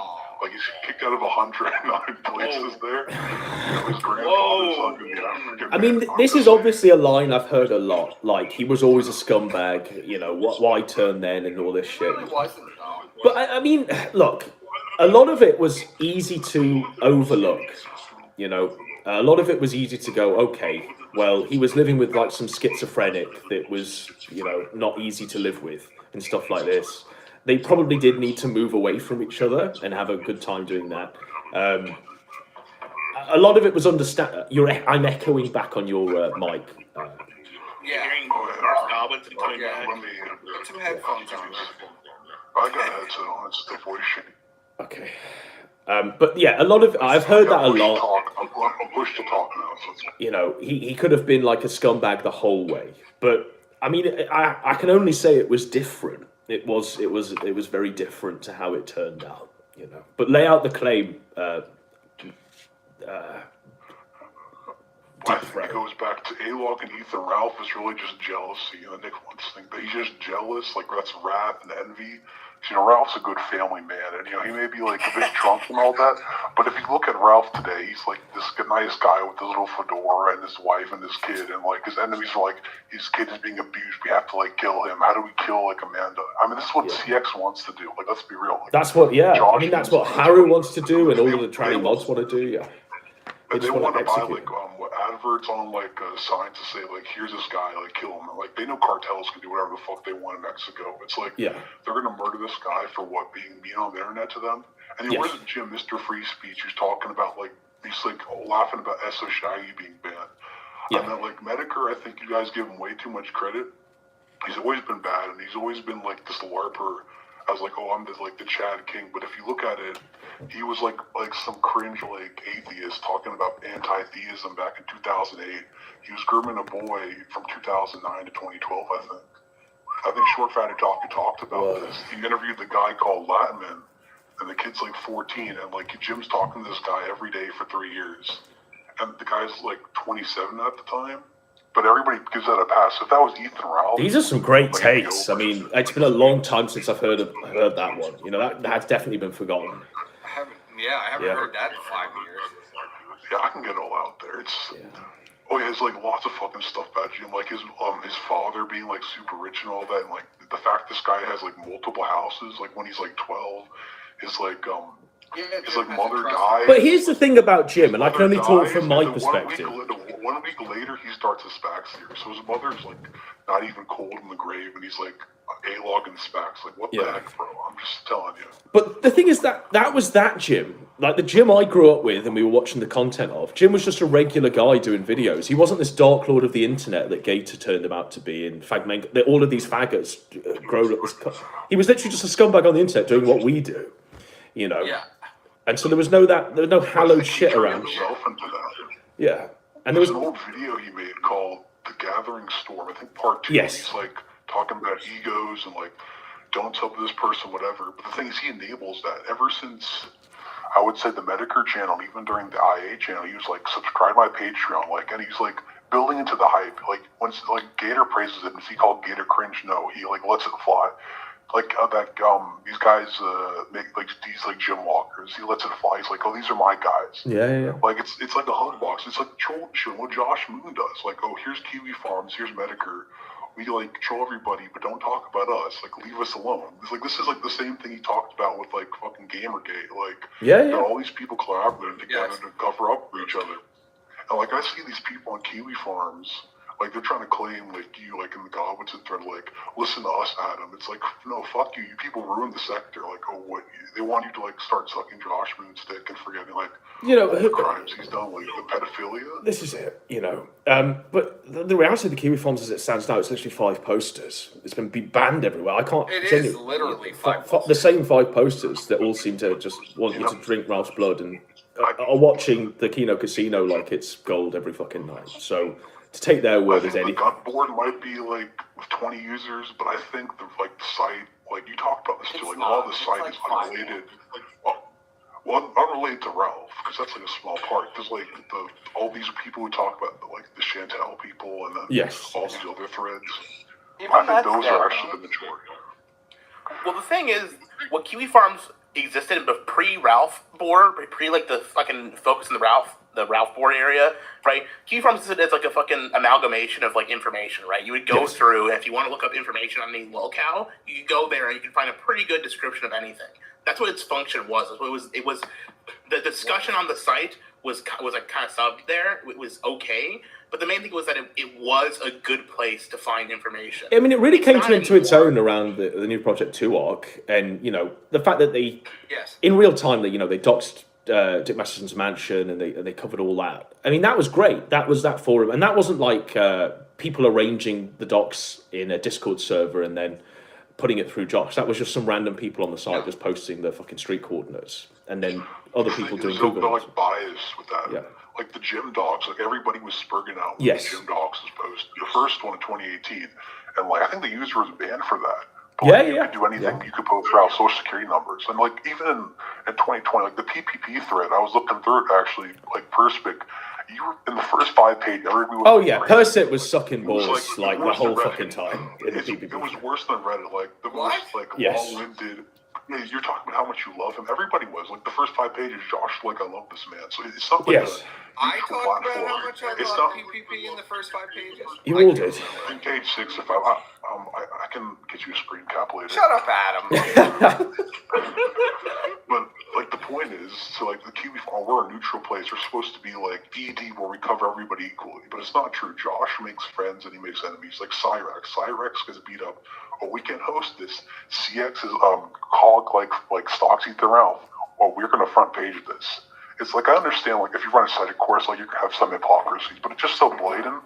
Like any rule the site has is just suspended for Ethan Ralph. Which if you look at the board, like the Ethan Ralph board or whatever, it's like I think it's like one of the main. So there's only a sub forum for Ralph. Yes. Christian, Fuente, like I think 5 or 6, right? So that's like one of the main parts of the site. Like the rules are suspended there, except when you talk about the people Josh likes. If it's Ricada, oh, you're banned. If it's and this is a free speech absolute. And case in point, obviously when Ricada's locals chat was leaked, and we were doing like Easy Lover songs, and we were covering Ricada's wife. None of that was pinned. None of that was even featured. Not one fragment of that was featured. No. Completely buried. Exactly. Where's All Becomes Gun, and where's I'm Just the Worm, All Becomes Gun, all those other faggots on the thread who were like drinking people's blood. How about you drink Josh's blood, and you won't, because Josh will take the broom and ban you like he banned all those good users. Well, I think the difference is that the site used to be an amalgamation of information. It was kind of like an ED forum, right? Yes. That's what it was supposed to be. But Josh has become, it's similar to what happened to Jim with HN, and similar to happen, like, Josh has become like a micro internet celebrity himself, and he's developed an ego, and now the site is both kind of what it used to be, but also like the Josh hub. This is like where Josh and his friends hang out, and it's become like the site is a cult of personality around him, which happens with when you fucking allow, I try not to let that happen with my site, but that happens with a lot of fucking websites, Well, happened the with site HN, was happened always with... This is the major mistake people make. The site was always about hubboxing Josh. That's the whole purpose of the site. Yeah, it's a troll shield, literally. There's no other purpose. It's literally a troll shield. It's a way for Josh to control information. Yes, and the narrative. He picks how and what he wants to control. And now, since Man at the Internet is so big, he also farms the site for all the content that he's going to use for his show. So he has to have full control over everything on there. And that's always been his downfall. Now, I'm not an epic old fag like Gator, so forgive me if my lord's wrong here, but didn't the origin of the Kiwi Farms come from the CWC wiki? Like, Yes. Yes. Josh was the head. Yes. Right, and Josh was one of the head mods there. And I think that's where the shift became. Once it moved away from being CWC Wiki, Josh was head mod on that. Yeah, he stole the Infinity Net. But I remember, I don't know if my mind's tricking me, but there used to be a thread on Kiwi Farms about Josh, which was basically this Onion Farms thread, you know, and people were allowed to fucking dunk on Josh, and then he locked it and banned it. And I remember when he launched that Mad at the Internet thing, there was lots of pushback saying, why are you trying to launch a show off this? Oh yeah, the thread about Josh doing his secret is in Prospering Grounds, which is like the place you make threads. Only logged in users can see it. And I'm pretty sure if you say anything too mean, they'll ban you. Of course, yeah. Which is, I mean, half of the stuff that's on Onion Farms, you couldn't here's ban. the thing. Joshua will be banned. You know, like the guy is like hosts videos of people getting murdered, and like he's like these like the most like worst scum you could find on the internet. Basically, like, you know, it's free speech to like you know, show gore videos, but like people call him fat. Oh, you need to be banned. It's like, okay, but you're more thin-skinned than Ethan Ralph. I'm pretty sure Free Ralph is actually speech for me, but not for Not thee. for thee, damn right. Is always, and in the really early days, like when he was first getting a lot of Wardrak, he said the reason he shut down the site, and he said his uncle was like nearly 20 years in the Marines, and he's about to retire, right? And he compared his site to his uncle's 20-year-long career in the Marines, and he said his family was going to him. His family was going to him and saying, "Please shut down the site. It's making your lives miserable." He shuts it down. He complains, "Oh, they didn't come to me to console me about my site being shut down." His mother lost her job as a real estate agent. That's right. And Yeah. was arrested. Yeah, she was arrested. Yeah, and he said, "Well, my That's where the mother's mugshot not comes supporting me, so she's a cunt." Yeah. Well, I think Josh maybe break a page from Movie Bob and how he survived the console wars, which is his generation's Vietnam. Maybe he should learn from that and grow a bit of a thicker skin and deal with it. You know, Yes. He's never there's war for all of us. Suddenly, autistic rights would come with the broom and the Godwinson thread and just sweep it up and make sure it's like CX and Haru just posting like, "I'm gonna drink your blood all the time." I'd like that's that. what's gonna happen.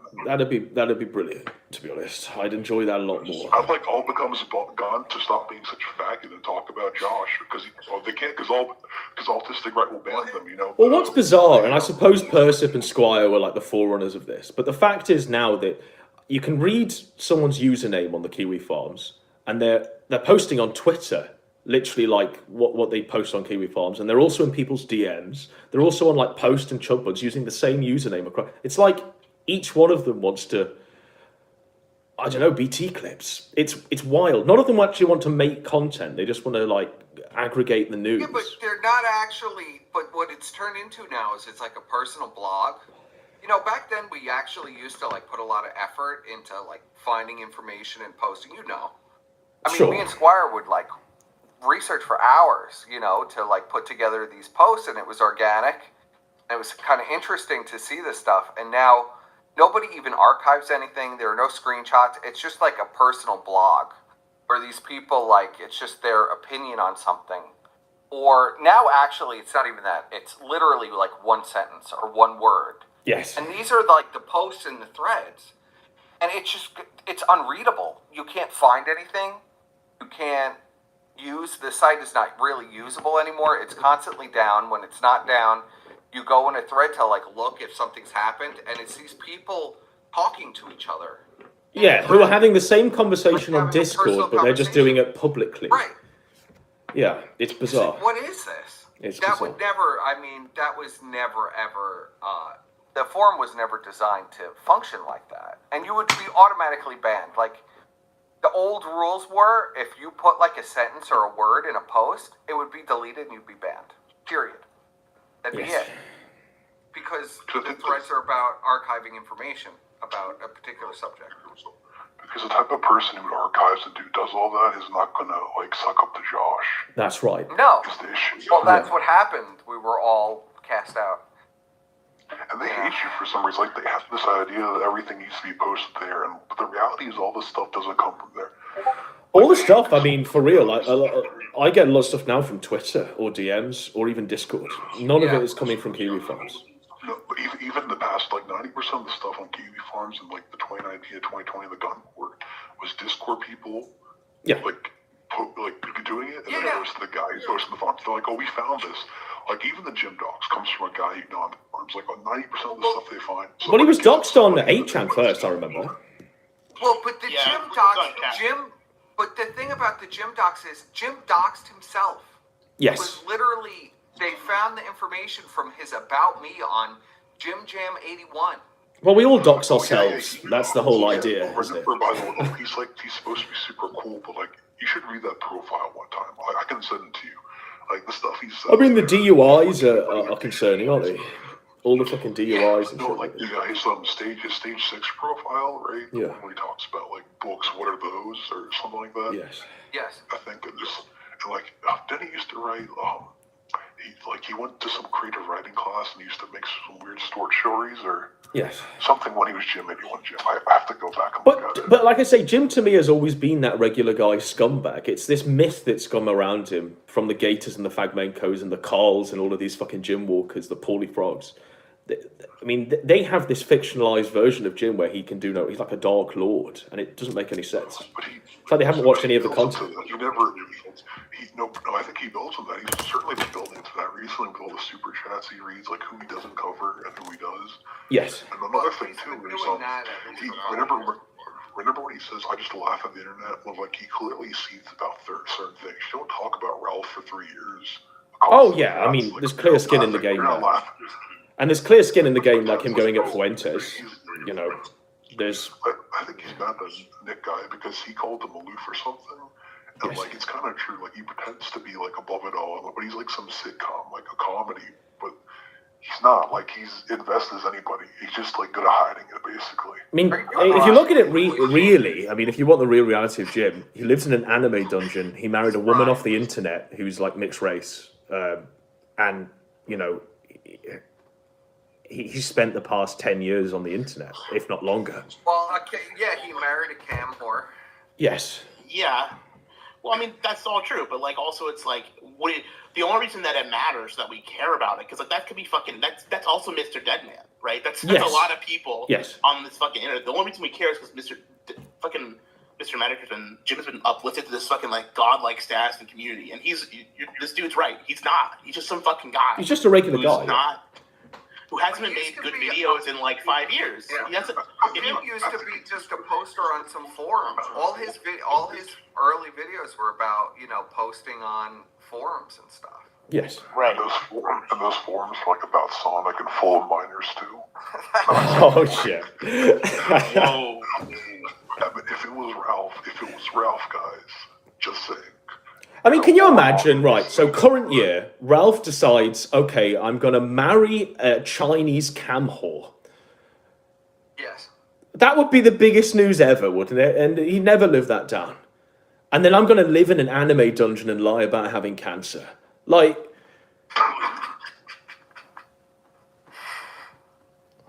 Well, the cancer grift, like, how long does he think he could keep it up? Like, how long do you think you can tell people you're dying? The thing is, he has money, right? Because, like, his, I don't know, stepfather or father was, like, some rich guy.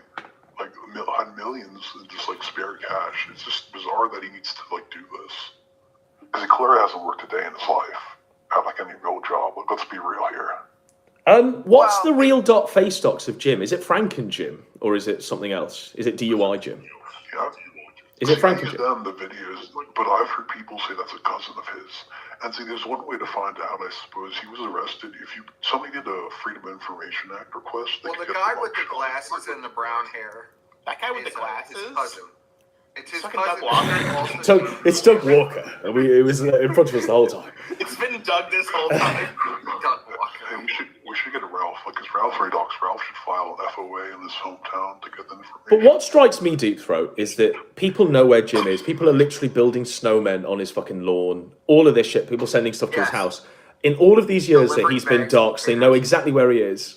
Why is there not one photograph of Jim, like, mowing the lawn or... He never leaves his house. He's agoraphobic. Exactly that.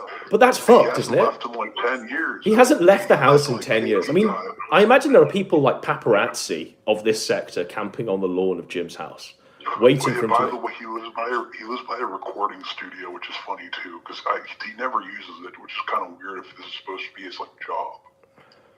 Yeah. It's weird. It's fucked. It's really fucked. Yeah.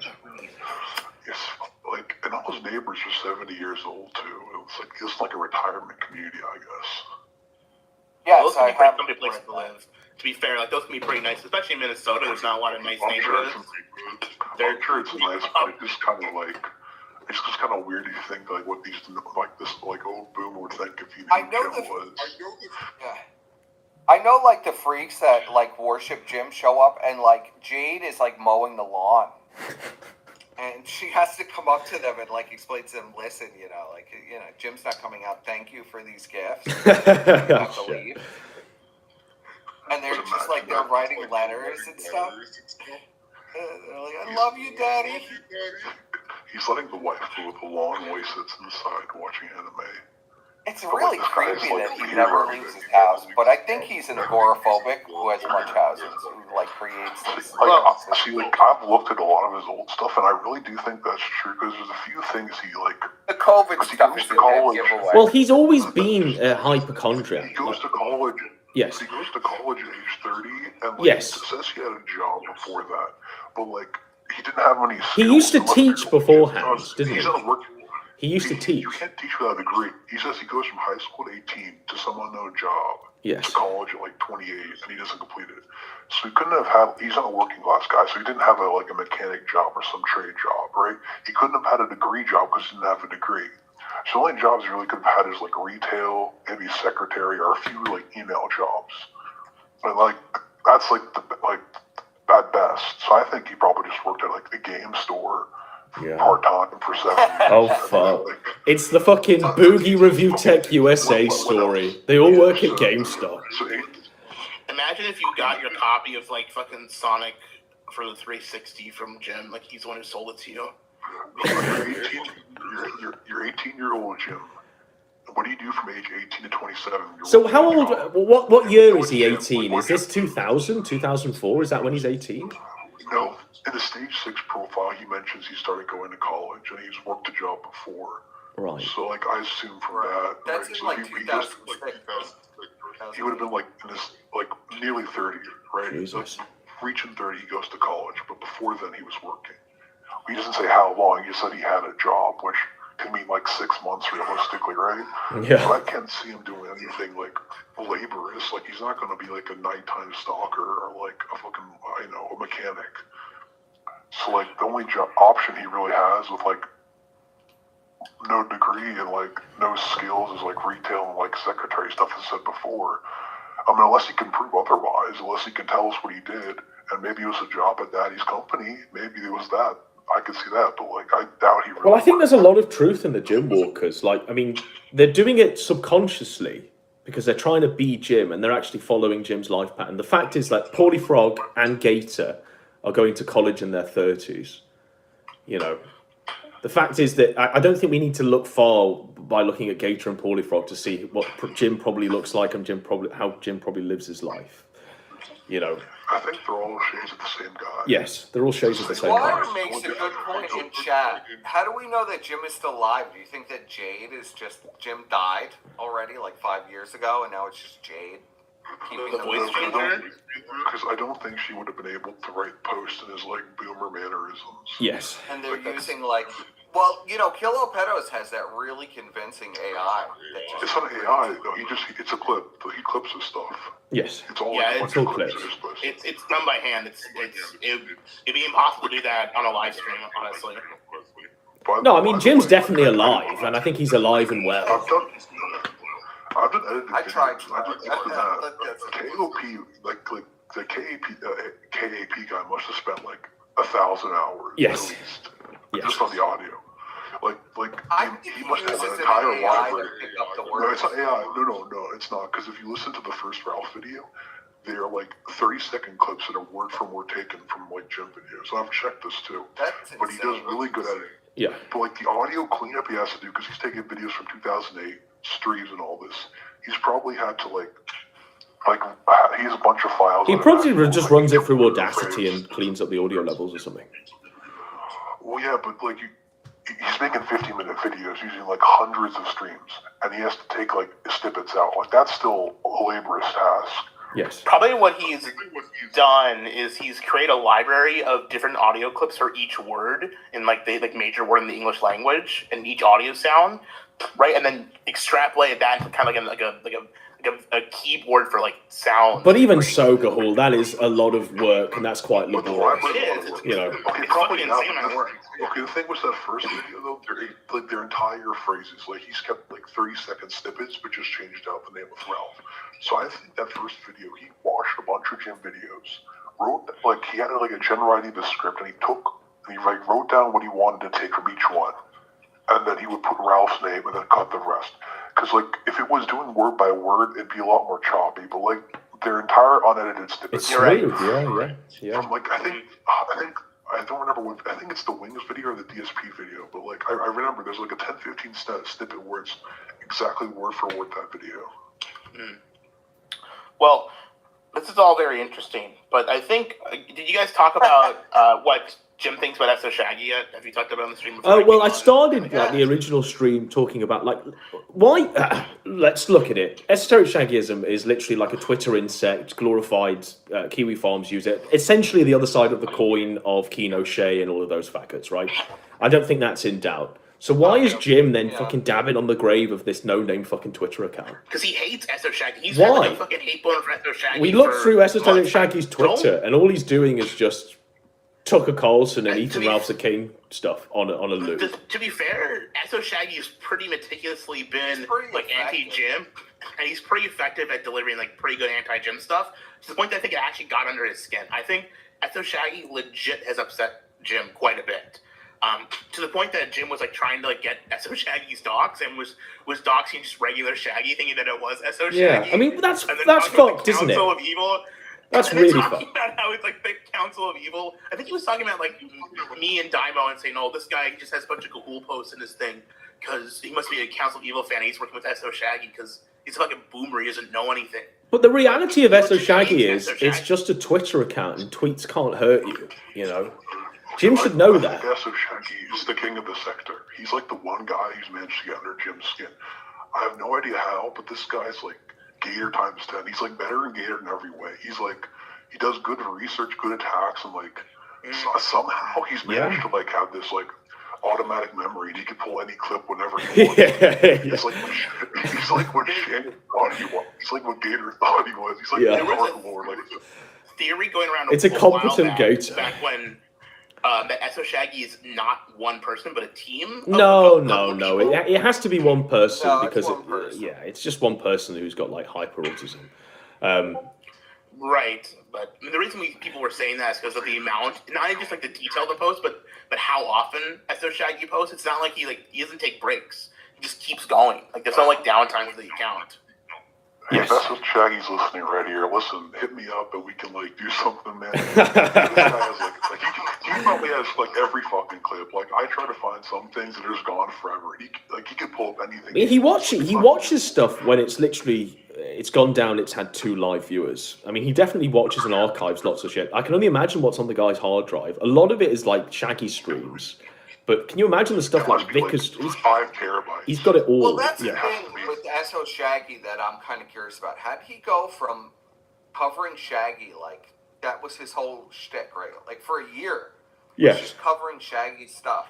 How did he go from being, like, Ralph's main person and AF's, like, liaison on Twitter like that? I think he just took the route where he was like, this is all bullshit. What's actually going on?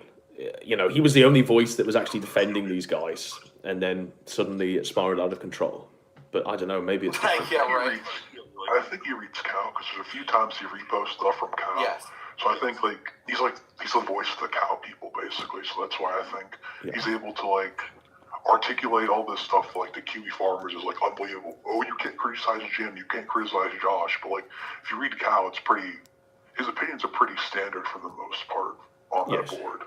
But if we say, I mean, if we look at him as the other side of the coin of Keno Shea, I mean, he's far more competent than Keno Shea ever was. You know. I'd agree with that. Yeah. Keno Shea made a lot of mistakes, and he worked with a lot of people that were stupid. SO Shaggy has made a very few mistakes in what he's done, and I say that as someone who has been like on the front end of him like shitting on me. Like he's good at what he does. He's very effective. I don't know. I don't think. I guess what you're saying, where he's coming from a lot of Cow stuff. I'm not sure if he probably, I'm sure, browses cow. I don't think he's like a heavy cow user. He probably browses every site. He probably goes onion farms, kiwi farms, cow. I think he goes from every site and gets info, which is fine. I mean, that's doing due diligence. That's being a good clip channel. Like, that's being a good version of, that's like what Kino Shea and fucking Christori Knight should be doing. Instead of, geo-coordinating off someone's photo where exactly this person is at one time, you should be digging into the threads and learning the real shit. Right? Yes. That's what, he's doing the real, A-log digging. This is the bullcrap, Yes. Honestly, hot take, if Esoteric Shaggy was Ralph's guy instead of Gator back in the day, I don't think the A-log scene could have, got to the place where it was. I think a lot of this is down purely to Gator's incompetence at sweeping up. I think if he was around back then, he would have found at least a decent angle, and I think Ralph would have still been A-log, but I think 90% of the A-log sphere would have been dead in the water. Yeah, I'd assume so, yeah. I mean, he'd have just buried T-Clips on the spot. He would have buried Wild Smile, like fucking, what's his name? Deadman, all these people ages ago. He would have Deadman's wife posted and 50 posts about his life. Yes. The one thing T-Clips has over the other Clips channels is her witch powers. She is a deadly sorceress and has cursed multiple people, and that is fucking real power. And that you can't discount that. You can't just throw that out the window. That's bullshit. It's true. Godwinson knows I'm right about that. Surfer told me about that shit. Where she fucking cursed Surfer and there's some shit that flew up in his face. Shit's real. You don't fuck with T-Clips. She's... She has her, evil bitch. She has her army of Sims and Kiwi Farms alts. It's Well, yes. She has... I mean, she's relentless. Really fucking relentless. She is relentless, yeah. And one thing Josh says you can't make alts without him knowing. Just get a VM and use Tor. And what can he know? So these Well, we read a post recently that he put up. Where did he put it up? He put up a post recently. We read it on stream, and he said there's not. It's a soft policy to ban socks. You can use a VM. He can't tell then, right? Because if you use a U-block origin or whatever, or U-matrix, you can block the data or something. You can if you work browser fingerprinting out, it's not hard to make alt that he can't tell. I'm pretty sure if I did a test, I could trick him. Because I looked at his site and there's not many cookies like doubleclick.net, which is on YouTube, which is one of these advertising sites web crawls your data. He doesn't have that running, so the only stuff he has running is Kiwi Farms and Cloudflare. So I can't imagine he's saving user data or that much user data other than IP and email. Saving a lot of user data. Yeah. It's just IP and email and stuff. Two things to this. Number one, why would you need more than one Kiwi Farms account? Why do you need a Kiwi Farms account at all? There's no reason. Exactly. I'm not saying what I'm saying is he denies that alts exist for T-Clips and CX and Kino shit. Right. These don't exist. Because we would know, because we go to our admins. But it's just an IP check. Oh, he's a different IP. The irony is the admins actually know that they're socks to begin with. It's because they're told in their DMs that it's just a sock, and they're told literally in the DMs, "This is my sock." Yes. And they're writing fan fictions with Gator in the DMs about how the socks are going to team up and they're going to form into a Megazord to kill Goblins. Do you think Gator ran a Kiwi Farms account? Because I've been doubting this. Gator's got about 4 or 5 at least. He's got to have one. Yeah. See, I thought he did, but if he posted, somebody would have figured it out. Because he's not subtle enough to hide his style. I think how Josh identifies the socks is by the device. The device. So if it checks, so there's a device cookie. There's a per cookie device thing. Device cookie, yeah. Yeah, I have that device thing too. But there's a way to get around that shit. You can't. I have someone who runs the site with this shit. With people who are really smart. You're not dealing with people who are particularly intelligent. Just installing NoStrip or U-Matrix, and you should be around that, right? Are you kidding? You should have Firefox. Nobody has that. Oh, fine. He's LibriWolf. LibriWolf has built-in, or Pale Moon. LibriWolf and Pale Moon have built-in stuff, right? That's true. Deal with it mostly. Deep Throat, what do you reckon on the Elaine question? What's the take on that? Me? Yes. Elaine, she's been around the sector for years now, actually. Well, this is it. This is what startles me. The more the more interactions you have, you realise that a lot of the stuff that's happening and a lot of the threads and a lot of the stuff that's going on right now is years old. It seems fresh to us, but it's been going on for years, and she's been in these discords on these sites and talking to Josh and Graph and all these faggots for years, you know. I've been aware of her for 2 years. I don't know how long she's actually been around. For the viewers, here's how it works. Okay, you got a group of people in like Discord, and one of them has an account, or one of them knows somebody has an account, and they do their operation, and that somebody gives all the information to somebody else, and they write the post, and it goes up on the site. Yeah, this all lines up to what I understand. If you go to 2019, there's a major account. I'm not going to name which one, but like most of his posts are not written by him. And if you go to the gun thread, or I think when it was still the gun thread, but when it was transitioning to the board, so the first few months of that, I think a good, like the top posters were just like, it was one person running it, but multiple people contributing to it, if that makes sense. Who was it? Name names. Who are you talking about? Are they still on the site? Oh no, it's like a long guy. I don't even remember. I haven't written down. Who are you talking about? Armpit cream? You talking about the anus man? Well, Sika, The anus I think he might have been. Well, Sika did some of that actually. Sika Logan did. Yeah. But he only did a few. There's another account that was big for it. Autistic Right knows. He knows. Who are you talking about? I don't know. The gun's ex partner, gun's sex partner. 80. I think that was actually one of her sims, but talking about Nora? No, the Kiwi Farms used the gun's ex partner. Oh, okay. Okay, I think I remember that account. And there were a few other ones. I don't remember off the top of my head. But if you find a really long post on like Kiwi Farms, like an autistic like thread, and the account usually doesn't post that sort of stuff, they got it from somebody else. Yeah. It was all coordinated shit. But Josh tells us his site has all the breaking news, right? Like, remember when they were all mad that like the Diamo wasn't releasing the diary to them and like immediately because they have the monopoly on information. Yes. Like you can't like you have to like give them a 100-page document that'll be buried in the thread 1 page later. You can't like post it page by page because you have to have it covered up, right? Yes. Of course. No, that's right. That's this is how it operates, and it still operates that way, I suppose. I mean, look at the Chud Buds leagues. I think that the farms is completely irrelevant now. I think so. Like, for real. Like, Elaine will talk about how it's ruined her life and stuff like this, but it actually hasn't, because it's non-findable in all this. But what I wanted to make the point with Deep Throat about the Elaine stuff is it just seems so inorganic, and there's nothing really there for which to... I mean, there's a mega of some thought being a thought online. Big news. Right. But it's simply because Josh is there on the first page. I think he's the third post.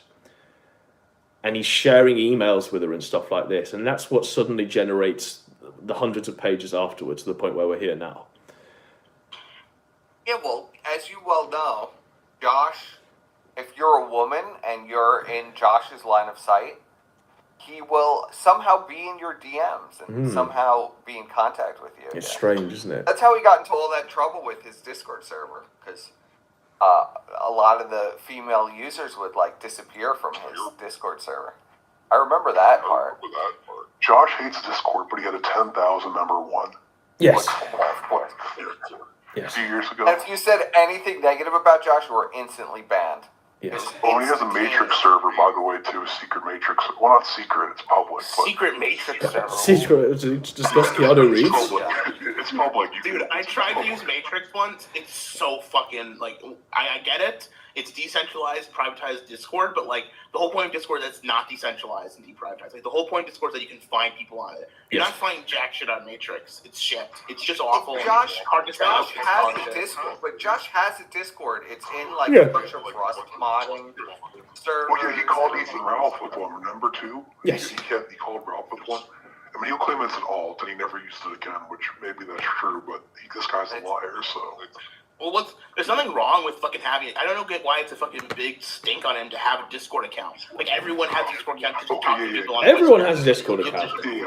See, I don't know the problem is, like, the Kiwi farmers say it's bad because, like, we have all these scenarios. But here's the thing. How is Discord any different than Matrix? The Kiwi farmers private messaging, Chud Buds, it's all, like, not private, but, you know, user communication that you can't, like, search them on the web. It's like... I guess, a direct messaging or like group messaging. So how's it like any sort of other site different, but this one isn't? It's because the people he doesn't like use the stuff. Yes. Like, that's it. Like he doesn't It's like. because Discord it's going to be what kills the kiwi farms eventually, and they know it because everything that it already has. It already has killed it. Yeah, it has. Every piece of drama is on Discord servers. Every piece of like lolcow, like modern lolcow shit, it's not on fucking kiwi farms or forums. It's on Discord servers. That's the fucking. Yes. It's been that way since the IBS days, fucking 5-6 years ago. It's nothing new. So when people get mad at me for you having a Discord, having a server, because I have my site, but the reality is everyone has it, and there's nothing wrong with it. It's just fucking people run gay ops on it because it can be funny. Yeah. It's bullshit. Yeah, he gets mad at you for having one, but then like he'll have a Matrix server and these like Chudbutt DMs and the post DMs, which is functionally the same thing. It's like it's exactly the it's same. no different. It's just a different website, a different like download program. Like Guild and Discord are the same things. Like I'm supposed to believe that Josh just coordinates his whole site through like smoke signals and pigeons. Like, come on. Well, the post stuff is the oddest thing because, like, it's like open pedophilia on post. Like, all they do all day is like post pictures of these like little lolicon girls all day, and Graph is doing that, and you have Jim on there and stuff, and like making it relevant. I just don't understand. Well, he did the same with Chudbuds. He just came onto the site, made it relevant, and then all the user data just got leaked.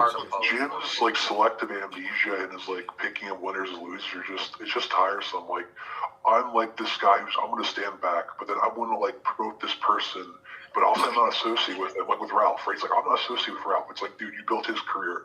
Yes. Like there's a difference between going on a guy's show. Well, look at Flamenco. I mean, Flamenco was literally his apprentice. He was his successor, not but 6 months ago. I did the videos on this. And, like, if you look at his tweets, okay, so Jim made his like Quarantine Goof account in 2016, I think. Yes. He didn't start using it in 2019. But I did the math. I went from the creation day of the account to when the Flamenco stuff happened. He averaged 12 tweets a day. But if you like forget the fact that he didn't use it for the first 3 years, it's like he was averaging like 30 or something. When Flamenco's exposed, his last tweet is, "I'm watching this." 2 days later, he's on a single. He doesn't tweet for 2-ish days, or maybe 3. And then he comes back and he's like, deflecting. Some guy's like, "What about Flamenco?" He's like, "Flamenco's on Cozy TV," and then he just talks about Ralph again. It's like you tweet for like 12 times a day. Yeah. The Flamenco gets exposed. You leave the internet for a few days. You come back and you ignore it. It's like. Well, I mean, has Ralph done anything as egregious as like Boy Soprano or anything that Flamenco has done? Like, has he done anything as egregious as that? I don't think he has at all. Well, but I guess the guys at Kiwi Farms tell me he's like a pedophile for some reason.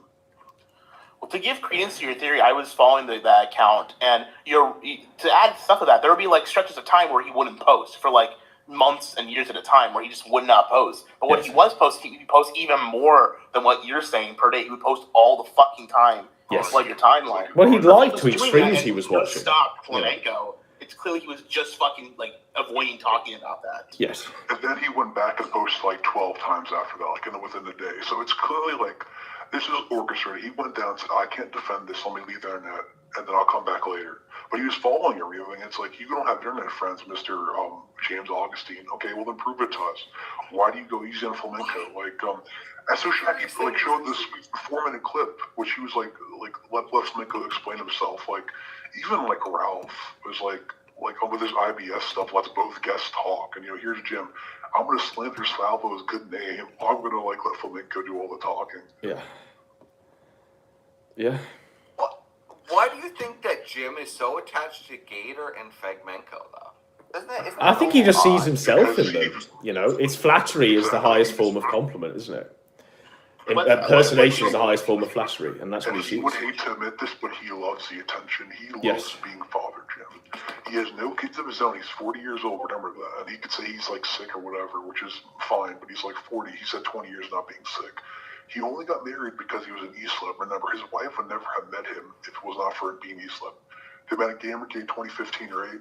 So he was how old? 30-ish? Yeah. Yeah. I mean, the thing is, right? I mean, so he sees them as like his sons, and they see him as a father figure. This has always been the most fucked up thing.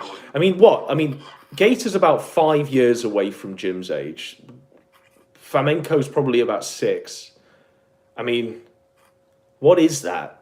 Do you call another man your father if they're 6 years older than you or 5 years older than you? Well, here's a theory. It's just a hypothetical. I got a theory for you, okay? Yeah, apparently. So let's just say, like, compare this to, like, how PvP was with Perspic and Brian, right? You think they got some kind of, like, fucking gay op Discord that they all talk to each other in? These are, like, the fucking, like, they have, like, these are, like, his buddies. These are his guys he's going to bat with, you know? I mean, like, is that it? Is, like, yeah, like... And to be fair, also, yeah. Well, I mean, Jim had a Discord. I don't know if he still has it, but he had a Discord, and he was communicating in DMs with like Gator and Flamenco and all of the other gym walkers at one point. See, I'm not even orchestrated because I just think it's more like a natural thing for them.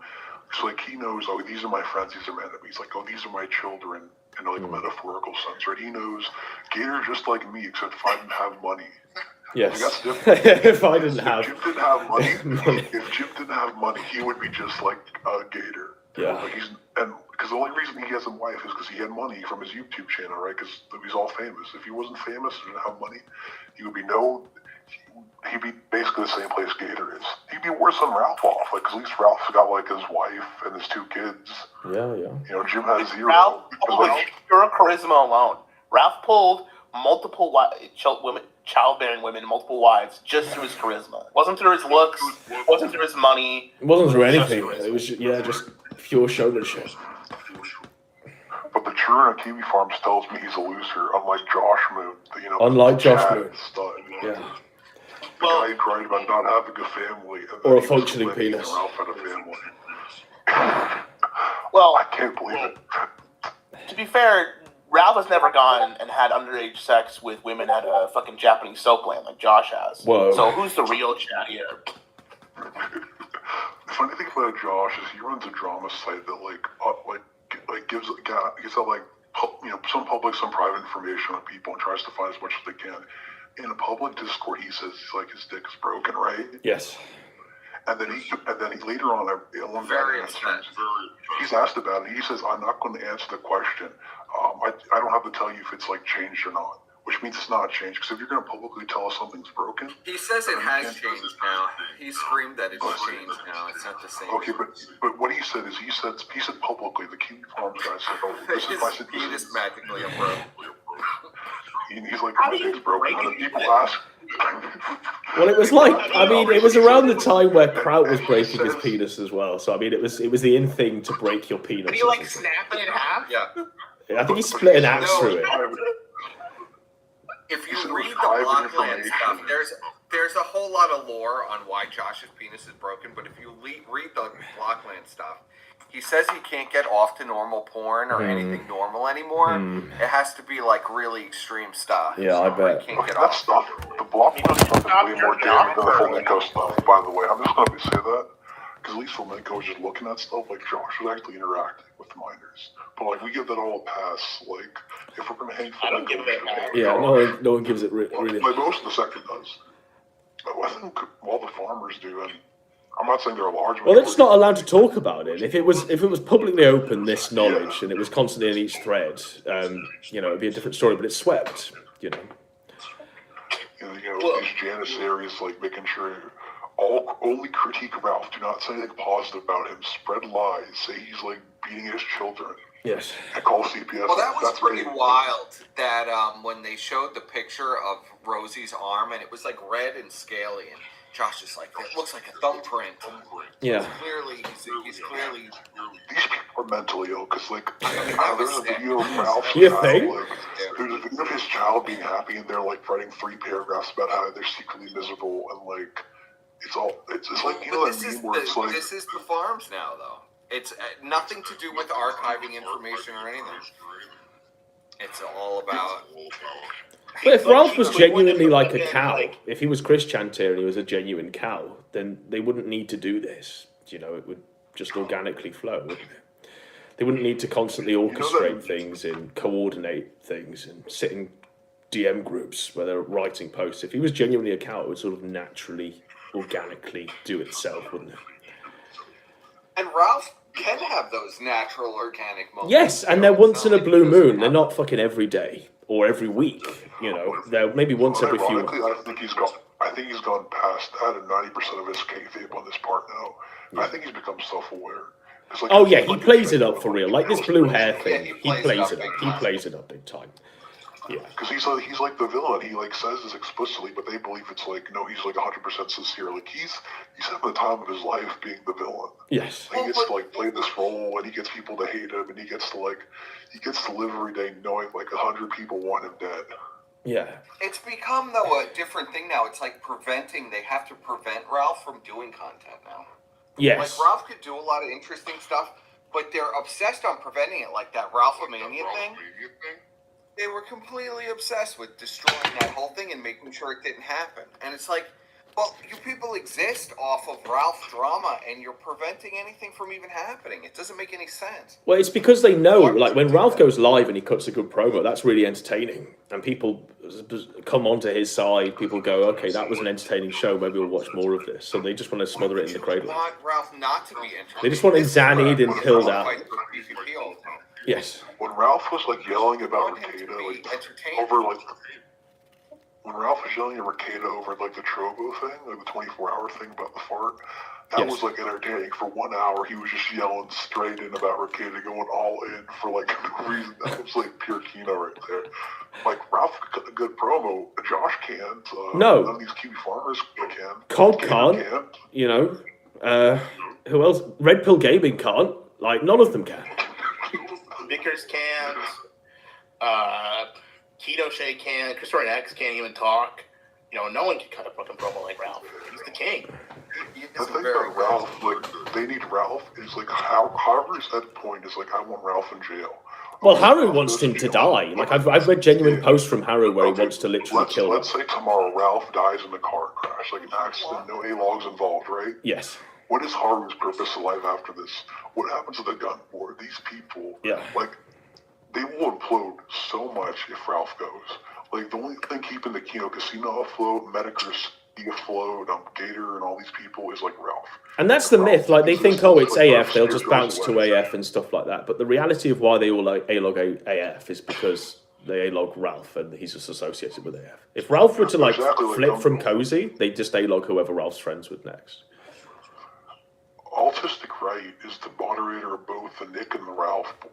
Yes. And why is that? Because the Ralph and the Nick board are basically the same thing. You see the same people in both. Yes. People, Fuentes is not as interesting. Like, and he can. Well, he's not. Like, he's not. It's just political fucking talk all the time. You know. And it's political things too. Like you're not over and over and over again too. Like if you're gonna have objections to him, 90% of it's gonna be political. Yes. Right. So that doesn't make a really good Kiwi farm stuff. Like Ralph is like can bring all sides of the spectrum together against or for him, depending on the time. No, that's right. Yeah, I mean, and also, like, it's... Even when the Kino Casino just do a show purely on Fuentes, they're not responding to any of the political points for some reason. So they're literally just going, he's gay, look at his hands, he's gay. And that's it for 12 hours. Right. You know, there's a lot more to hang up when it's Ralph. The reason he won't do that is because what PPP believes Catholics are like are evil, right, or something like that. I remember he said something. Yes, like, yes. I mean, none of those words are. If he says that to his audience today, he fears that I might lose some people because it's like. Well, they had that one guy, didn't they? The guy that emailed Andy, who was pissed off about PPP going in on the Catholics on his Fuentes. I think that was a fake. I think that was a real guy, but like somebody was pretending to be him. Signal boot. Signal boot. No, it was a real signal boot. It genuinely cost them, like, yeah. There was an imposter later. Yes. But the original that was the original. Was signal boot. Yeah. He wrote an email and then Warski apologized and called him a fat retard for doing so in a private email that got leaked. So. Yes. The thing is, like, people's critiques are from a place of jealousy because he wishes he was Fuentes. Like, let's be real here. Can you imagine? Like, that's what Andy and PvP want. But the problem is that none of them has sincere enough goal. It could be a bit of both. I mean, maybe Warski wants to be Nick and PvP wants to be Ralph. I think I think it's the other way around. I think PvP wants to be Nick and Warski wants to be Ralph. You know, I think that's the way it works. Warski desperately wants to just live like an overgrown child. drinking himself to death, and having a woman tend after him. Being high on coke, yeah. Yeah, I mean that's Warski's lifestyle to The it problem too. with that is like, if PPP was actually to commit to what he really believed, or what he proclaims to believe based on what he read on the internet, or like a 4chan 10 years ago, he would get arrested in Canada, or he'd get banned from YouTube. It wouldn't be a good grift. Well, when was the last time he even talked about Christianity or any of his fundamental beliefs that he supposedly has? I can't remember a single. I think, I'm gonna be real with you, I think he threw a lot of those in the trash, like a long time ago. I mean, he dated a fucking Satanist. He went on that huge long abortion rant like years ago, talking about how they would win. This is something that like Christians and like the right will win on. And then he like is crazy, like laughing along when Andy Warski's going on his abortion rant. Like he does, like he's totally abandoned those principles. Yes. Because they're inconvenient to him. Because they weren't really things he actually. They may have been things he cared about, but he didn't care about them enough to keep them when they were inconvenient. Because now it's inconvenient for him financially to have those beliefs. So he doesn't have. He was always degenerate too. Like even before he was like a YouTuber with Surfer, he wasn't. Even before Surfer, I don't think he was living a pious life. I mean, maybe he was, but.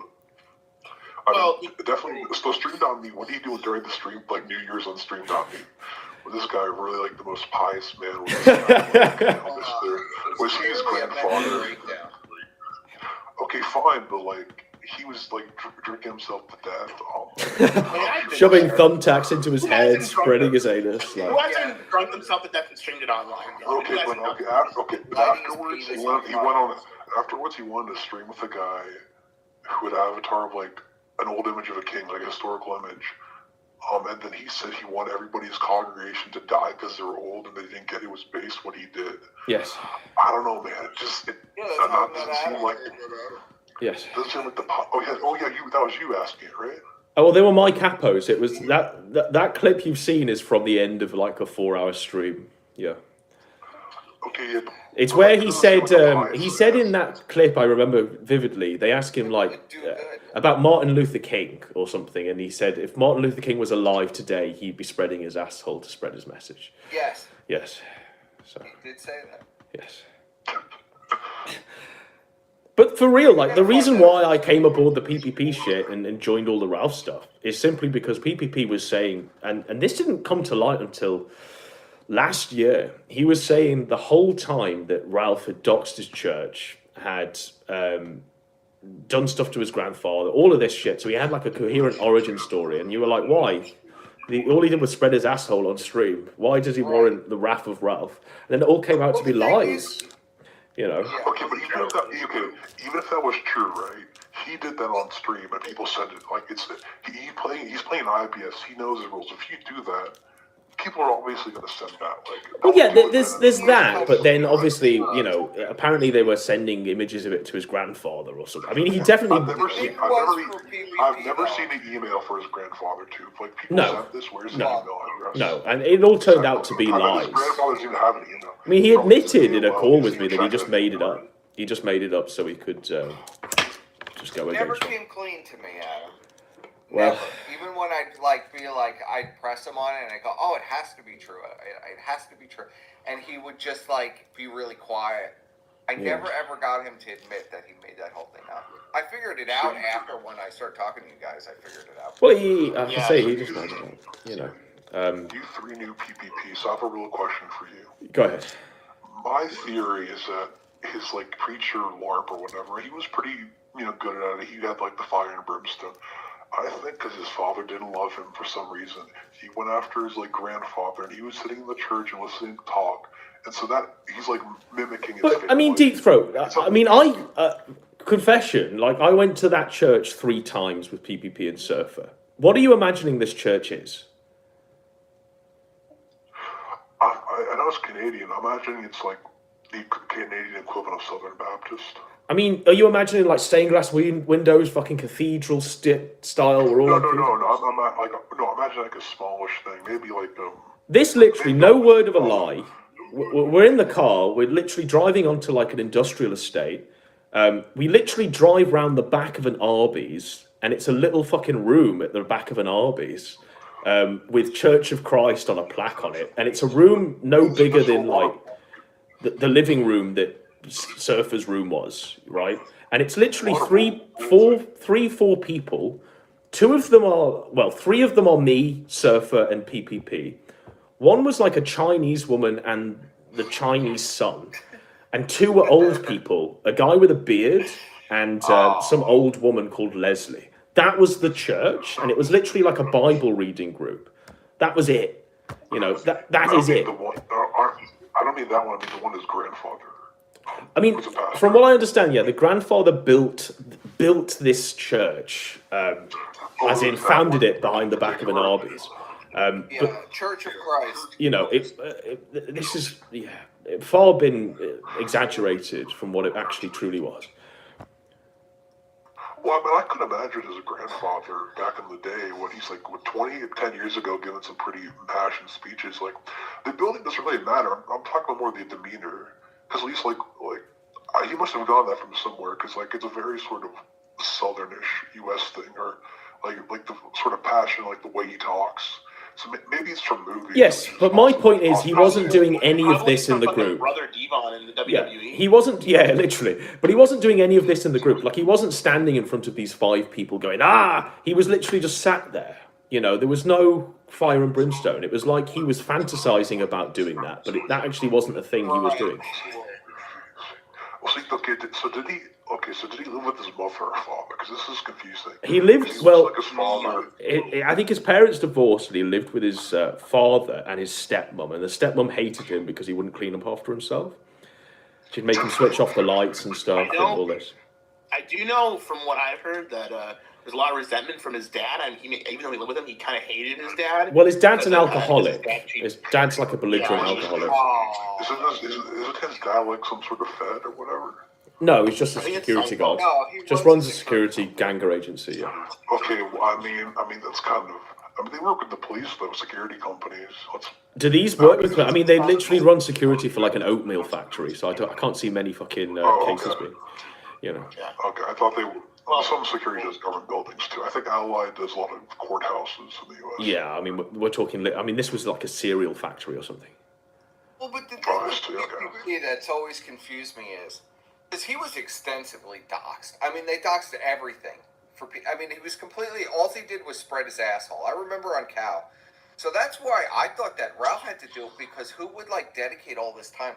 That's what I'm kind of. No, but you forget, and when you look back, you're like, whoa. But he was making videos about everyone at the time, and he was doing it like a complete autist, and he just looked like a lolcow at the time. You also forget, in 2018, that's how it went. Like back then, 2018, 2020, people were swatting each other. Yes. People broke Ralph's car. People would go monthly or bi-monthly to his house and just smash corn plates on his driveway. People would do. Yes. It's in some ways crazier than now. In some ways, people were more physical and more vile back then, but there was also less people, or less people doing it too. That's all true. I'd just be curious if have this vendetta. If Gator was doxxed in 2018, people would be filming, going to his house and just harassing him and vandalizing him. There's a video on YouTube of a guy just going to Ralph's old house, the one in Richmond, and just throwing a bunch of porn on it. And you can find a couple of these videos, and this was just commonplace. Yeah. Didn't the man get swatted? He must have got swatted a dozen times, right? Who's this? Ralph? Or Ralph. Yeah. Oh yeah, I mean I think he gets swats every fucking day, doesn't he? Yeah, basically. Yeah. What I used to love about every Ralph swatting, right, was the cops would come, he'd take a selfie with them. Fans of kill stream. Yeah. And they're at the gym who was crying in this hovel, scared for his life. Yeah, his Chinese wife had to fucking field the SWAT team, you know. The SWAT team. I mean, what a big man, you know. People make fun of Ralph for being fat, but he's more of a man than Father Jim. Yeah. I mean, there's no word of a lie here. It just seems to me that the lines have been drawn so fucking bizarrely. There's no reality in events. You just choose a side and believe that complete reality and cocoon yourself in that stupid reality where, everything Ralph does is evil, but everything the evil guys do is real and good and light, you know.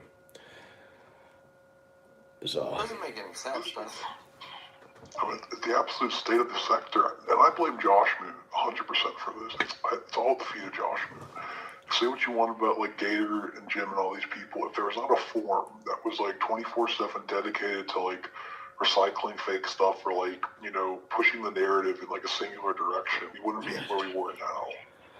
And the reality, they even like it. Like all these like cutie farmers, they love your streams, but and people know like they want the genuine like part of the sector. They want like the lane. They want, you know, people just talking about like the truth and not like having to abide by like what like some fat like retarded man's like whims. Yes. But also, isn't it more interesting not to fucking hit? I mean, if you're on the Ralph hate train, and you know Ralph has farted today, you're gonna see that clip played. Cog in the morning, you're gonna see it. Red Pill Gaming, you're gonna see it. Kino Casino, you're gonna see it on Mad at the Internet. You're gonna see it on the Vickers show. You're gonna see it on Gator Time. You're gonna see it on Fragmenko's show, and you know, you're going to see it on Carl and Paulie Frog's show. So that's, what, 9 shows at least covering all Ralph's farted today. You know, all in one day. You know, that's the network. You know, and that'll all be clipped then by T-Clips and various clippers on fucking Twitter. All doing the same regurgitation. I don't want to scare you. It can get far worse. Turkey Tom, Nicholas Diorio, and Augie RFC is the future of the locale space. And it's worse. It's worse than these people. Like, we will be better. But they tried with Ralph. They tried with Ralph, but it wasn't lucrative. I don't think Turkey Tom tried, but Augie definitely fucking tried, and Diorio tried. They all tried. Augie and Diorio still do it. Well, see, they don't need Ralph. They'll just make the next A-log. Or the next, like, target or whatever. The next locale will come from them. Yes. And it will come from King Farms. I have a plan for all those guys. Don't you worry. Oh, what's the plan, person? Are they all gay? Okay, well, actually, Turkey Tom changed the scales. They're all gay. There we go. We've dipped into the future. We just gotta send Digibro at him. We just gotta find like Digibro. We have to find JMK, get him out of his tranny spell, and just send him as the fucking forward advance unit. Because he's our strongest warrior. I mean, it's amazing what happens to JMK. Literally just trooned out and tapped out of the sector. JMK would thrive in the sector as it is today, wouldn't he? It was so bizarre, like, about how rare he was, though, at the time. Like, if you look back at that stream, he was making pretty valid points. I mean, he was kind of a spurg about it, but, like, it's not too different from the mainstream opinion today. What, the Christmas light stream? He's wearing the Christmas light stream on his head. The one where he was debating, it was on Phantom's channel, and he was debating you and PPP. Oh, JMK. And he brought up Yes. Well, I mean, he was an oracle. I mean, I sometimes go back and watch those appearances with JMK in some of his streams, and he's right. He talks about, I mean, he identified PPP and what he'd do. He said, this is exactly what you're doing. This is exactly what you're going to do. And in a year's time, this is what you'll be doing. And he was right. You know, he identified everything that was going to happen with Ralph and it just being a closed system. And the hypocrisy of all of the players involved, like Josh and Jim. He identified all of that instantly. And we just ignored him and called him a loser and said he fisted his sister. But he was an oracle, really. He was a prophet, you know. We put him on the cross when really he was the son of God. And didn't Earjuice leave the sector after, like, the JMK debacle? No. No, he left the sector after Mandy was being in hospice. That's when he left the sector. She's in hospice! Like these new farm people don't even know who these people are. Like, if you mention Earjuice, who else? Wild Smile, they just look at you with a blank stare. Like, Yeah. they only know about RPG and JW.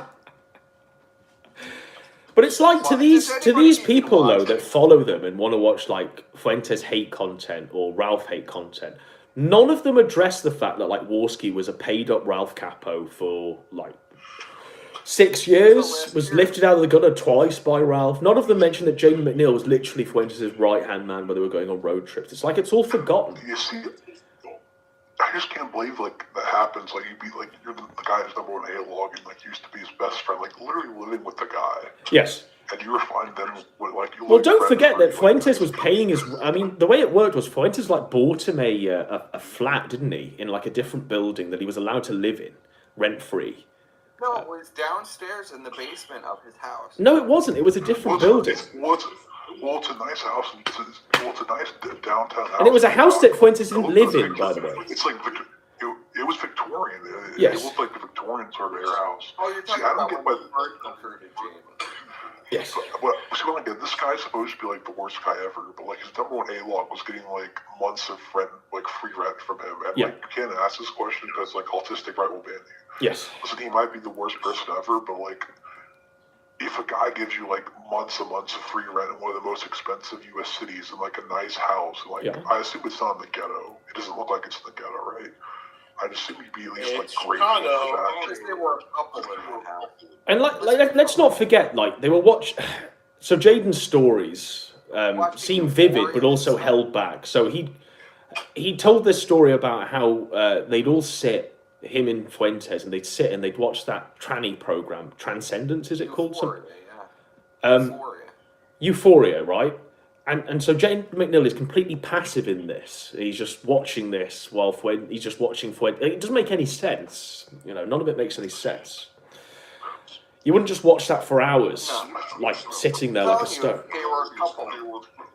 What I don't get is like at one time he holds his very like traditional beliefs, but other time he's like very modern in the sense. It's like sort of schizophrenic in a way. Yeah. Well, yeah, because it's whatever suits him at the moment. I think he has some sincere beliefs. No. Who cares if he has sincere beliefs or not? Doesn't matter. Like, you have whatever the fuck he wants. We can't know. We can't like parse that information. We can only hear what people say. We can't actually know exactly what they're thinking. But I think Fuentes comes out of it a lot better than Jaden McJudas. Like for real, you know. I don't think. I think Dynamo made a video about this. That the whole fucking AF sphere is just like a miserable fucking thing to be involved with. And I agree with him. It's not that interesting. It's not great. It's very boring. Even like the people that are supposed to be like content machines, like that TR Sartor guy. In this sector, you know, he'd be like a Shaggy or something like that. He'd just be an entertaining, but he's just boring as fuck because all he does is talk about his moustache and politics and suits. You know, it's like review, bro. As much as people like say talk up AF, it is just politics. You're just talking about political subjects and shit. The ones that are interesting are literally that IP2 sphere that intersects. The problem is it's uninteresting too because like they agree in like 95% of the issues. Like RPG was like one of them, and then Jaden was like like what a year. And that cultural criminal guy, over, like, you know, and the big Papa fascist guy, all rejects. Like they have to take like a microscope and look at like the minor disagreements between them. It's like. Because like they really believe the same thing, most of these guys. So it's like you're hammering on like really pedantic, useless issues. Yes. Like at least with old blood sports was about like real disagreements and stuff that people get passionate about. That's true. There was actual like heat in the game, and even if it was just like calling each other names, which was a lot of blood sports, calling everyone each other pedophiles. Like it was under the veneer that we're debating each other. It's under the veneer that you're there like in a stage live debate. Or this is all just like backstage like Civil War political drama in like a political faction. Right? And when they snake, like when Jaden snakes or cultural criminal snakes, they always hold shit back. I mean, you don't actually they drip feed it. You know, Jaden McNeil is still leaking details about Fuentes and his engagement there. It's just been dripped. How if they leaked everything, it would make them come off really bad. Yes. Frankly, they were involved in it just much. If they dropped everything, it would jeopardize them. So they can't. Yes. You know, that's the real. It's more lucrative. Well, and also to be frank, like. It's not a political group that I'm affiliated with. Godwinson is really not affiliated with because he's British. I mean, it doesn't really affect him. Well, this is it. It's America first. Like, I could give two shits, quite frankly, you know.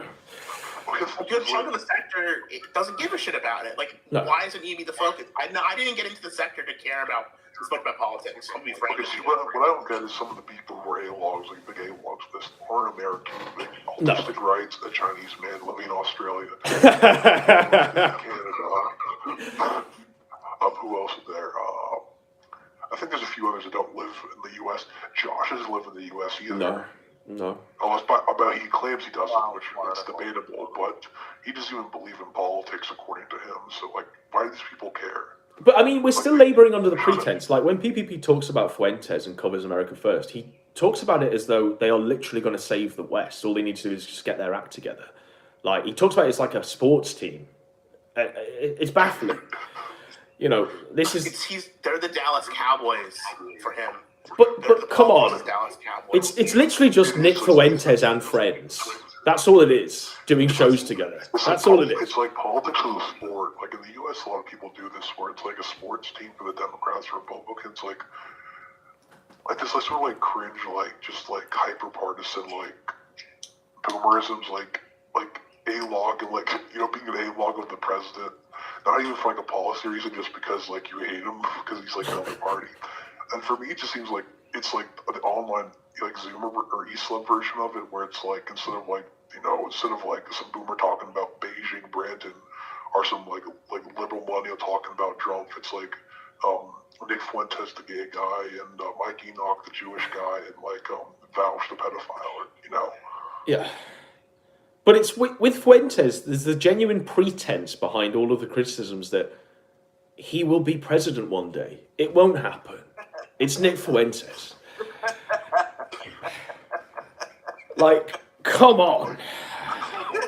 The reality is in 5 years. About it. What is anything? Have they ever done anything that is political in any way? America, yeah, of course.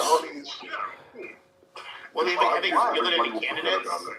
In 5 years, nobody will remember any of this. No. Or some people might. I'll remember. I know what it is. I remember Gamergate, and I'll remember this. Like, does anybody remember Mike Enoch? It's like just the next version of that. Did he die? One to the next top. Did Mike Enoch die? I think he still exists. You know who I remember? I remember Richard Spencer. I remember Richard Spencer doing the karaoke at the nightclub with the Depeche Mode or whatever, Depeche Mode. Milo was in the audience to that Nazi saluting, remember? He was. Yeah. Yeah. It's tough. It's tough for the sector as it stands, quite frankly. Whatever happened to that comfy TV, the cozy clone? Whatever happened The to cultural criminal thing? Is that not running? Is it now Kick or some shit?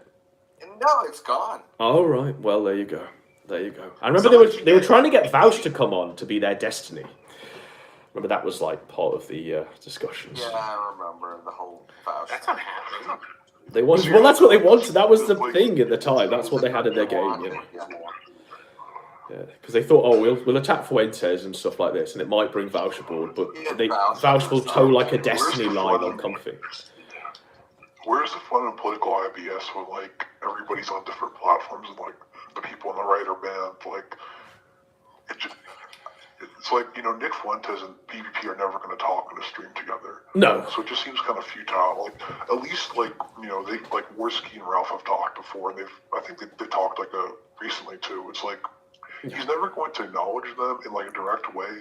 So it's like there's no IBS going on.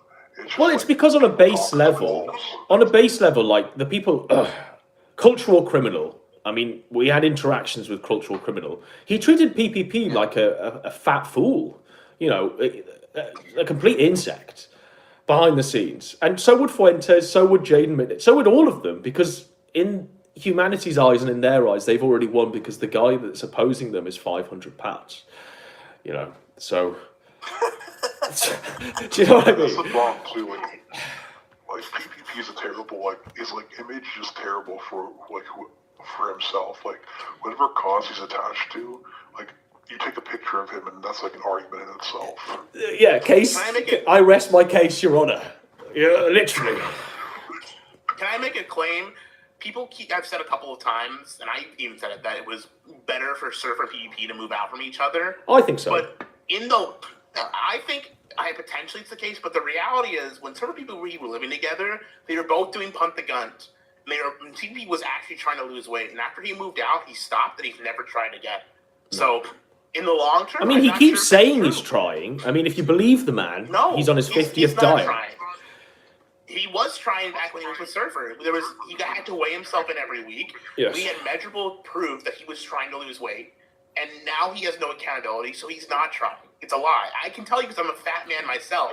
When I was having to do hunt the guns, and I had to weigh myself in every week, and people were watching me, I actually lost weight. But Gahul, you'd think there'd be more accountability than ever, because I know if I was going at Fuentes, you'd slim down because you'd smarten up your presentation and all this shit, because you wouldn't want to look like a fat slovenly fuck, and you want to play them at their own level. Do you know what I mean? There'd be more accountability there. The facade where he can just show the top half of himself, and he doesn't wait. We don't actually see his actual weight. But that top half is pretty. I mean, the face is like in the middle of his head. You know, literally, it's a circle in the middle of his head. Lose weight. He's not trying. He could not try. He could sit still the entire day and just drink water for 3 days, and he'd lose like 5 pounds. Yeah, 10 pounds. He would. Realistically, if he just drank water and sat still. Well, isn't the weight gain kind of clear though? The weight gain is kind of obvious. The guy gained in the last year. I'd say the guy gained like 100 pounds. Listen, if you put people most in of the like weight he gained was after the breakup stuff. Yeah. So he's just really devastated. He clearly uses the food as a crutch to like depression eat or whatever the fuck comfort eat, I think it's called. Because I remember when I did the show, I was talking to him like every day for 2 weeks. Yeah. And he wasn't that fat. And then over, like, when he reappeared around Christmas time, he had to have gained like 30, 40 pounds. Yeah, he ate the cabin. Like, yeah, I mean, like in 2 months. I'm not concerning troll here, but the reality is the way PvP is at, and I'm fat. I'm a fat fuck. It's true. But the way PvP is at is different level fat. It's like death fat. It's he's going to be death. Dead. Yes. It's like, whale. He's fatter. Like Ralph is fat. I'm fat. But PvP is like so fat he's going to die in the next like 5 years, maybe even less if he doesn't lose weight. He's getting a boogie tier fat. Yeah. If you put him in the back of fatter like than boogie. If you put him in the back of like a older 2010s van, you would like visibly see it like move side to side. Like, it's true. It is true. Like if you can make those things move, you jump on them. Imagine like him just sitting down. Like, imagine driving that down the road and you can see it like oscillating. Let's compare him to Wings and Boogie, like the two fattest guys in the sector, right? I'd say right now he's fatter than Wings or Boogie. Yes. And Wings like had to like lose his fucking leg, right, or something like that. Well, Boogie has half a stomach. Don't forget, he has like half a stomach taken out, didn't he? Yeah, right. And he's fatter than even both of those guys were at their heaviest, I think, at this point. And if that's the case, like he's like going to like blow his heart out. Boogie was so fat like he couldn't walk. Can Ashton walk? When was the last time we saw Ashton walk? Yeah, we've not seen him walk in a while. He probably qualifies for Canadian euthanization. Let's be real here. Listen, if he applied a quality of life, he'd probably get it. That's all I'm saying. I'm sure he could prove that his quality of life is so low, euthanasia is the humane option, at least in Canada.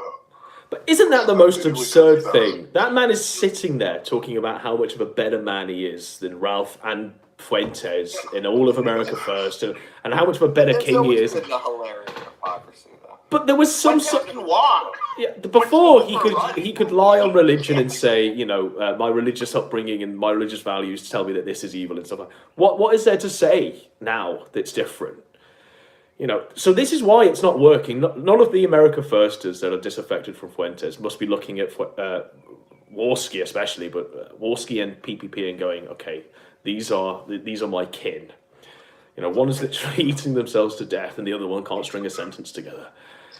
The thing with Warski is if Nick gave him the hand, he would be a cozy streamer if he like was given the opportunity. For real. He stayed with Ralph.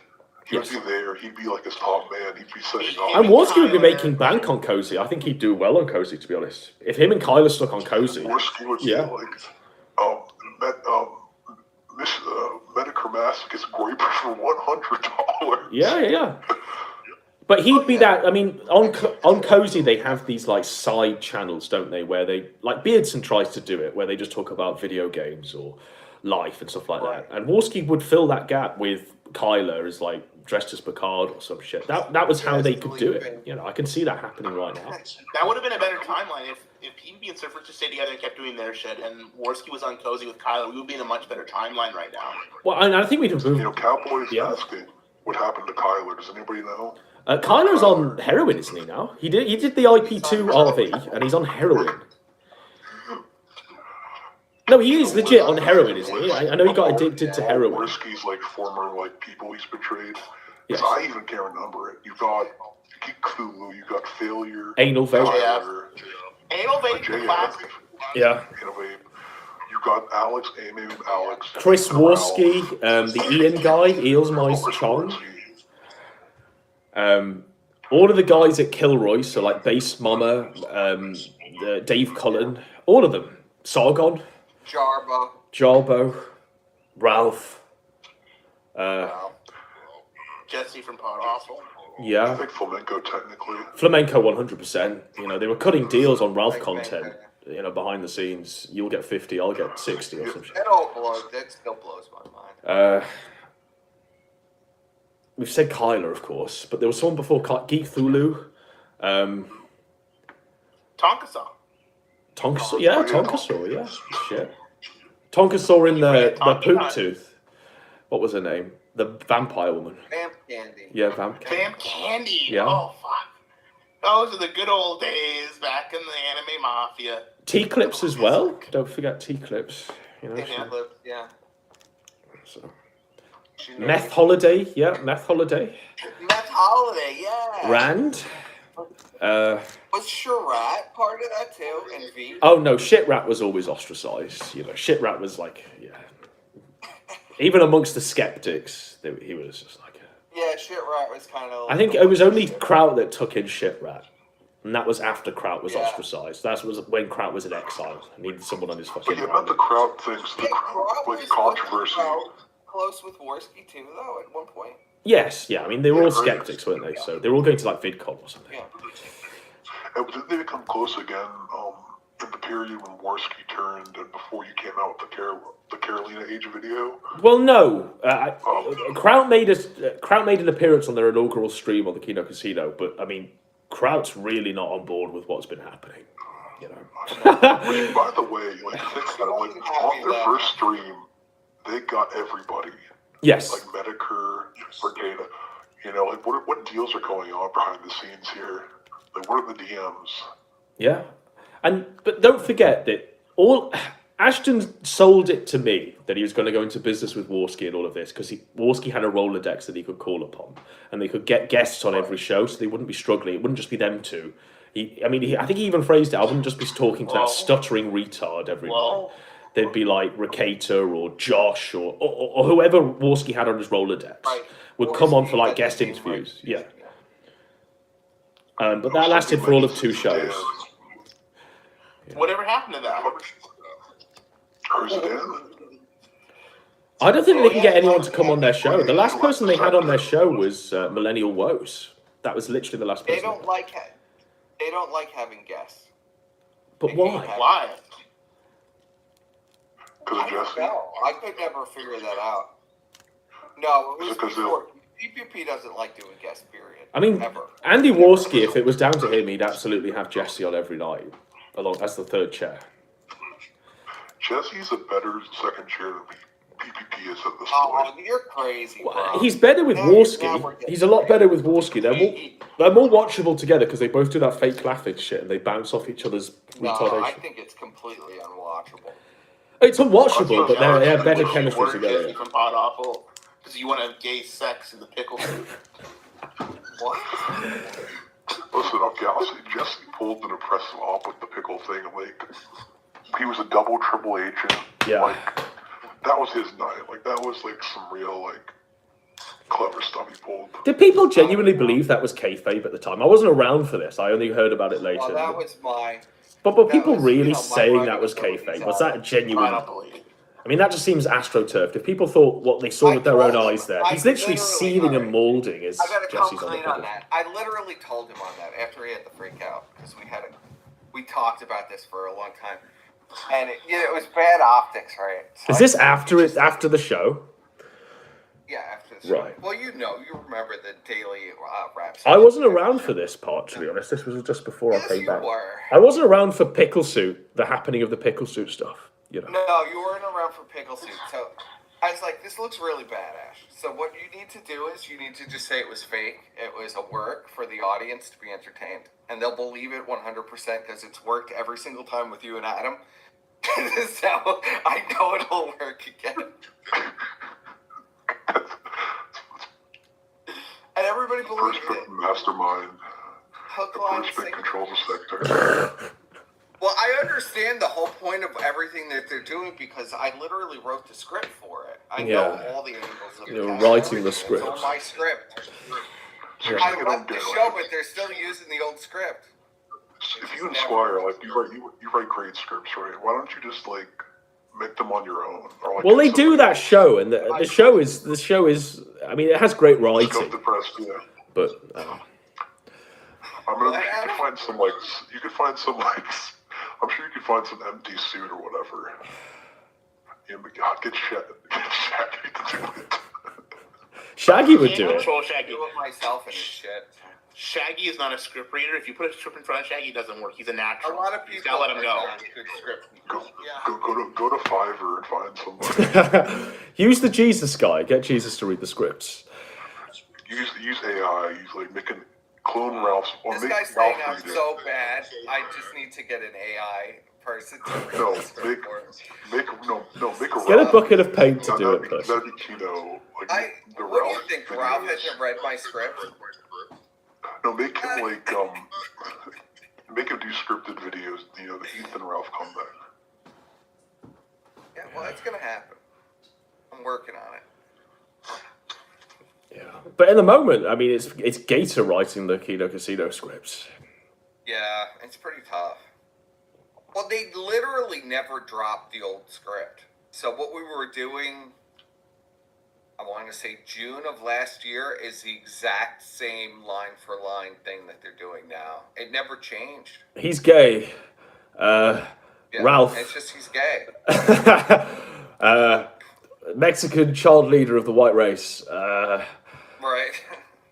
That's why it sucks. But they did promise they were going to go ghost hunting, remember, and they'd be cooking with Warski shows.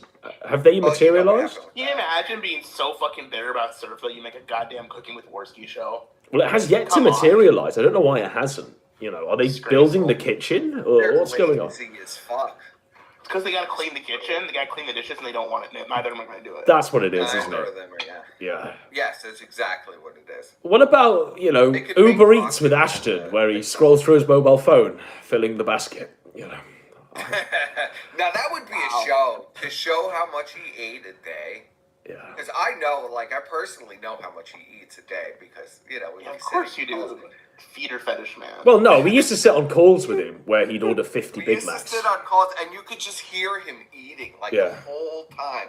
Yeah, that's why he likes to call so much. He would jack off to the bottom. And then he'd go, should I get 10 Big Macs or should I get this or should I get that? Yeah, and you'd think, what the Should have fuck? got the Big Mac, no pickles, please. Okay, There you perfect. go. When you say Medium you fries? and Squire were writers, I got a question. So when you say writer, do you mean in the sense like a scripted video, like what I think like Godwinson used to do, like the really old stuff, or do you mean you would give him like talking points? Well, the writing as I understood it was, PPP would wake up, he'd ask for what's happened, what's going on. Yeah. Loads of clips would be sent, and he'd be like, right, we need to jump on a call, writers, and you need to brief me on this. And he'd sit there getting it all in, and then he'd go off 10 minutes before the show with Warski. Oh, it would all be compiled in a mega as well for easy to have access. So he'd have full comprehension of what was going on. He'd be briefed intensively, given the narrative. Then he'd go and brief Warski 10 minutes before the show. Warski would go, ugh, and veto anything he didn't like, anything that, named him in his crimes. And then they'd just go live. Okay, so would you just give him the facts, or would you give him like the narrative, like what to say, like the opinion? Well, what do you think? Of course I'd give it. I think maybe a bit Talk of about everything, and it started out, and Ashton was in a really bad spot. Please help me out. You're my buddies. I talk to you guys all the time. Let's just do exactly what we're doing now. Just turn it into a show format. And that's what we did. And it started out, it was just supposed to be like 1 or 2 shows. And then every week, it turned into him just calling us and being like, well, I need to do a show on Thursday, every fucking Thursday.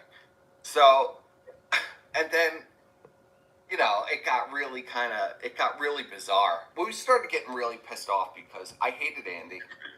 Andy would destroy every fucking script we ever did. He'd veto random things that didn't make any sense because he personally didn't want to talk about them. What gets me is, like, you had a brilliant script written on Gator that we actually did, you know, with all the Freebird stuff, the whole docs, all of this stuff. That was cast into the bin in favour of, what did they replace it with? Cooking with log cows or something?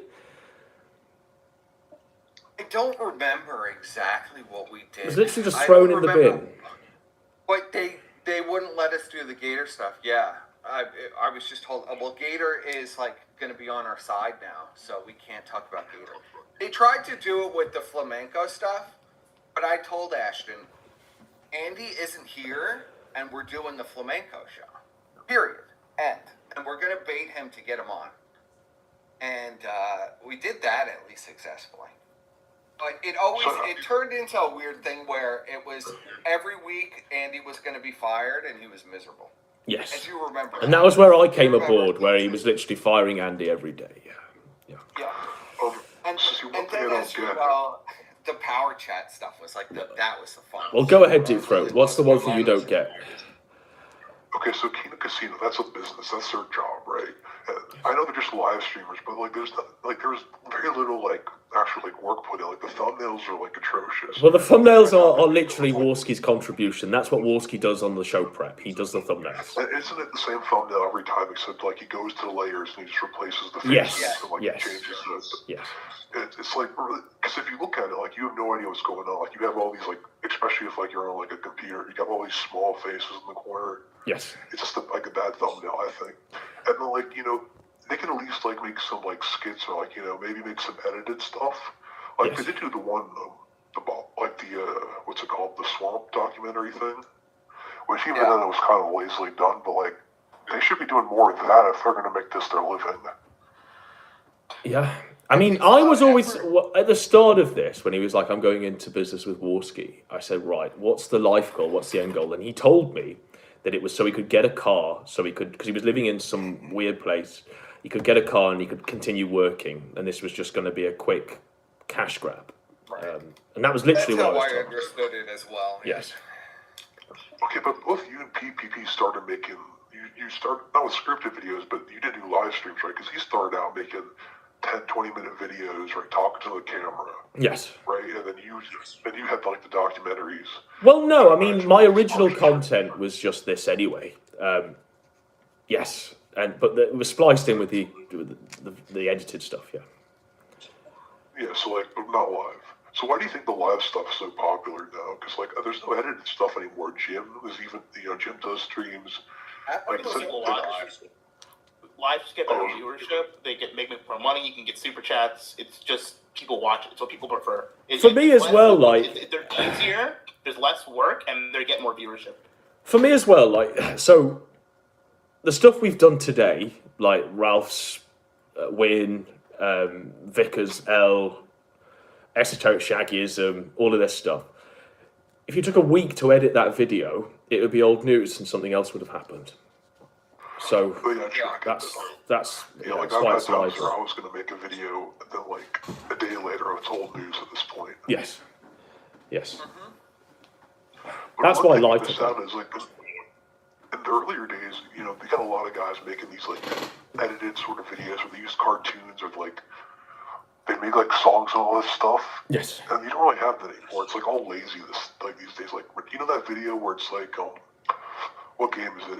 It's the game where there's text at the bottom and there's two monitors. It's green. It's Gator and Warski talking and Gator gets killed or whatever. Metal Gear Solid. Yeah, that one. The edit. The Gator one with the Warski. Yeah. They don't make that stuff anymore. That stuff's it's. Well, there's nobody left. Yeah, all of those guys just tapped out, and they're probably doing stuff elsewhere now.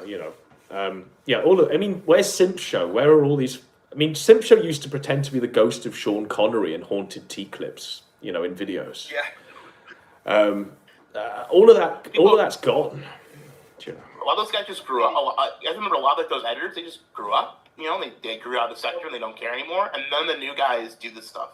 I put a fucking codec call in my doc I did on PvP or whatever, the fucking e-girl video, right? But that took me over 2 months to make. Yes. And I did a stream the next day, and I got just as many views. And I didn't get as many views, but it was just as good. I could have just done a stream, and it would have been just as fine.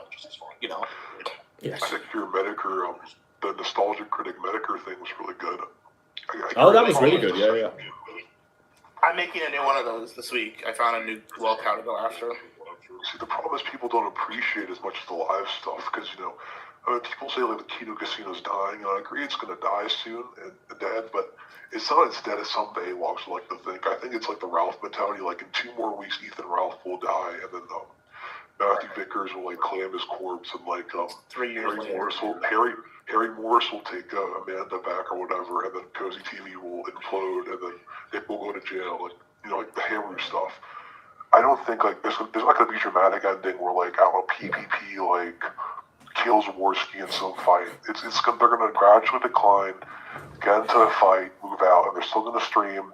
And until they die or until they like find something, they're going to be around forever. Like Brian's been around for what? But the thing is, right? What can anyone name a memorable moment from those two in the past year? I mean, when I think of the old PPP stuff, like the Chaggot streams, the Gator streams, Aqualad, the early Ralph stuff. I mean, all of that is memorable, and they're memorable moments. Those memorable moments now are coming from Ralph, like that victory sip, where he's like, I wonder what they're tasting now. That's up there with Sorry Gator, They're all of these moments are up there, like Fuentes fucking on Alex Jones with Kanye. These are iconic moments. What iconic moments are we getting on the A-Log side? Is there anything? To be honest, I haven't seen any. The only Kino Casino I watched was the one where you were going with you interviewing Flamenco. The rest I've only gone. And that might have been a car crash, but that is still one of the most memorable things that ever happened there. And people will remember that somehow, but they won't remember like anything else. What's going on now that they'll remember? Are people going, oh yes, the show where Big Tech went against Fuentes and the buffet guy? Remember any of it now? Yeah. We actually went at Ralph Festival. Maybe they'll remember. Yeah. I mean, fuck Ralph Festival. I'll give them that, and the Jim Jaden interview. I'll give them that, but that's because Jim was on both. So that's it. Well, okay, let's compare something. When the Daka channel, when they first privated all the old videos, I remember people were really upset about that. There's a lot of old videos from you and Surfer on there, but also there's a lot of old PvP videos that were now relegated to the Odyssey. People were really upset about that. Whereas when the Daka channel got delisted or taken down, like, I don't know that many people were clamoring for the old archives. There was no archives. There's no archives anywhere of the old Kino casinos. I mean, apparently they've done 60 or something shows. Well, who would watch them? Who wants to watch old episodes of Kino Casino? Like, people will go back and rewatch the Chaga streams, and a lot of that old content is rewatchable, and it's fun to go back and rewatch it. Whereas, I don't know, I haven't watched a single fucking full episode of Kino Casino, and I probably never will. No. But, like, who is actually going back to rewatch this? Is this like a worthwhile, like, long-term content? You're supposed to believe that 30,000 people are watching the VODs, and it's all... Okay, here's the thing, like, they got 30K viewers before, they're deleted afterwards, too. Yeah. I find it hard to believe on a channel with, like, 1/6 of subscribers, they get, like, the same amount of views. The exact same, no difference. Yeah. Because, like, you would always lose audience each time. Because, like, this 30K number has been consistent for, like, quite a while, and it wouldn't be consistent between channel jumps. You would expect them to get at least half the viewers. Yeah. And there's like I say, there's nothing iconic happening. It's wild. It's fucking insane, really. I mean, we've all got videos like your Neat Wizard one, Gahul, and like the Golden Gunts that we've all done and stuff like this. And a few of mine have stood the test of time. I can type my name in and see stuff that I made like 10, 11 years ago that's still being archived and posted today. I'm not seeing that with the Kino Casino or anything that they're doing currently or for the past 2 years, nearly. Well, you know what the problem is with the Kino Casino. There's like 5 different problems that they have. One is they take a 3-minute clip and they could make it like 30 minutes. You can't do that because you don't have any continuity in the stream. Nobody even knows what the clip that you're actually watching. I understand that, but those, like, let's say the Chaggot streams or the Bait streams, you know, that they were like 12, 15 hours long. I think Mr. Beast Corporate makes a good point. The streams are like 10 to 12 hours long, and they're in higher quality than yours. So it's like the amount of like space they take is far larger, and when you make so much content, like they were making at a time they were making 2 shows a week for like 7 to 12 hours. Yes. Like when you make that much stuff, it just becomes like it's saturated, it's diluted, it doesn't matter as much. And you're saying the same thing over and over again for 12 hours. So Normally, hypothetically, I agree with you, but a counterpoint, the Chaggot streams themselves were 12 hours long. Yes. Or something like that. Yes, that's right. And they were happening, PPP was doing like constant, like back in the day, was doing like constant long streams. Yes. Not of that length, but pretty frequently doing super long streams. Well, he used to A-log the kill stream almost every night, and that would go for hours. Like you go back and forth. They're not 50 Chaggot streams, right? And Chaggot, like there was like the book stuff. There was a lot of books. Like you get a lot of content out of a book. Like the Sarah Ethan Ralph book that you can, you know, if you have a 100-page book, you can get a fair bit of content. And Chaggot's like a special case. Like I just don't see, you know, how you can just keep it interesting with like Nick Fuentes is gay. You can't. For the you can't. Right. $1,000 wasn't doing Nick Fuentes is gay. Remember that iconic show where they said Nick Fuentes was gay? I mean, now, in the past, like, he would talk about Dick Masterson, Gator, they was talking about random stuff with Surfer. It was like, whatever the chat wanted. And, you know, like, I think one thing that makes, like, his Godwinson been more memorable is, like, he leaves for a period of months, he releases a video, and people are going to remember, oh, there's only one Godwinson video this year, or, like, there's only one Medicare video. If there were, like, 1,000, you know, they all kind of blended together. But I definitely feel like, how many Cooking with Surfers were there? Like 100. Most of them were exactly the same, but those that stood the test of time were like the pork chops one. The, Right. You faggot. Yeah, I mean, iconic shows. Do you know, iconic shows that...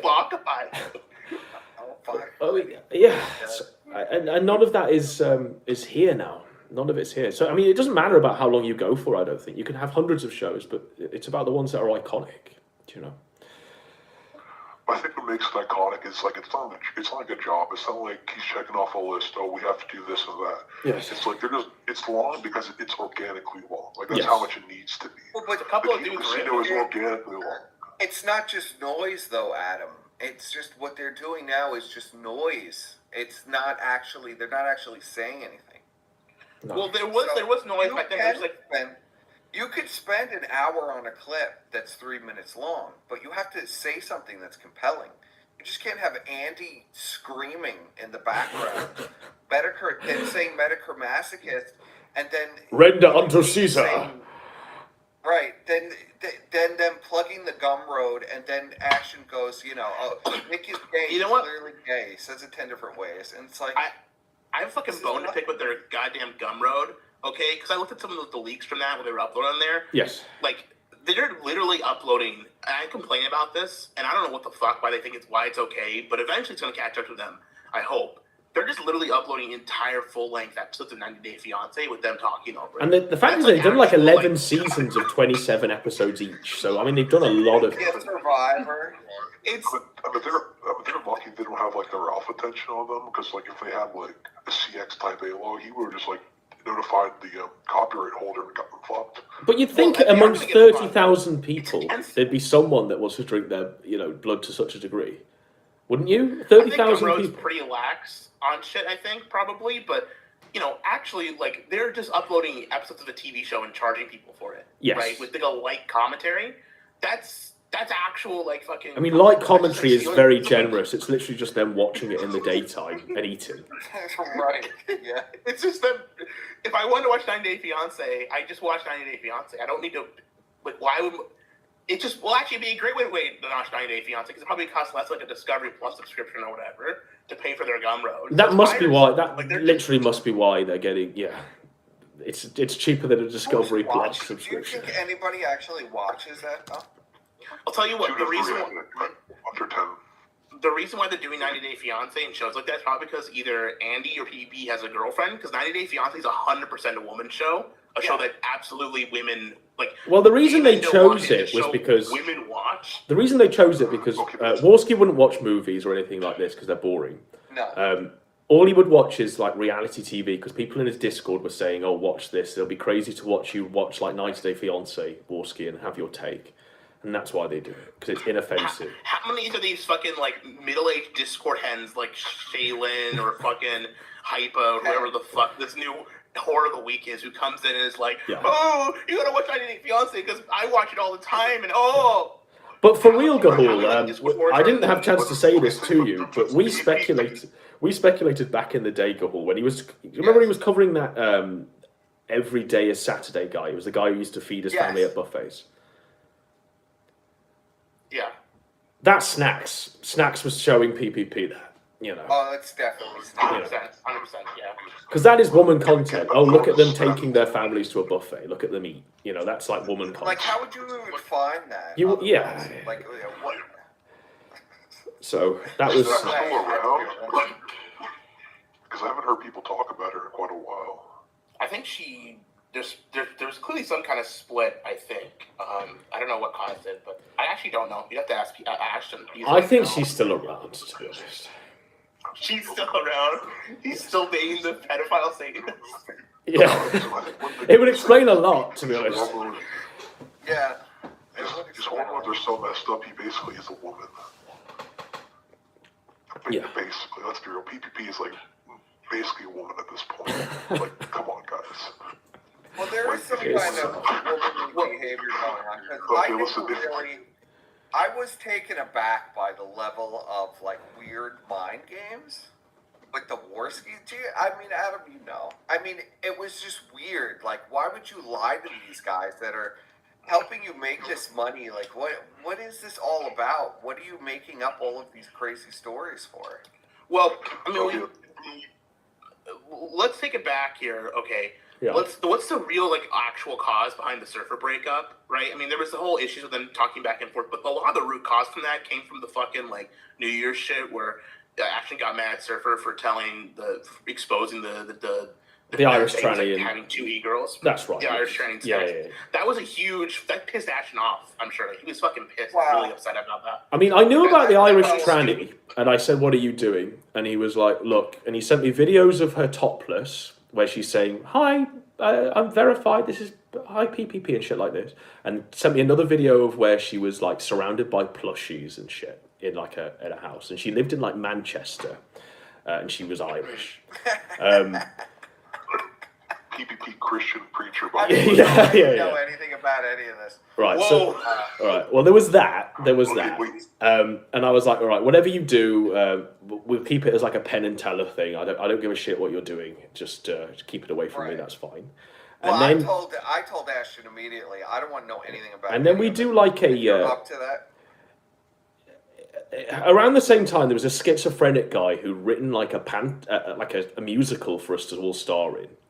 The Christmas album, right? And then that's where he wheels out this other one. He's like, "Oh, I've got this person who's going to operate my OBS. Yeah, Snacks. She's called Snacks." And at that time, Snacks was like someone who I knew from Turk February's Discord. So Turk February used to like come and play random actors for us in various things, in fake interviews. So I knew her from there, and I was like, "Oh, that's the mod in fucking Turk February's Discord, right?" Anyway, she comes on this thing, does this thing, and then it's weird. It becomes weird. I was like, "What? Why is she calling you Ashton? Who is she? How do you know her?" And he's like, "Oh, I've lost interest in the Irish tranny. It's all about the Louisiana succubus." I didn't actually know she was a Louisiana succubus. We heard nothing from that, and I was like, right. All I said to him was, "You know, she's tied in with Turk," and he went, "Yeah, it's all fine." She had some talent. And then the next thing you know, like she actually did OBS on a few of his streams, but he said it was Brian, but she didn't want to be public. She didn't want her name out there. Brian, yeah. And I said, why doesn't she want her name out there? And I said, bring her into this call. And he was like, no, I don't. Bring her into this call. And she came in and she was saying stuff like, "I don't want to be public. I've been online before," and I didn't know anything about the Torba shit or whatever the fuck. And the Satanist stuff. I heard about Order of the Nine Angles on the Gahul video, and I asked him, "Is this true?" And he was like, "Yeah." And I knew, obviously, like she was sending him like paraphernalia, as was the Irish tranny, but she was sending him like Nazi paraphernalia through the post. Hence, like the stickerdoodle, like thingy-majigs and stuff like that. Yeah. The snickerdoodle cookie cutters, yeah. Yes, and I knew from Surfer. I spoke to Surfer once, and he was saying, "Oh yeah, he's on the phone to this woman," and I was thinking, "Oh right, you know this Irish tranny," and he was like, "No, she's from like wherever," and he'd seen her at that point. She'd come on camera, and apparently she looked like she was old and had leathery claws or whatever.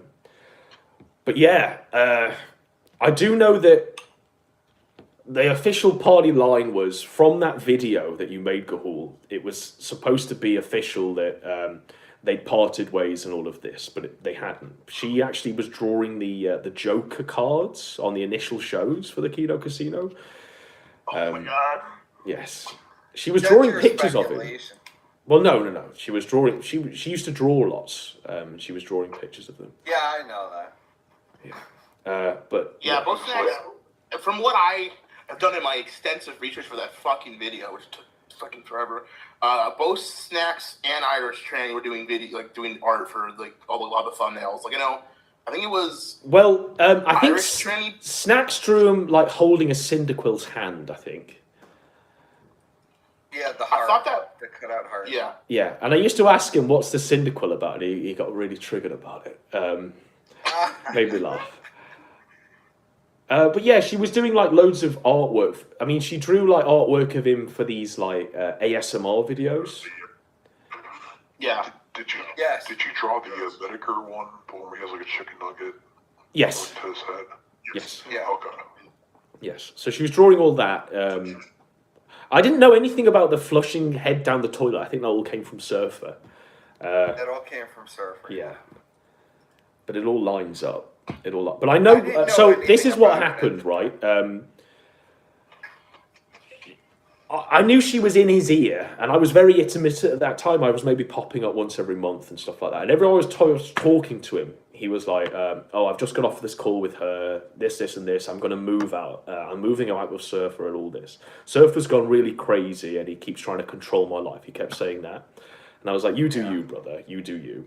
And then every time I'd call him, he was like, "Oh, Surfer's driving me up the wall. It's going crazy. I need to move out. She's going to offer me this place to stay. I can live with her." Now, he was going to move in with the Irish tranny. The Irish tranny had actually offered him a house in Ireland where they could live with the family. I mean, it was fucking bizarre, but apparently this is what was going to happen. But the fucking lordly estate? What's he going to become lord? This is even new like me. I never heard about But he that. wanted the American citizenship or something, because it would be better in America or whatever. So he chose the succubus, and the succubus is like promising it. And the succubus is like, I was in a call with PPP, and somehow she was in it. I'd nipped away, and I came back, and they must have thought I wasn't there, and they were talking, and she was literally just saying, "Oh, Surfer's evil, because Surfer's going to kill you." I remember saying. And I chipped in, and I was like, "This is not going to kill you. What the fuck?" And then she just went silent and muted herself. And I was like, "All right, okay." And then obviously, so that was brewing the whole fucking time. Fucking snake. She was so in the seeds of descent with, like, she was cutting him off from his best friend. Trying to isolate him so she can. This is that's what she was doing. I've never heard. She has a fucking feeder fetish, Snacks does, so she wants me to be as big as possible. Well, he was obviously sending food and buying him food and all of this. Yes. She that was clear. Yeah. Paying for the Uber Eats orders. What I do know is that around New Year. But Snacks, I mean, you left out a lot in the video. Snacks was a big fan of Josh and used to make PPP, because we usually used to laugh at Josh's show. He was full of shit. And then at one point, PP was like, "Oh, I'm just watching Josh's show." I was like, "What the fuck?" He's like, "Oh yeah, she's really into it. She's really all about Josh." And the way she found PPP. From what I remember. Yes. Well, don't forget they were friends. Don't forget. But they both used to watch Josh, and their way into PPP was Josh covered PPP, and that was how. But she was like adamant on him watching the Mad at the Internet show and getting all of the talking points from that, and so he used to watch that religiously, and then with her. Yeah, but that's how the breakup happened. She was just in his ear, and then eventually that blowout happened, and then it just went crazy. Yeah.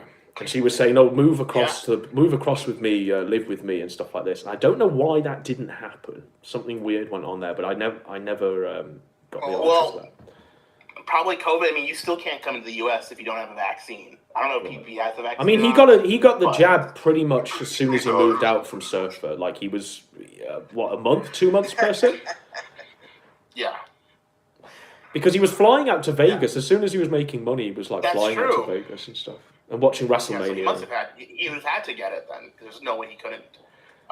Yes. All I know for sure is that Ashton was mad at Surfer because the New Year's stream, like, up until New Year's, Ashton was still dating Irish Tranny and like had said that he wasn't talking with Snacks. Yes. But then Snacks was still talking to Snacks. And Well, you've got to realise, like, I wasn't even allowed to mention the fucking Snacks' name or anything like this. We had to pretend that if she was operating the OBS, it was Brian.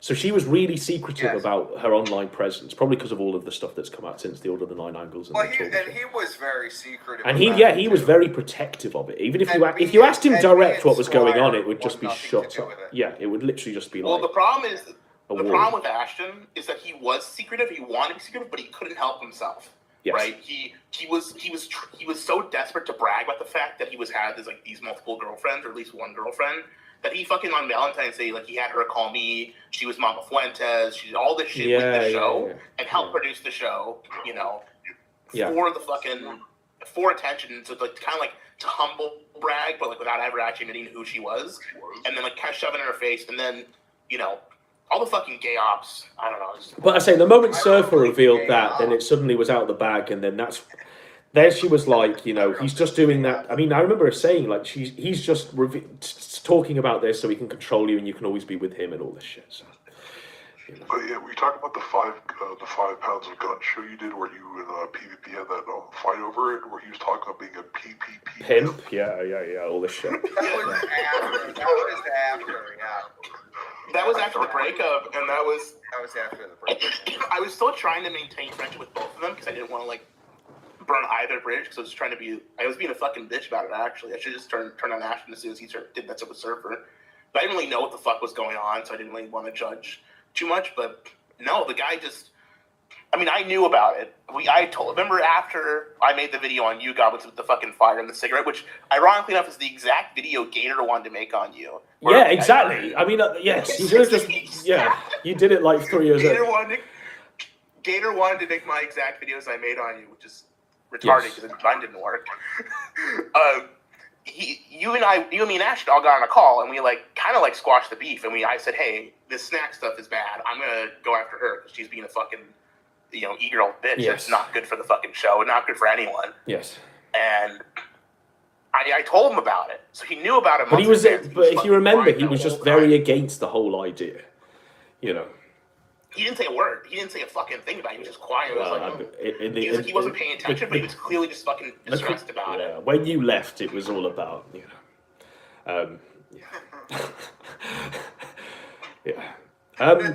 so obviously, I think she was a large part of it, personally, but I can't say to what degree. I just know that she was stoking the embers a lot in all of this. But it was no way for him to live. Like, he was living on a couch, and it did get tough during COVID. A lot of weird, like, Surfer was getting very crazy during COVID. Like, they weren't leaving the house. Yes. Surfer was literally talking about nano machines and nanobots every second, They were in the yogurt. Yeah. So. I personally, from my perspective, it's a little different. I didn't know really much about that. I didn't want to know anything about the snack stuff. Because we had so you want him to be gay for you? Yeah. I didn't care about the snack stuff. So, was that Surfer kept interrupting him during the streams. Yeah, I mean, that was annoying. Like, he wanted to cut a promo on Ear Juice. And obviously we had a golden video where literally Ear Juice exposed himself as like an old man, defending T-Clips' honor. And, Ashton was ready to go, and then obviously Surfer came in and torpedoed that. And that was always a constant. Yes, he'd come in and sort of... He just streamed outside, in the common area in his apartment, because he couldn't leave the house. Yeah. Not even the common area. There was no common area. It was literally the door, Ashton's room, up the stairs, that kitchen. I mean, outside, the little, grass median, you showed it a few times. That's how they doxed it. Just sit out there with the... I don't know. I don't think that. It was literally. They were constantly getting noise complaints. Like, they were getting noise complaints when I was there, you know. Because obviously they were just screaming and shouting in that apartment. Can you imagine they were getting noise complaints? And sometimes with Ashton, you could literally hear the neighbor beating on his wife. Beating the wall, yeah. In the call, we'd be in the call with Ash, and all of a sudden you'd hear bang, bang, and like somebody screaming, and Ash would be like, "Oh, it's just the neighbor." Well, I did a video over there, and I forget what it was, but I was doing like an exorcism of Boogie, so it involved lots of screaming and shouting. I was stood in the kitchen, and Ashton was like, and I said, like, how loud can I go? And he just went, "Just go for it." I was like, "Are you sure?" And he was like, "Yeah, just go for it." And I'm screaming at the top of my lungs doing that. It's a video out there somewhere. It's like an exorcism of Boogie. I'm screaming at the top of my lungs. It's fucking wild. I've gone red in the face. Like, I'm going to pass out at the end. And I said, you know, that was wild. You're not going to get anything. So sure as shit, there's like a knock at the door, you know, and it's some like Pajit going, "What the fuck was that?" And Ashton's just like, you know, I live here as well. Or he says some bullshit and he just makes him go away. And I said, how often does that happen? He's like, almost after every fucking stream. Poor neighbors, you know, imagine being the neighbor to those two. A golden age. A golden age. We get free entertainment every night. How can you complain? How can you complain when you get free golden entertainment every night? Just around your fucking door. This Indian man's like wondering who Ethan Ralph. But no, I mean, because when I was there for like 6 weeks, I slept in the office on an airbed. And next door, lots of domestic abuse. Like, there was a guy screaming at this woman. I remember me and PPP were sat there. We were talking about something. I was talking about a movie or something. We just paused and listened to it. And I said, like, "What's this?" And PPP like had a whole narrative of what he'd listened to over the past few months of what's been happening, and you know, he'd been beating her and stuff. The neighbor next door. So it was kind of fucked, really. You know, so they weren't nice people. So why not be as loud as fuck? Yeah. You know. So they live in like assisted housing, or was it just like a bad area? It was just flats. It was just flats. Yeah, it was garden I see. But outside their flat, there was obviously like a sofa that had been left there for months in the rain and shit. Yeah. It's a fucking cheap apartment for like two guys just getting started off to live in for a while, you know? Yeah. It's a place you'd live your whole life. It's just like, it's shitty with cheap apartments are just like that, you know? I mean, there's places like that all over the fucking world. You know, there's plenty of fucking, you know, houses like that, like fucking flats like that in England and, you know, UK, US. Just, it's not a big deal. The problem is if that's like the only place you're going to live your whole life, that's the problem, you know? Yeah, so I mean, that he wasn't long term. Like, he was literally sleeping on a couch in the hallway, surrounded by bottles, like empty water bottles. That was that. So it wasn't sustainable. So he was always going to move out eventually. So I wasn't really against the idea.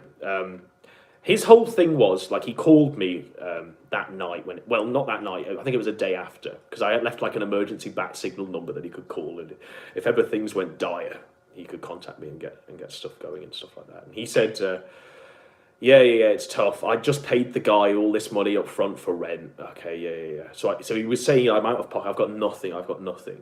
I need some money to stay in a hotel room. So I gave him some money so he could stay in like a hotel room. And I gave him quite a bit, actually, when I think about it. But then I didn't realise he was doing that to everyone else as well. But he had quite a bit. All of that completely forgotten about, by the way.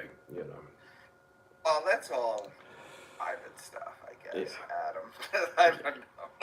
I don't know. I'm still kind of... Oh, sorry, go ahead. No good deed goes unpunished, right? Yeah. No.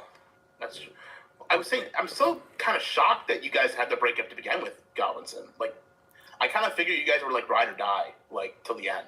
Both of you. I mean, Ashton's totally fucked and, like, gone off the deep end. But, like, the Kino Casino was going on for a while before shit went down. So, like... Well, I mean, so the guy uses that same number all of those months later. And this is, like, the second time he's ever used it. And he goes, okay... I need you to come. It was something like, I need you to come. Oh no, it was literally this. He goes, because I said only do this now if it's really serious, like if literally you're going to kill yourself or something like that, and just let me know. And it was literally something like, it's over. I'm done. And I thought, oh fuck, he's got to kill himself. Something's gone. It's over. It's done. Something like I'm finished. I'm done with it. I'm done with all of this. It's over. I'm done with all of this. And I was like, oh shit. I jump on a call and he's like, okay, I'm going to fire Warski. I'm like, really? You've brought me back for this? And he propositions me on what's going to happen. He's got this flamenco show. He's going to fire Warski on air. Warski went to see a catfish. They watched the Batman together, and Warski didn't even get a kiss or something. Yeah. And Warski wasn't even allowed to stay at her house. He had to stay in a hotel or something. Rent a hotel. Yeah.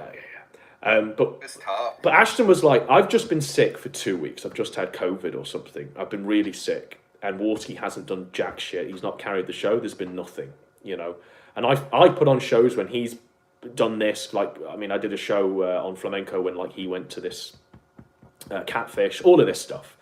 And this guy's giving me nothing, and he just demands everything. He's saying he's in the gym 12 hours a day. He's just doing nothing, no prep, no work. He's just turning up and expecting me to have everything. And I said, okay, well, I'll come aboard then.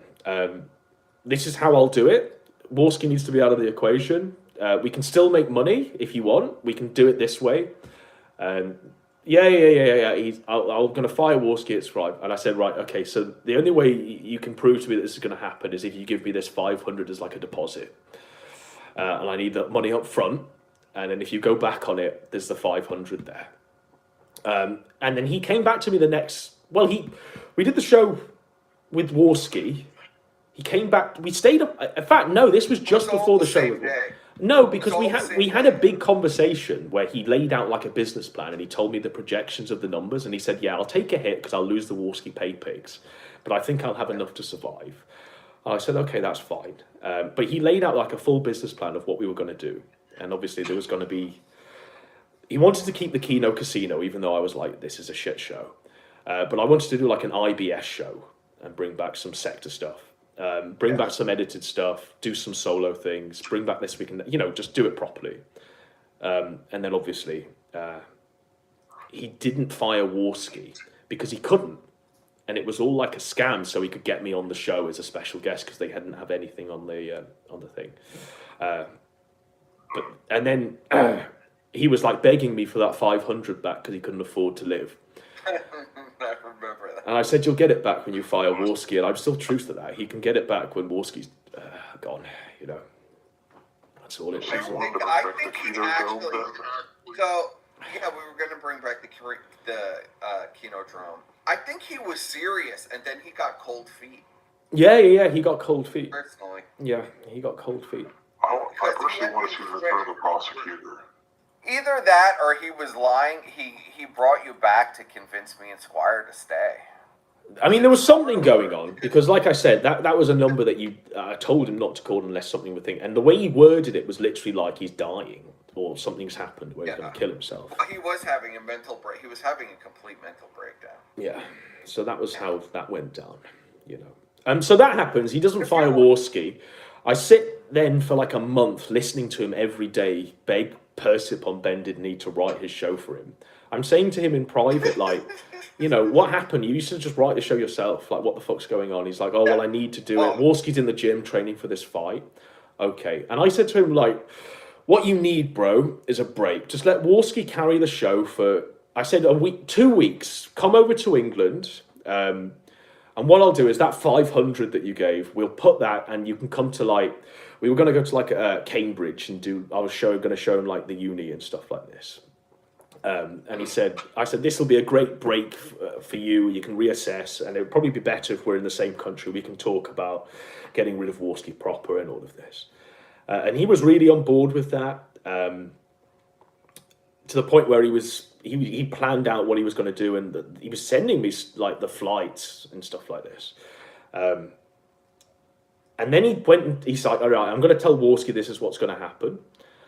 He goes to Warski. He comes back to me and says, Warski tells me that if I do this, he's going to do the show with Pod Awful while I'm away. So what we need to do is we need to find a way that I can do the show whilst I'm in England. And I said, bro, we're going to be you're not going to be at mine. I'm not going to have you streaming from mine. We'll be in Cambridge, and it'll be a quaint English holiday. and I can show you some sites around England. And he was like, no, I'm going to need, he's like, bro, I'm really going to need like a somewhere that I can do this show. Otherwise, it's going to be Jesse. And I said, well, who gives a fuck if it's Jesse? And he said something like, well, if it's Jesse, I can't go. And so there was some sort of weird power move where, Jesse was in play. Borski just brought the name up. And then, so he refused to think of that. I mean, that was still in the air. And the last message he sent me was, what about Cambridge or something like that? What about the holiday? You know, that was after I put the video up. But I told him, like, if this is what you're going to do, there's going to be, I'll do a video, of course, and I'll cover this. And it was just, you remember when he was doing the power chat thing? And he said, I'm going to do power chat. I gotta forget. He said, I've got the way I'm going to do power chat is I'm going to do it like, we'll just bury Josh. Right, sure, fine. Josh is an easy dunk. And then he said, I've got Dick Masterson, new Project 2 is coming back, and I'm going to use that as the smokescreen, and that's going to bury power chat. And I just thought, bro, you know, you're in your own Maya scandal. You knew this thing was going to happen. You did it because Warski wanted to keep all of the cuts of the super chats. Everyone told you way before that power chat should be dropped, and it's going to bite you in the ass, especially if you're going at Baked Alaska and all of the America First guys are so. And then obviously, the power chat scandal blew up, and then they just couldn't deal with it. And then we put the video out, and that was how that happened. Yeah. Yeah, I remember that all very well. Yeah. Yes. And then I don't know what happened with. I don't really know what happened because obviously all of this happened. Ashton and Warski doxed me. Godwinson is 4 things. Iconic moment from Warski, and then flash forward. Persip is the co-host on the show. I know you hold that against me so much.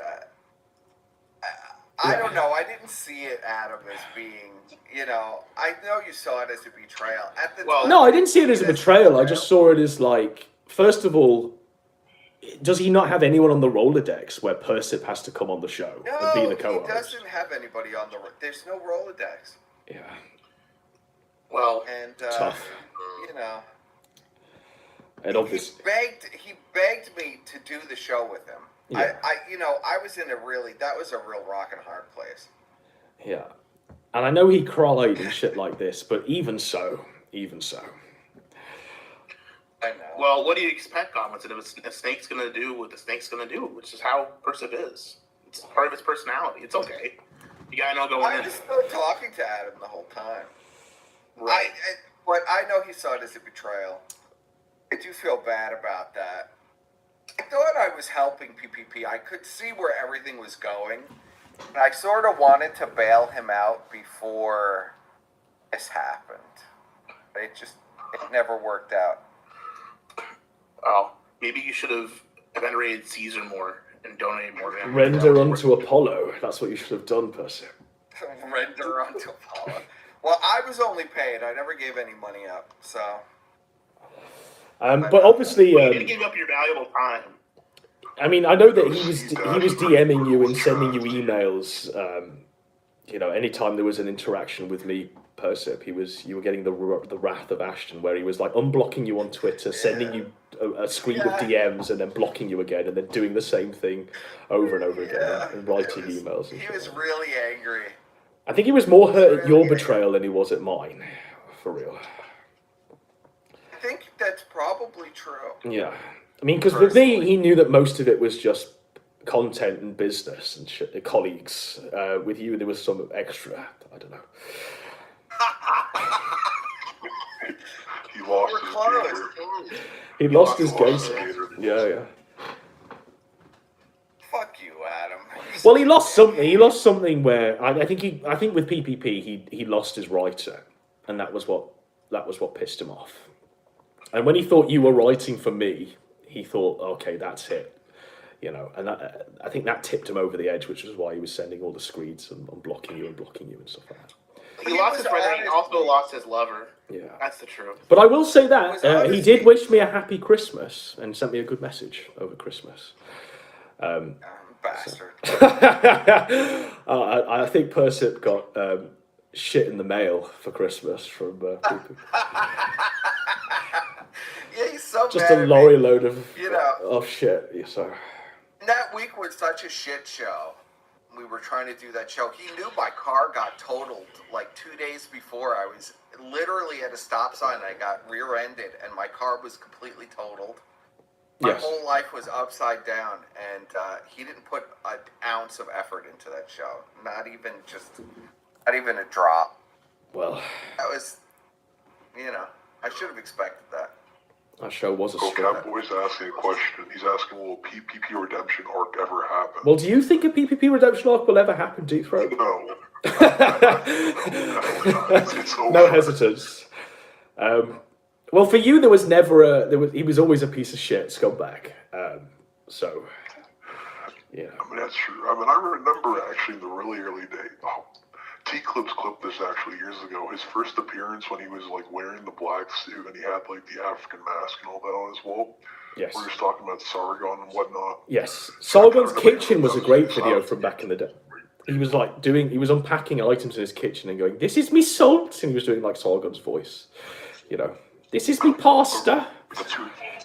The toothbrush review. The toothbrush. That was a great, Surfer bought like a $500 toothbrush or something. Yeah, that was a great video. Yeah. So go on, Deep Throat. What was, you remember him like... See, I'm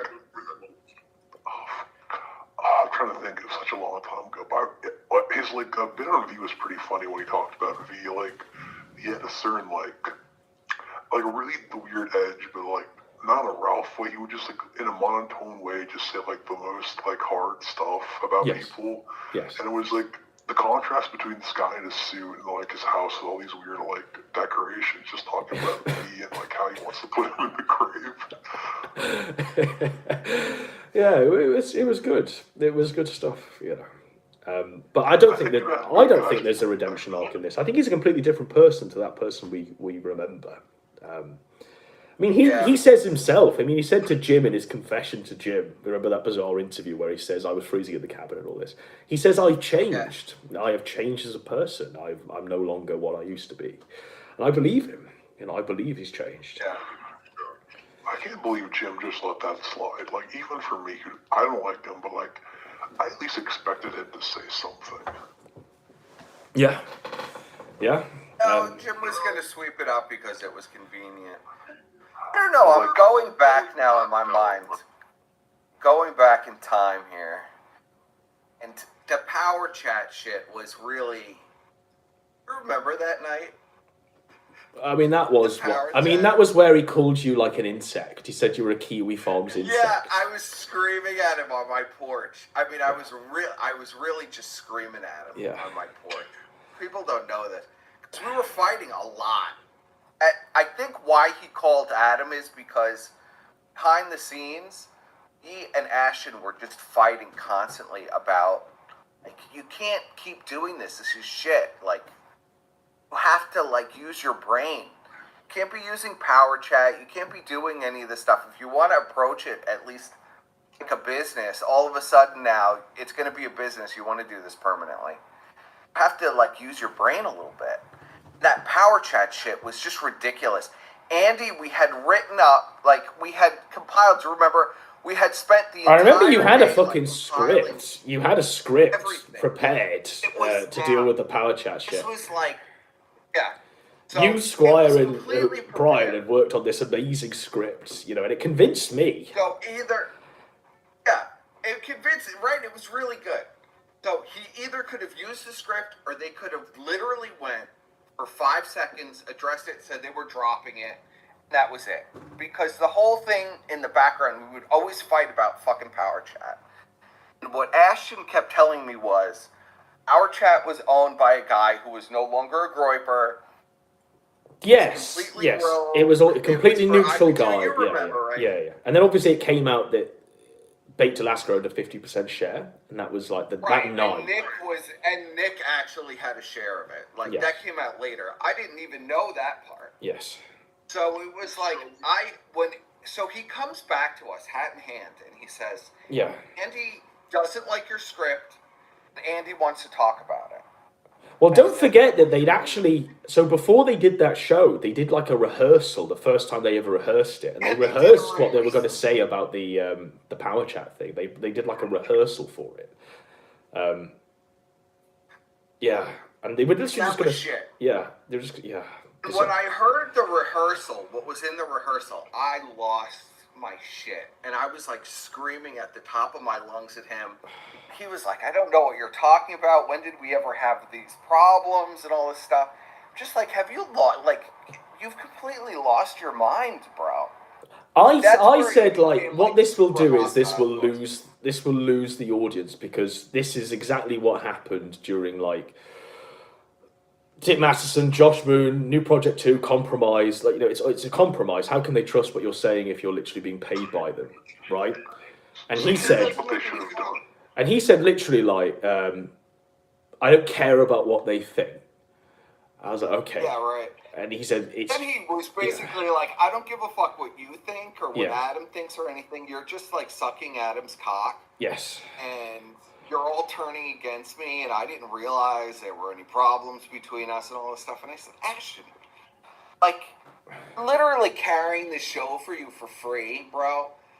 The least you could do is have a little respect and, like, listen, because your audience has been growing 100 viewers every stream. Like, just listen to what we're saying to you. Yes. Then you remember, you called me the day after, and you told me you were inspired. Yes. Yes. That's what... Yes. I do remember that.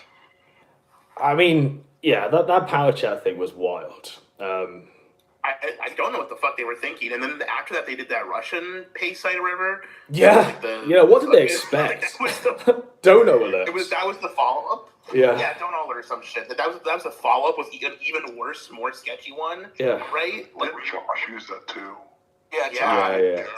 But I remember, do you remember we weren't allowed to talk about it because they chose it specifically because Josh chose it, so that meant that Josh couldn't talk about it, which was actually kind of 4D chess, and that would have paid off had it not just it just completely blew up in the back, because they hadn't quite buried the Power Chat scandal at all yet, so they just had two in the mix where it was all blowing up. Right, it went from one being sketchy to then another one being also sketchy. Yeah. It cascaded. The other one, if they had just dropped that first one that Josh used first, probably wouldn't have gotten noticed. Like, no one would have given a shit. Yeah. But because it went right from one to the other, it's like... Well, Andy had lost... So, he had everything prepared, right? And all they had to do was even play the Josh... script. Yeah. Josh's whole thing. The whole point was, so like, I think we were just saying, just let Josh speak and address what Josh says. Right. And the whole, because you can't ask for better. I mean, I said to him, you can't ask for better opposition than this. It's like literally having having a great argument. Something that could literally bury you being conveyed by Josh. You might as well have it be conveyed by Cog or something like this. Have it conveyed by a literal fool. Do you know what I mean? It was a God's gift, and I said all you need to do is just play the clip, and then obviously Ash. Exactly, right to himself. They were against playing the clips, which was bizarre. Yeah, Andy said. What did he tell us? Andy said that it was allowing Josh to control the narrative if he played this clip. Yes, and they couldn't just laugh at Josh's shaky voice. Conspiracy, right? Yes. Right. And Josh has like this scam Dono link anyway. It was like all bullshit. Yeah. So that's what was the last straw. That was the last. It was the last straw for me. Yeah, for real. Because what that meant on a real basis, it wasn't necessarily the Power Chat show. I could give two shits. Who cares if they're on Fuentes' payroll? Whatever. Who gives a fuck? They're idiots anyway for donating. It was that.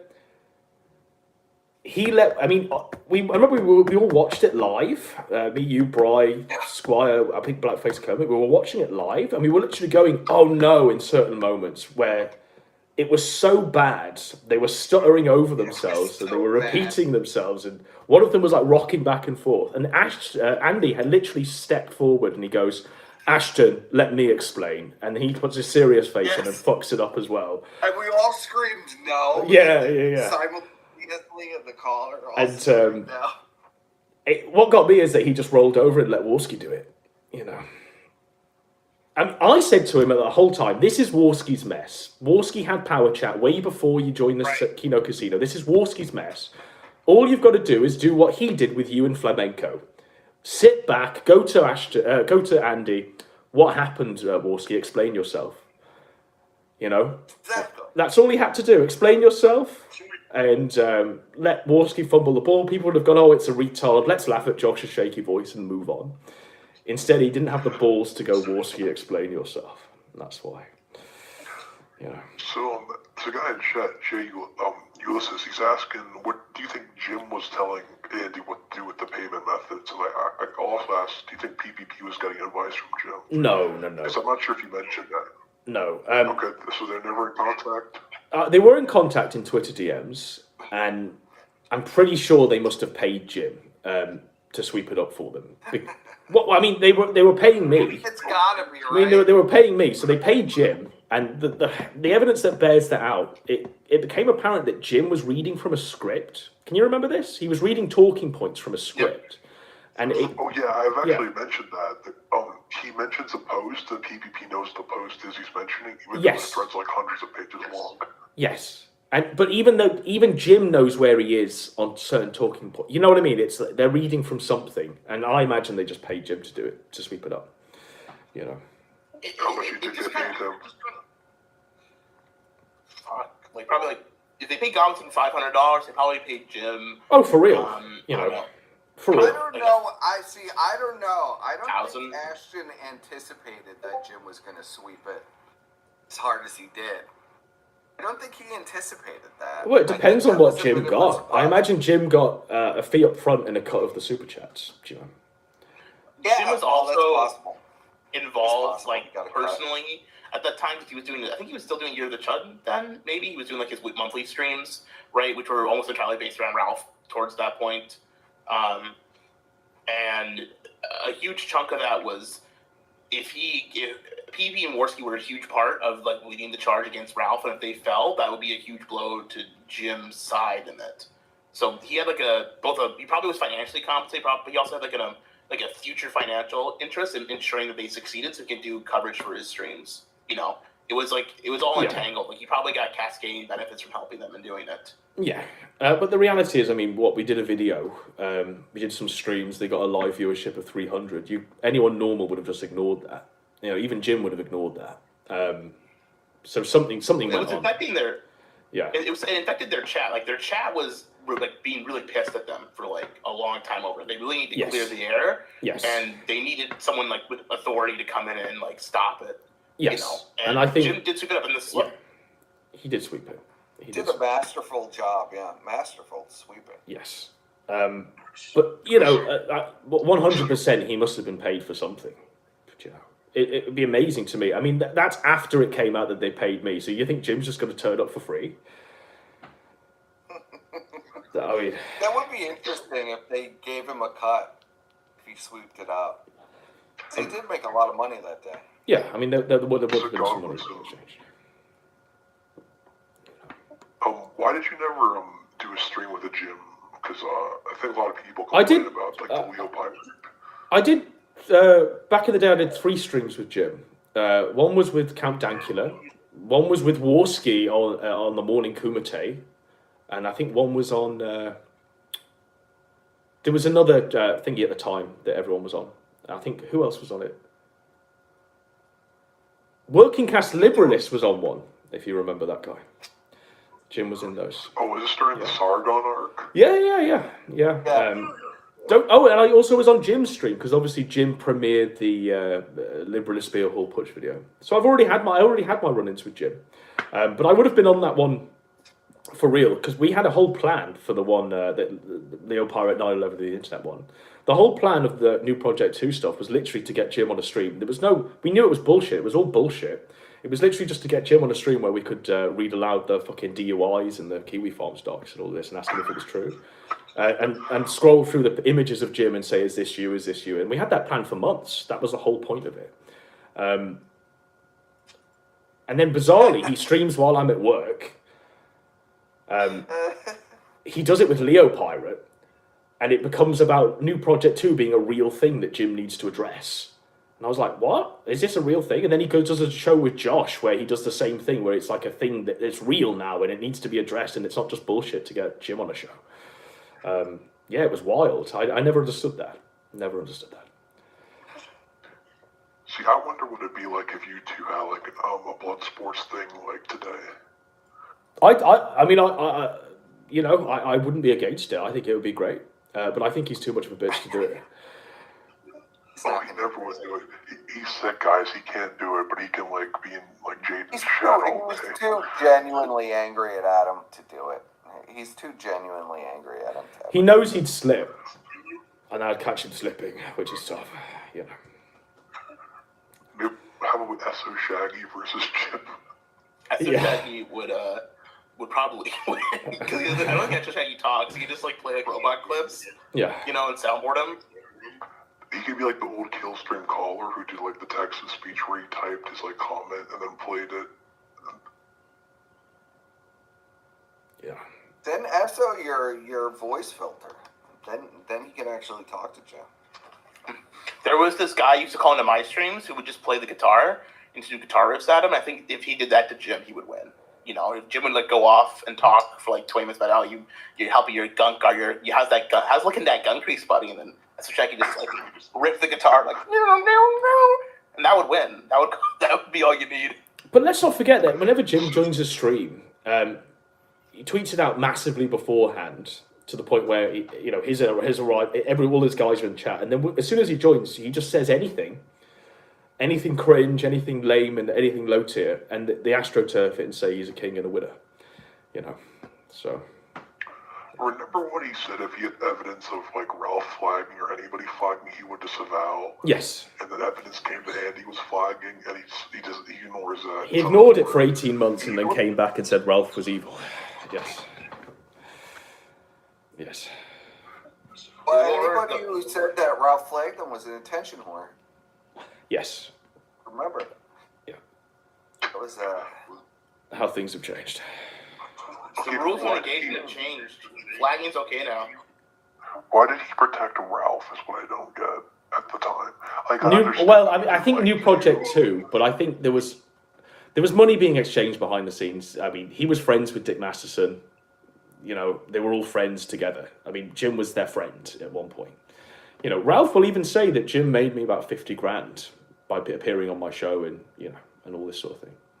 So I think they were just friends. Was the regular guys. They were just friends. And obviously, like, I think Masterson must have had Jim's docs way before he was docs because of the New Project 2 stuff. And so Jim was a bit hesitant. I think Ralph and Jim, had known each other forever, really. Yes. Since the beginning of Gamergate. And don't forget, like, obviously when Jim snaked Ralph, Ralph's first thing when Jim snaked Ralph was literally going all in on Jade. And then Jim was going, oh, she's an innocent, defenseless woman, yada, yada, yada. But Ralph had a lot of shit on Jade that we didn't know about.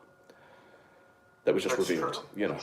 So I think Jim was scared of that, perhaps. Because I think Ralph really wanted to fuck Jade. I get that impression. I don't know what it was, really. But I know that him, Brian, and fucking Jade all hung around in the Discord with, not Discord, Skype with Ethan Ralph. So. Skype. Yes. There's an old video of Ralph like yelling at Leo Pirate, and I think Mr. Medeker commented on it, like 2015. Yes. And he was just like, lol. So I mean, he did know who Ralph was, like, during the entirety of IBS. Oh, of course, yeah. Way before. They were personal friends way before. Well, they would talk prior. Well, they coordinate Gamergate, wouldn't they? I mean, don't forget, Ralph was like a journalist in Gamergate. There was none of the redneck fellow Ethan Ralph. He was literally just a journalist in Gamergate. I remember that. I followed the fucking RalphRetort.com. Yeah, updates on the new Gamergate news. This is it, right? And so Mexico would push that out. Don't forget, Mundane Matt was a leader of Gamergate, and at the time, people were just spit upon him. People were thinking this filmmaker who's ran for office in California. Remember, gubernatorial candidate. Do you guys ever hear about the fucking back trunk story with Matt, where he's like in the back seat of some guy, like he's like doing sound testing for people? Yeah, he's in the trunk. He's in the trunk doing the sounds. They lock him in the trunk and drive him round, and he's fucking banging his head on the boot. Yeah. But yeah, I mean, a lot of people in Gamergate were different people to what they are now. Like Brian was talking to Milo and shit, you know, every day, and they were coordinating Gamergate. Brian was drawing in like thousands of viewers a stream. Yeah, Brian was doing quite well. Yeah, there was lots of people have changed a lot from where they. Remember when Sargon was just a humble games developer that wants to get on with designing his video game, and he's been dragged into this. And he was literally reading books on stream because he'd never read books before, and he was like, I'm learning. I'm going to become better to fight. This book is going to help me in my war against the feminists and third wave feminism. He was like gamer back then, when Compare and like his like little headset. Yeah, it was great. I mean, it was really cool. But a lot of the whole controversy. You remember the whole controversy with the Patreon where he never actually finished the game. All of those people. Oh, Sargon, yeah. And he was getting sued, by all the people who never got their game. Yes. It took years for them to get anything. I don't think any. I think none of them got refunds. 75% of the people. None of them got refunds. Get reimbursed. Yeah, and don't forget, like Kraut was like a scientist during Gamergate. Yeah.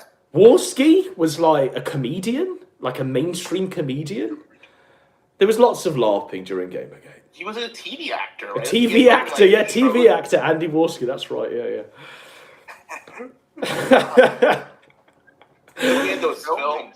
Halcyon Of course, days. Gonzalo Lira, Coach Redpill, was also a filmmaker at the time. He was an accomplished writer and a director. I'm trying to think who else. It was literally the only thing that remained consistent during Gamergate to the present was that JMK was a crazy ass motherfucker who was like swatting and demanding people's heads. You know, so he remained consistent. Stayed true. JMK used to stream with a guy called The Devil, and the guy would have a voice changer like Deep Throat Here Today, and he had like you know the Devil from the Tenacious D video. Yeah. That was his avatar, and he was like, I am the devil. And him and JMK would like argue constantly, and he'd be arguing with literally the devil, talking about Anita Sarkeesian and how we should. I mean, I haven't thought about that in like fucking 10 years. That's a fucking flood of memories. Holy shit. But the arguments used to be about. I mean, you'd have JMK arguing with literally the devil about. I mean, the devil was like moral fagging him on not beheading Zoe Quinn, and JMK was like, we need to swat all of them, we need to destroy them all. And the devil was like giving JMK the walk back. Yeah, that was such a great content. That was like 10 years ago, and if you put IBS starting in 2018, it's been 5 years. Yeah. I mean, it all starts from Gamergate, really. I mean, before that, it was Skeptics, and it's Skeptics. I remember some early IBS stuff in 2016. Because it was before Trump got elected. There was some early IBS stuff as well. A lot of stuff with Brian. Yeah. Oh yeah, Worst Live was in 2016. Yeah, I remember. Well, I mean, Coach started a lot of the IBS. I mean, Coach was pretty much the start of the IBS stuff. It started with Kraut, and then it was the Sargon IBS thing with Spencer. But it was mostly Kraut beforehand, and Kilroy and the JF and the Pregnant Fish and shit like this. You know. That's what kind of started it. Because, I mean, we forget now, but Brian had doxed Coach Redpill on Kiwi Farms. And it started this massive thing where Sargon knew. And, yeah. Sargon recorded Kraut on a hot mic and released the recording and said he... Yeah, it was wild. And Kraut was just out there, just outlandish. Remember when Kraut was the most insane man on the internet? I remember. Yep, I do. Yes. Yeah. Remember Jim had him on? Yeah. They were talking about how all Kraut's sexual fetishes, hooking his nipples up to a car battery, and. But it all stemmed over the fact that Coach Redpill was purer than pure, like whiter than white, and how dare they dox Coach Redpill? Yeah. Coach wasn't a scam artist; he was an economist. Yeah, he was an economist. But you got the book Wilshire Boulevard, right? Yeah. Yeah.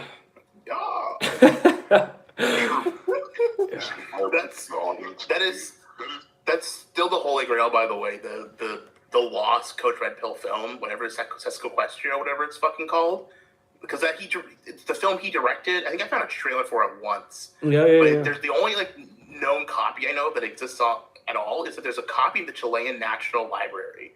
So the only way you could get and watch this film at all is to go to Chile and go to the library and rip that DVD. Because right now there's no other way to watch it online. Yeah. That's it. Okay, that's a challenge to the audience. The Chilean Aeons go get the film for us. And then in like a matter of 6 months, Coach descended from... Because Coach used to wear a suit and used to do all of the drone footage and sit in his thing and talk about... I mean, the novelty of Coach was, Kraut and Sargon and talking about this, and he'd be talking about it as though he's on CNN or something. And then... I love the dating. And then over 6 months, he's like in the Ukraine, he's disheveled, he's fucking... got like a fisherman's beard, and he's just talking about how women are dogs and all this shit. It was pretty great. Pregnant women are damaged goods, He went from a clean cut guy with short hair, just like complete transformation. That's when he was looks like a different guy. So that's when he announced he was making the videos as for all his illegitimate children that he had scattered all over the globe. These were like diaries for them to watch of their father. And then he was doing the shit stream channel where he was like walking around in Kino filters, Andy Warski's that's where you got in. That's where you got into trouble with Coach. Shit stream. Remember when he was going to make the what's it called, the Knoxville documentary about Warski's fight? Gator told that story where like he was giving his ID or whatever, and then Gonzalo was trying to get a picture of the dogs.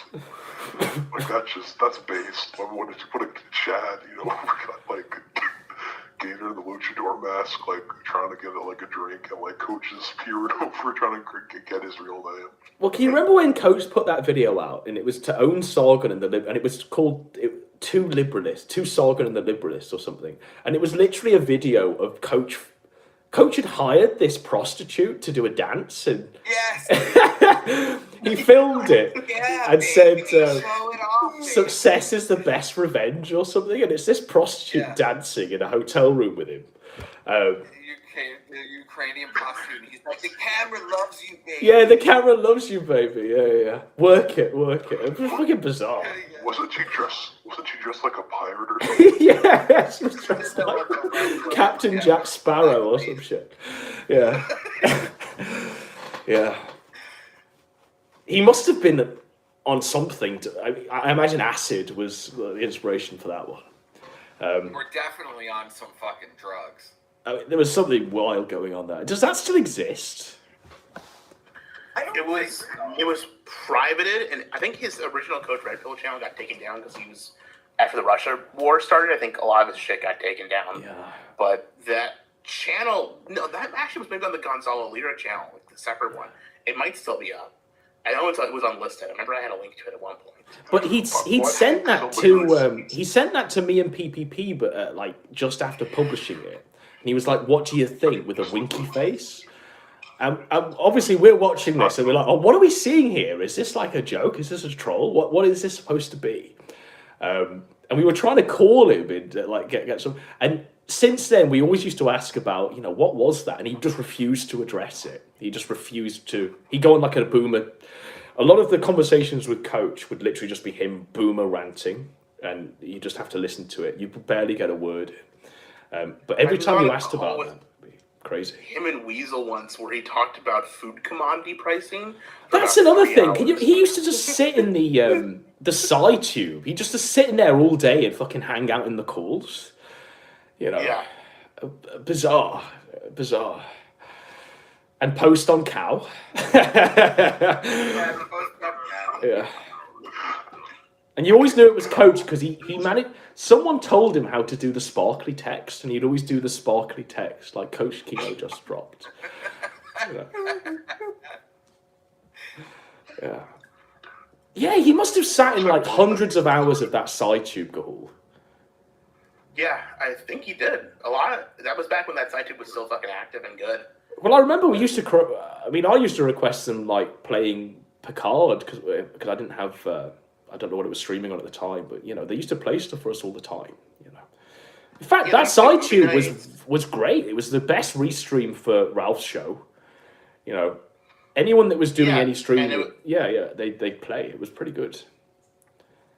And they would like do like little activities, and like the chat was good, and we would have movie nights on there, which was fun. It was a good time, actually. I do miss that quite a bit. The gun. What happened to that? Why don't they do that? They still do it. It still goes. You can still go to the gun stream, but just no one watches it, and they just kind of just. There was some drama with it where I was taking too much of the. When the Ralph show was boring, I would put a fucking movie on instead to do movie nights sometimes. Well, don't forget, Gahul. We did the Gahul versus PPP anime debate for the SideTube. Can you remember this? Yes, that was the Japanese wrestling debate. Yes, Japanese wrestling debate. That's right. Yes.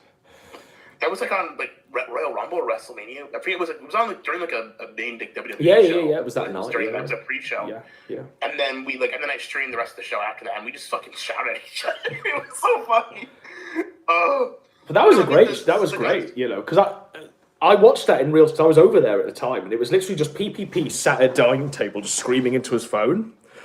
And like me, Croc, and Japanese wrestling. Me, Croc, and Surfer were getting really, really high. Like we were just smoking. We were just watching PPP, and we were like, "This is wild." He's just screaming it because we couldn't see you. We didn't know who you were like thinking at. And Croc was like, "What's he doing? Who is he talking to?" And you were on camera on the SideTube. And then you had like anime posters behind you or something. But you were wearing a suit, Gahul, I remember. Yeah, I got the best suit on. We were also so high, and Croc was like, what is actually happening? And then when PPP had finished, like he was just drenched in sweat, and he got up and just outsmoked us all. Like he caught up on all of the weed, because he needed to stay sober for this debate, And then he just caught up instantly. Wild times. I will say, I did win the debate because he hung up. And if you hung up first, you lose. That's the old IBS rules. The IBS rules, That's how it goes. That's how it goes, brother. But he was like, what, does he expect me to just shout into this phone for hours? And I was like, yes, he does. Yes.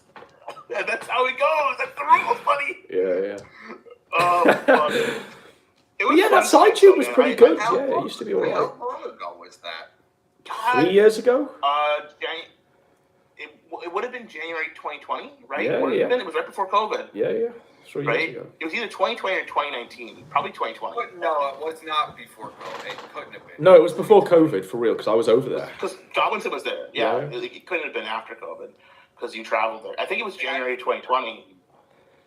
No, it had to be 19. No, the only reason I think it was 2020 because it was after HM died, which was summer 2019. So I think it's January 2020. I was around for all of 2020. This was early 2020. It was also on the side, too. You might not have watched this. No, I watched this because I remember you were super into Japanese wrestling and PPP hated Japanese wrestling. Which was that's just the case. It's the way he goes. He likes his American muscle boys better. Put the video with the prostitute in the thing, Adam. Tonka Saw came up with the name Internet Blood Sports. No, that side tube was great for hosting blood sports. Like we had fucking Destiny vs. Catboy Cammy on there, and we hosted that. So this was the on there as well. This was the it was called A Message to Sargon, the current GF. This is your video. You have it archived though, Adam. This is your video. Oh yeah. The prostitute in it. Okay. A Message to Sargon, the current GF. Do a sexy pose.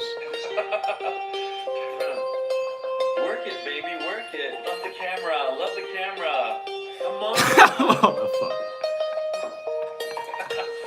Oh, yeah. Baby. The camera loves you.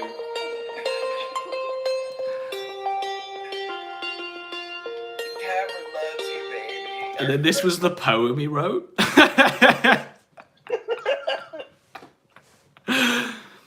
Yeah.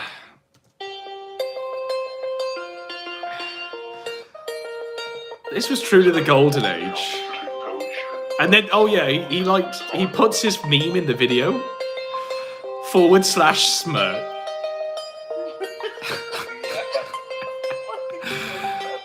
The best revenge is living well. The literal hoe. Work it, baby, work it. Love the camera, love the camera. Come on.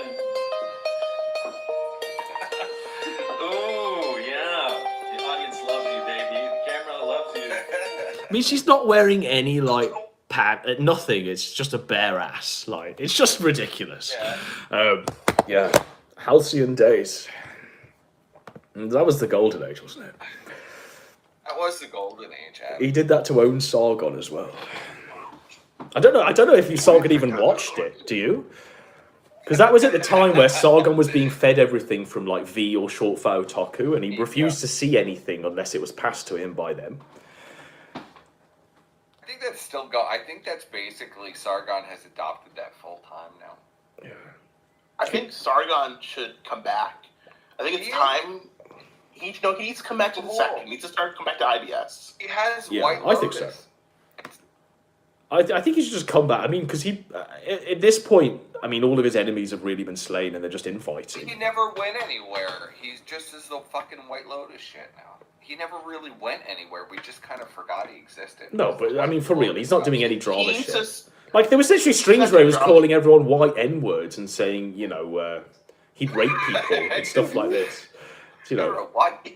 Yeah. He needs to come back to the sector and like do like he needs to come on the Kel stream or something to go team up with Ralph or like team up with War Scared TV. He needs to do something. To, well, I mean, he popped up like a month or so ago. Around Christmas, like Sargon made an offhand comment about Ralph, and Ralph was covering it on the Kill stream. And I remember tuning into this, and Ralph was getting hyped up. He was like, "I wish you'd come back. I've been waiting for the day you rode back into town, Carl. I'ma fucking kill you." It was like great. So it hyped up something, and Sargon must have got shook. You know. But Ralph was ready. The last appearance was Sargon literally saying that his plan was to do Gamergate 2.0, if I remember right. He wanted to do Gamergate 2.0 and get Trump to tweet out Gamergate. Sargon went really wild. Like, remember that show he did with Bate Delaska and Andrew Anglin? Yes. Oh, there's some stuff in that where it's fucking wild. I forget some of the stuff, but it's bizarrely it's centered around the this consent thing, and that's where the quote "it depends on the child" comes from. You know, it depends on the child. It depends on the child. Like, yeah, Sargon back in the day was like a nuclear fucking bomb. He had no nothing could be contained. If he went off, and he just didn't understand what he was doing. Even when he was running for office was the best arc. Remember when he sat in that interview and he said he was raped, and he said, "Yes." He goes, "How do you know I wasn't sexually assaulted?" And then he reveals his wife's rape, just to get an own over the interviewer. Yeah, my wife was raped. And then the interviewer cuts him off and goes, "Thank you, that's enough." And then she starts reading out comments, and the first comment is, "We've got Sue here from wherever." And she says, "This man reminds me of my rapist." Like, yeah, whoa, yeah, bodied. Poor Sargon, and he got pelted with fish and got all kinds of stuff. People were literally throwing horseshit at him. I mean, what the fuck? Yeah, women were coming up to him and dunking like smoothies over his head. It was great. Yeah, screaming, "Fuck off, you wanker!" Like, it's coming at him like kamikaze. Nigel was like going on the news defending Sargon, saying he was a good candidate. It wasn't Nigel actually disavowed when Sargon came aboard. It was the other one. It was the other leader that stepped into the vault. You know. Who was it then? I thought Nigel originally. His name was like Jared something. I forget his name. But it wasn't Nigel. Nigel took off when Nigel saw Dankula. He said, like, "Look at this man." We can't associate. I mean, Dankula of all people, you know. He just showed an image of him and he just went, "I'm done." Yeah. But people forget that Paul Joseph Watson also came aboard that as well. Paul Joseph Watson, Dankula, and Sargon came aboard.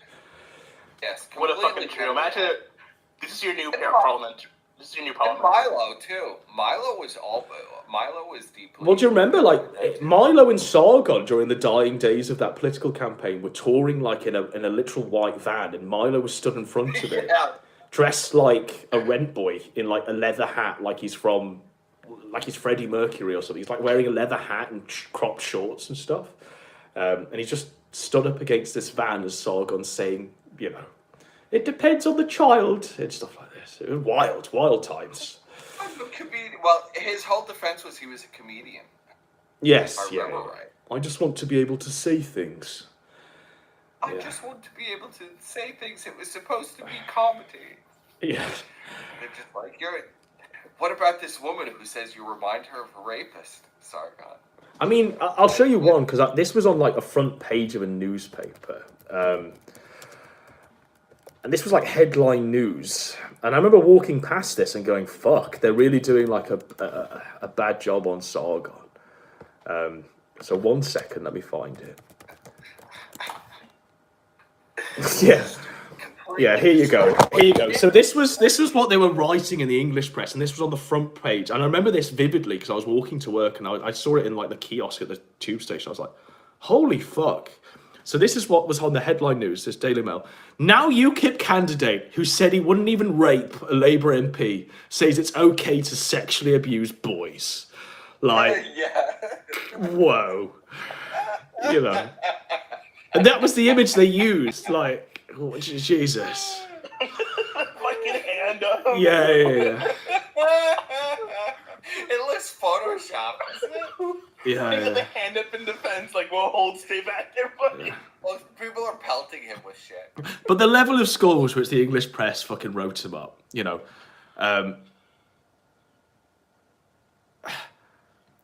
They passed a dossier to the police containing deeply offensive remarks. I wouldn't even rape you. I wouldn't even rape you. Like, it depends on the child.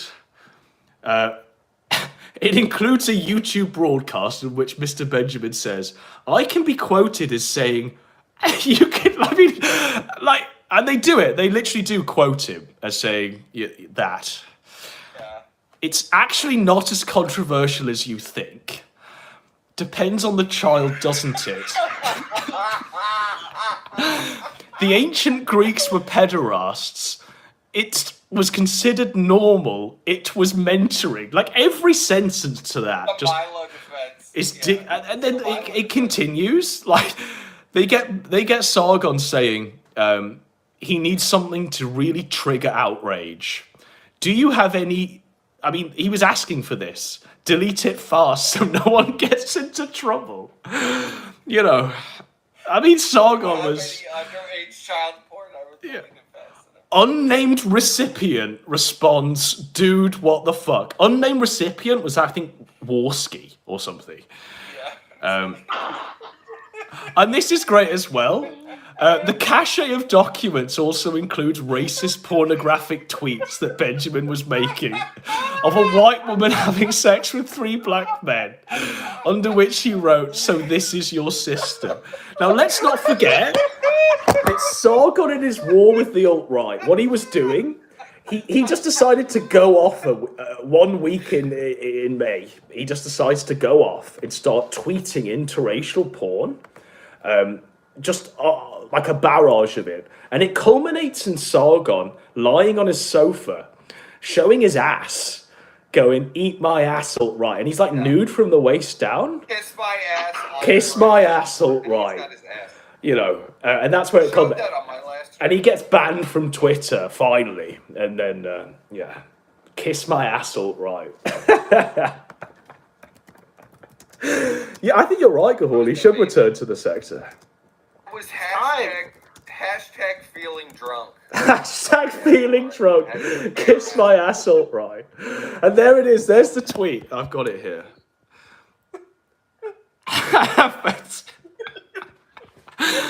There was no greater player in this sector than Sargon in his prime. I mean, holy fuck. I don't know. He had it. He just had the whole. He had it locked down. Kiss my ass alt-right. Hashtag feeling drunk. Yeah, I do miss Sargon. Well, he's back on Twitter. Someone needs to like prompt him. Someone needs to like get out there and like pork the horns. He's never gonna. They have like this big setup over there with the White Lotus stuff. He's never gonna go outside of it. It's too lucrative. What's the White Lotus? I don't know. Is that the thing from Avatar? The fucking. He's literally getting. You would think that Sargon has like no presence. They're getting like 100,000 views a video on those White Lotus things. I never had any understanding of what it even is. Do you remember when he stood? When he launched this, when he launched this campaign, obviously, like, people were asking, all the mainstream press were like saying, you wouldn't even rape an MP. Then he goes and stands in front of the Rock of Gibraltar and starts doing like a stand-up set on how he wouldn't rape her, or he might rape her if he was drunk enough. Do you remember this? Yes, I do remember this. Yes. Yeah, it was wild. So everybody was very shocked and appalled. Yeah, it was quite shocking and appalling, really. But yeah, the mainstream press didn't give him any leeway, you know. Completely took the fucking bricks to him. Yeah. Well, personally, if you're right and you're saying he won't abandon the White Lotus stuff, then someone needs to go after the White Lotus stuff so he doesn't have it anymore. We need to cut out a safety net. The Lotus Eaters. We need to cut out the Lotus Eaters now. We need to like expose. Someone needs to like do some kind of fucking expose. From what I understand, there's like a major thing going on. Sargon is going along. He's going around to like beer halls and all kinds of stuff and doing stand-up sets. Oh, is that what he's doing? You know about this, Adam? Wait. No, I've not really kept up with Sargon, to be honest. So he's like, he's going out IRL and is like available to like grief and like fuck with in real life, and you can just go up and it's right for the picking. Godwinson has to go like meet him up IRL again. Maybe I'll fly out to England and I'll go do it. I'll fucking confront Sargon for the good of the sector. I'll just show up to this fucking thing. Sargon is still very mad at you, by the way, Adam. I'm not going to say how I know all this, but... Yeah, I'm sure. I know how you know it. You pulled it out of your ass.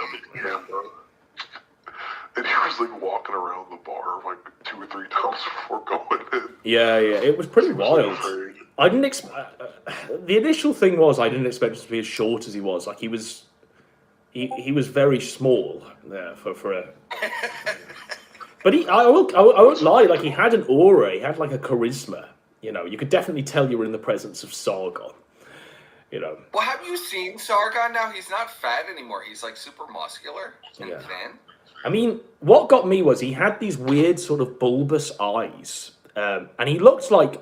I remember saying to the person I was with at the time, I said, "Do you not think he looks like a bearded Queen Victoria?" And he looked like insane in stature and like the bulbous eyes and shit. Yeah, it was. A bearded Queen Victoria. He genuinely did at the time, you know. He genuinely did at the time. So, what was it like to look this guy online and then you meet him up IRL? You know, you're following him, you see him. It's got to be a bit weird, doesn't it? It was part of the course, to be honest. The most surreal thing was the people around Sargon. So he obviously he put out that this was going to happen at this place, and it was like a weird bar, and we sat opposite.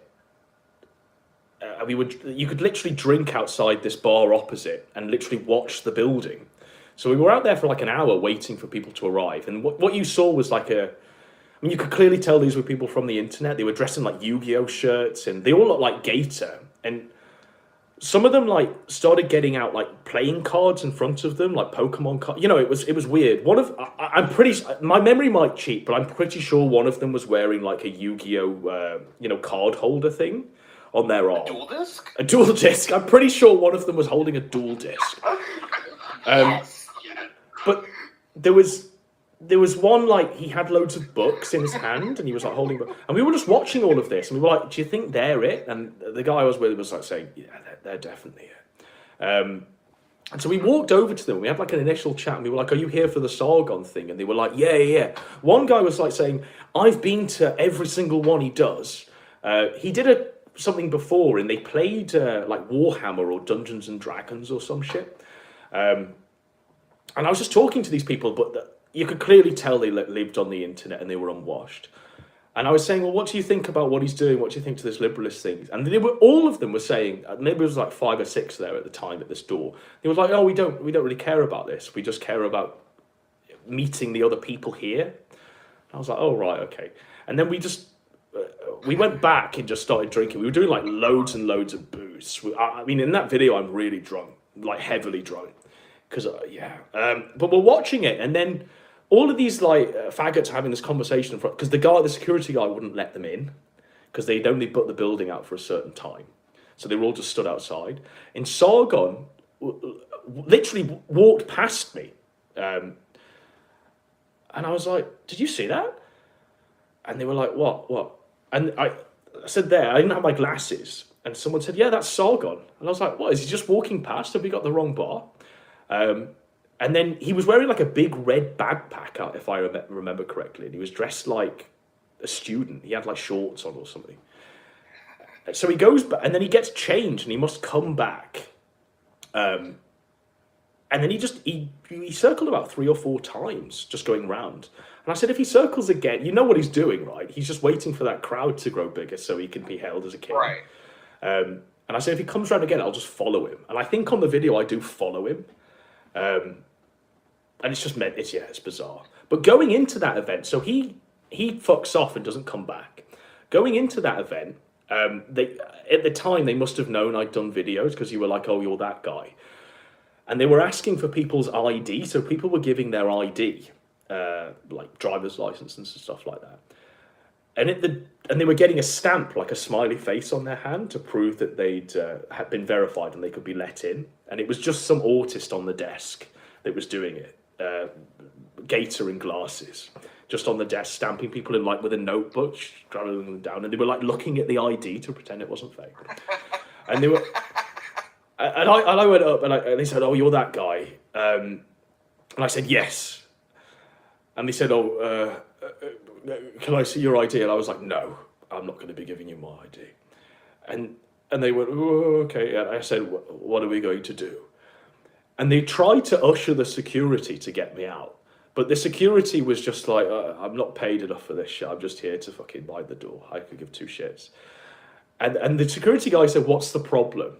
And they just backed down instantly and stamped my hand with like a weird smiley face. So at that point, I was just in. And then they were all at different tables just talking. None of them were even interacting with Sargon. And then Sargon stood in a corner and they were all going up to him as you would a king in turn and just surrounding him. And at one point, he was just surrounded by a circle of autists for 4 hours, just stood there. And people were just passing him drinks and stuff like this. But Sargon had bought a load of beer. He was like, the beer's on me, guys. I've brought all of this beer. And I distinctly remember just taking the bucket and we all just drank the beer ourselves. So none of the autists got any of this beer. Yeah. Yeah, I mean, but it was weird. It was really weird. The stuff that we didn't capture on the video. I mean, there's a point where they're all just clapping and shouting, Sargon, Sargon, Sargon. And they try and lift him. And he's like, no, put me down, put me down. But I thought that was like the weirdest thing, you know. Like all these people are in like a trance, right? Yeah. They're in the presence of their king, the true king of England, the uncrowned king. Like, everybody who went there, like writing them down in a notebook. Yeah. There was a whole list of people taken. And as well, like, because I smoke, right? Confession, I smoke. So I nipped out into the smoking area and it was full. And Sargon had hired this whole thing and I was like, God. So I was like, well, if this is full and these are full of autists, I'm going to put my smokes away and see what I can get.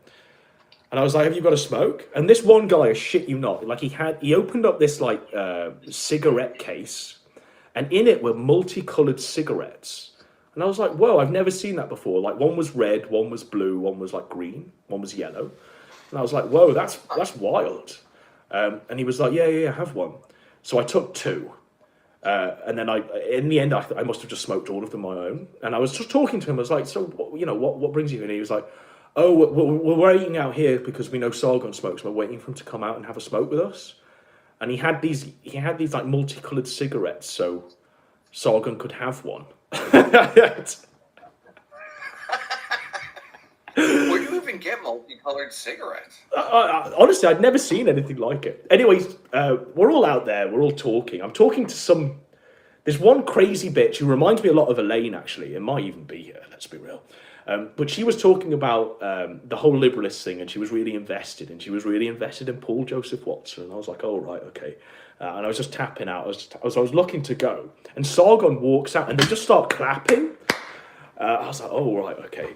And all of them are like trying to offer him a cigarette. And Sargon's like, no, it's okay. I have my own packet here. And I distinctly remember Sargon smoked Marlboro Lights, and I thought, bro. So he had his like Marlboro Light, and he had it in his mouth for a long time as he was talking to them, and he said some. I distinctly remember him quoting like Aristotle or Plato, like it was genuinely the most pretentious thing I've ever seen, and they were all just hanging on his every word. And he was like, "Oh, I've misplaced my lighter," and about 5 hands came from everywhere with these antique fucking lighters, and they were trying to light Sargon's cigarette. And the best part was that so the person whose light he got, and I think it was actually photographed by one of Sargon's photographers, it was the troon. He got his fag lit by a troon. You know that blonde troon with the glasses? Yes, I remember this, yes. And he was like, "Well, thank you, you look like a pretty lady." And he was like talking to her. And someone whispered into my ear, he says, "Oh, I don't think he knows." I was like, what doesn't he know? He said, "Oh, that's a man." And he was talking to her for a good long time. Like he was talking to her for a good long time. Yeah, and on the playback we watched with Jim, Warski's on it, and Warski's watching the video, and he's like, "Oh, if you look fit, oh, smash." And that was a man. That it was the same man that Sargon had a smoke with. It's the same man. Yeah. But people were like, do you think he knows? Like, yeah, wild. Absolutely wild. Didn't Sargon get caught, like, flirting with the troon, too, on some kind of DMs that got leaked? Yes, and searching for, like, massage parlors, traps, and stuff like this. Flirting with Iron Liz? Yeah, I mean, he was doing lots of stuff. I think he had, like, a trap. I mean, there were traps at that event, for real. There was more than one. Yeah. I'm trying to remember how it ended now. So obviously they tried to lift him. He goes, no. Oh yeah, Sargon said, "Oh right, we're all going to go to a nightclub now," and he had like this name of a nightclub he was going to go to, because that bar was like kicking them out. And I remember speaking to the security guard, and I was saying, "So what do you think to all of this then?" And he was like, "This is certainly different to what we usually do." And I was like, "Do you know who that is?" And he was like, the little fat man. I was like, well, he's actually Sargon of Akkad, and he does this stuff online, and he's going to be leading like a political movement. And the guy just started laughing, and there was like a black security guard who was his friend, and he's like, "Come over here." He said, "Tell him what you've just told me." And I said, and he started laughing as well, and they just couldn't believe it, you know. But I gave them the leftover like multicolored cigarettes that I stole off this autist. And I said, "There you go." And they were like, "Oh, these are blue." Yeah, I was like, yeah. But yeah, no, Sargon was like, "Right, everyone, we're going to a nightclub." And by this point, they'd all gone home, and they'd all like, so there was about 10 people left, and us. And Sargon was pretty fucking drunk as fuck at this point. And I was saying, "We're all going to go to a nightclub, Sargon." And he was like, yes. And I was like, are you compos mentis? Are you going to make it? And he was like, yes, yeah, that's fine. We'll go to this nightclub. And I remember them going, we walked with them slightly, and then Sargon was like when I talk about the man having an aura, he was like stopping people people were like stopping, I forget now, but like, as we were walking, he was sort of stopping and having conversations with people in the street. And these were like random strangers. And so there's like an entourage of Sargon, and they're waiting for him to finish these like philosophical platitudes to people in the street. It's really fucking bizarre to convey. But he just had like an aura. And I think they did all go to a nightclub in the end. But just after that, he did a video where he's drunk as fuck. But it's like a video saying, "I had a really great night tonight." You know, he was pretty out of it. But I think Sargon was stopping people in the street. It came out because he was trying to buy coke or weed, or both, before he entered this nightclub. Yes. But he was not. It wasn't just like a regular pickup. Like, "Do you have some weed?" or do you have some Coke? It was like, here's a quote from Plato. Give me some Coke. I'm Sargon. Give me some code. This is really code. Yeah, he's trying to talk to them in code. How to get some code. Yeah, but yeah, it was a bizarre night, really. Yeah, bizarre. He was going to do more events. He did do one, but I think the security got pretty locked down. Had we not have published the video, I think we could have all gone to more and just compiled a compilation of them, I suppose. Yeah, sometimes you gotta infiltrate for a while. Yeah. That would have been interesting to see a bunch of them. Yeah. Do you think the crowd would have changed depending on the location? Well, they came from all over. I mean, Sargon's audience had travelled from all over the land to be there. So, yeah, they definitely... But Sargon had a handler there that was fielding people. I remember that. But that handler fucked off. I don't know where he went. It was literally just Sargon and random people trying to score coke in the end. And trying to go to this nightclub. Yeah. Now I'm thinking of like a Medicare event or like a Kino Casino event. Well, I mean... somebody will definitely be trying to score some coke at a Kino Casino event. Let's be for real. Yeah. Yeah, I want to see like Godwinson go to one of those. I'd do it. I'd gate crash it. I'd gate crash it. Like, that was like one of the most memorable points. Like, just seeing him walk around and all the stuff on the inside. You should have gone to Ralph-A-Mania. That would have been Kino. Well, I remember as well, like, there were flyers handed out to each table, and it was like a QR code where you could donate to Sargon. It was bizarre. Yeah. Yeah. You should have went to Ralph-A-Mania. I do agree. I had an invite. I had like a VIP pass. But I don't know. I'm not really into like the wrestling shit. I could give two shits, to be honest. It was about like 30 minutes of wrestling and then about like an hour of drinking and going to clubs, I think, at Ralph-A-Mania. Yeah. I don't think it was much of a wrestling show. I wish I went to Knoxville. If you saw Ethan Ralph in person, what would your first reaction be? I mean, I imagine I'd just have a drink with him. He seems like a pretty chill guy.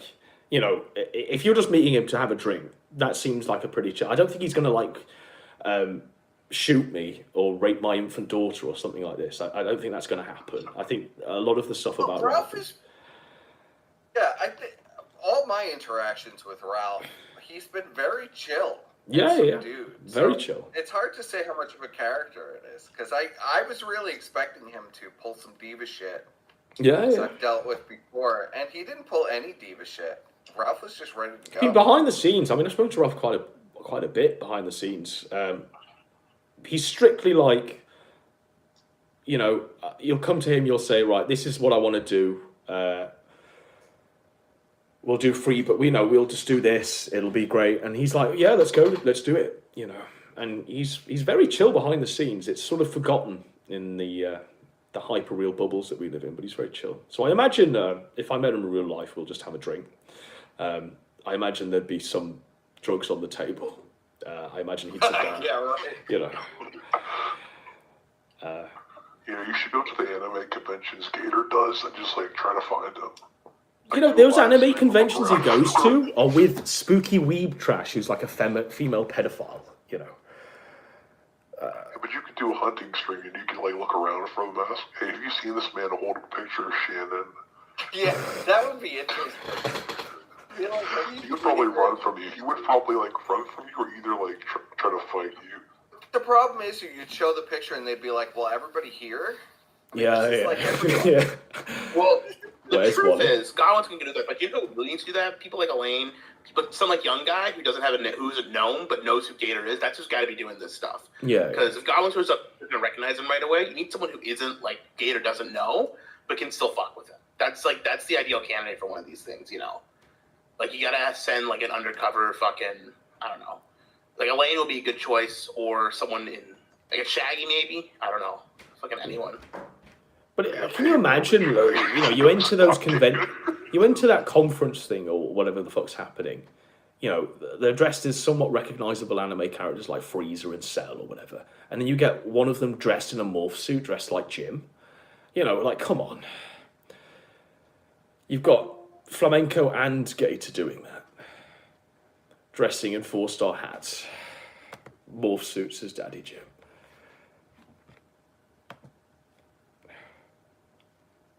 The call is disconnected. Do I need to reconnect? Okay. I think it's disconnected, guys. Yeah, it's done. So on that note, I've got work in about an hour's time. So, juice, peace. Thank you all for staying present. That last bit was like a wild ride of esoteric lore that everyone's forgotten about, so who gives a shit.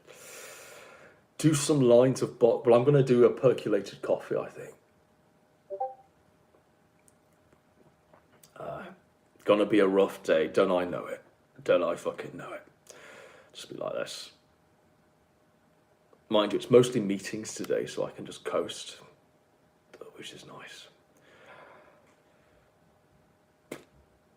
7 hours of game. Is this 7 hours? Was that what it was? Shit. Is this the longest stream we've done? I mean, at this point, I know if I leave, I'm going to fall asleep. So I reckon about 20 more minutes. But that will also fuck me physically. Have Elaine drop off some pep pills. I wish at this point.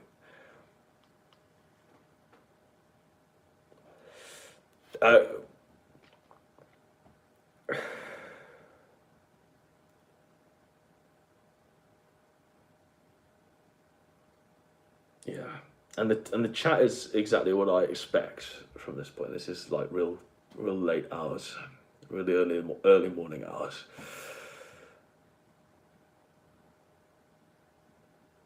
Cowboy says, I would go to the anime convention to A-Log Gator. More power to you. Harrison Williams says, what is the sector? Right-wing dissident grifters? No. No, it's not. The sector really is the last ruin of Gamergate. It's the last fallout of all the IBS political shit. It's literally like the end point of all of that. And the sector as it stands is all of those people that they didn't divulge off into political bullshit and do other things. They literally just stayed true to the content, the showmanship, and they've stayed right through to the end. Along the way, we've picked up many characters, but the sector as it stands now is that. Unfortunately, the sector has coalesced around not just following that through line of content all the way to its natural endpoint where you're seeing loads of different subjects. It reached a wall and coalesced around Ethan Ralph. Inorganically, I should say. It's been astroturf to fuck. But now Ethan Ralph is the sector, and we literally all orbit Ethan Ralph. Even those of us that pluralize the content like I do, orbit Ethan Ralph in a way. There's not one person in the sector as we know it today that doesn't do that. That doesn't have an opinion, that doesn't somehow watch Ralph or is aware of anything that happens in Ralph's life at any given time. So that's the sector as it stands now. Now either Ralph dies, I mean, at this point, it would literally be Ralph dies or logs off. And then that will change, and I imagine there'll be a vacuum where someone has to fill it. Or it diversifies again, and it just becomes, it goes back on its normal course of travel. And that's the sector. Now, there are adjacent sectors. There are little minute sectors. So like this sector is adjacent to like the AF sector. There's a great misunderstanding. People think that the AF sector and the Ralph sector are the same. They're not. We only talk about Nick Fuentes and Ethan and all of the other faggots because Ethan Ralph is on Cozy and he's friends with Nick Fuentes. If Nick Fuentes were to fuck off and ride into the sunset and say no Ralph, after a week of, oh look, it'd be literally just back on Ralph and whoever Ralph's new friends are. So that would be it. Maybe the sector would properly diversify if Ralph went full bread tube and committed to his Truning Out arc and started partnering with like Vaush and Shoe on Head and all of these faggots. Maybe that would diversify the sector and they'd become bigger than Ralph. Because I imagine Vaush is a bit of a... well, he is. He's a bigger lolcow than Ralph. So he'd supersede Ralph. I hope. I hope they wouldn't just stay on Ralph. But that's the sector. There are adjacent sectors. So there's like the old Britpulse sector that covered like Jim Sterling, Jahan, Sargon, all of this shit. That's still adjacent, but it's sort of in the periphery. Yeah, there's other sectors that orbit this, but the pure sector is sort of what tonight was really. The whole night, all of the characters, and that's the sector. I mean, obviously we didn't get all of the players in tonight, but that's the sector as it is. Yes,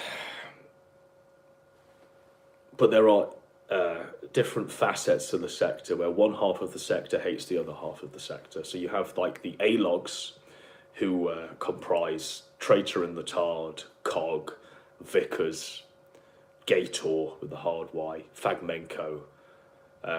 Basically anyone who was loyal to Ralph pre-2022 is now on that side.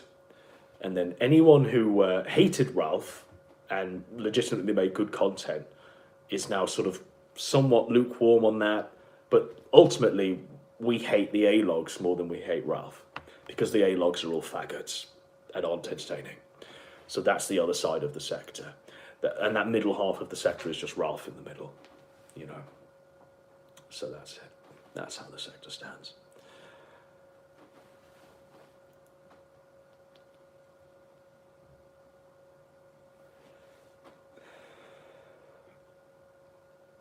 None of the noobs know the history, bro.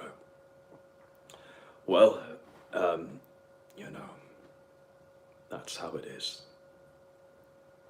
The state of the sector.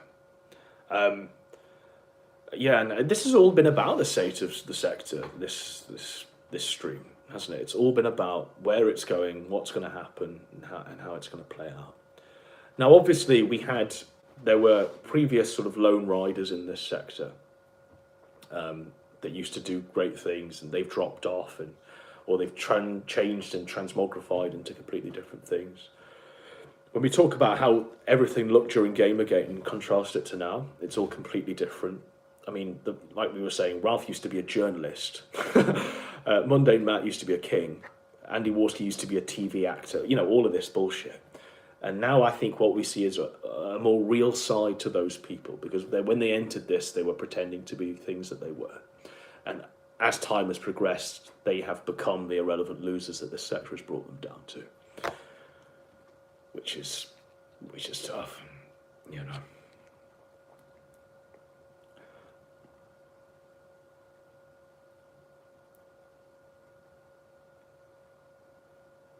Pro tip to the new fags, it's always been like this. Yeah. Peru. Need to A-log the Sargon sphere to get new blood again. I don't know. I think the new blood is going to come from... I mean, if we A-log the Vaush stuff a bit more, you're going to see some new blood there. I mean, the stuff that he did today where he executed his cat, that's wild. So maybe more Vaush shit will re-energize the sector.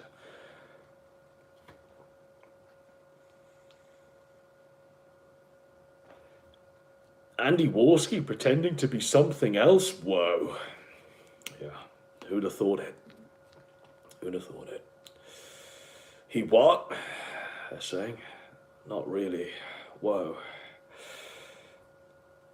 The sector's fucked. I think the sector was fucked at the point where they started calling it a sector. It never used to be called a sector. Like ever. I mean, it never used to be walled off or fenced off. It was just known as what it was, which is this. It wasn't referred to by name. It wasn't fenced off. It wasn't the province of select few. It was an open, porous thing. And I suppose it being called a sector now is the mark and transition of it being a closed system where entropy will set in and a decay is imminent.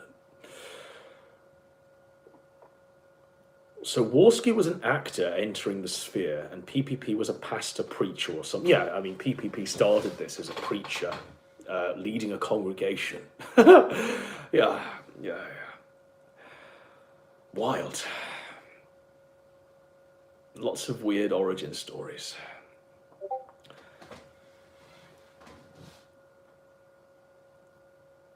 I mean, let's not forget that V was like a doctor.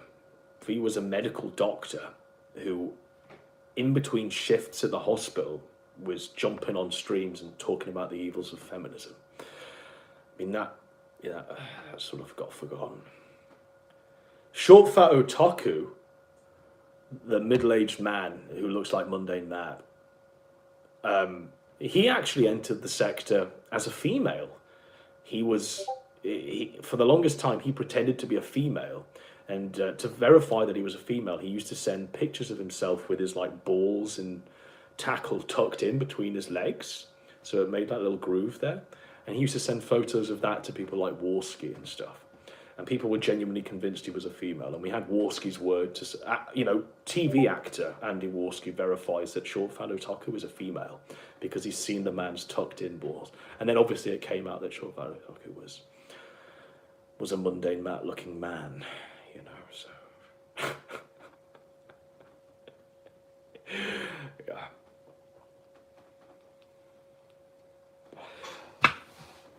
Give me a sec. I'll let this play for a bit.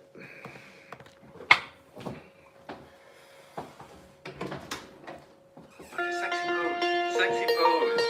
Turn around. Work it, baby, work it. Love the camera, love the camera. Come on.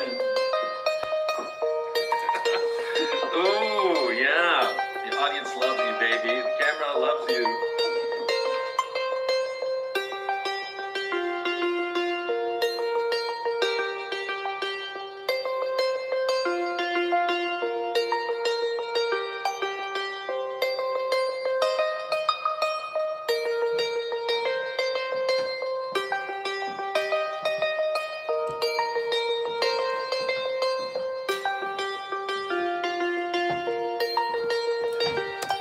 Yeah, sexy pose.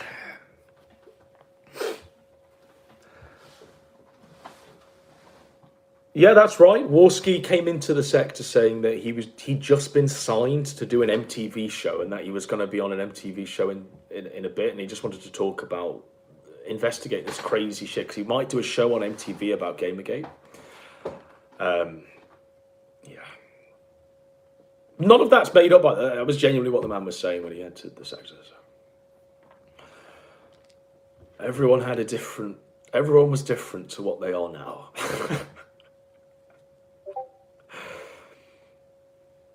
Yes, Andy thought he had an in with Francesca Ramsey, who had an in with Lacey Green. Yes.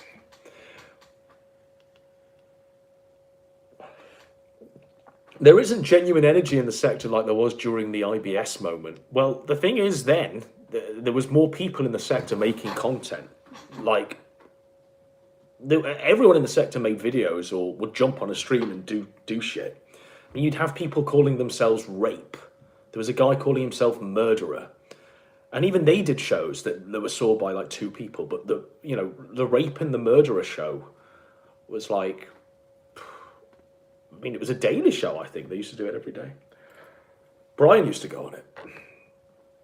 There was Backyard Blood Sports. There was the Kumite.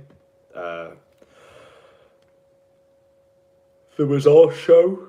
The one with Master Brew and Horatio Carey.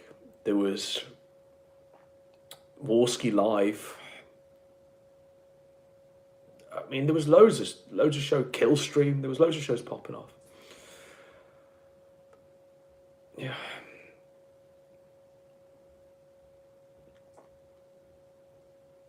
I mean, yeah, there was Fuentes' show. There was the Weekly Sweat.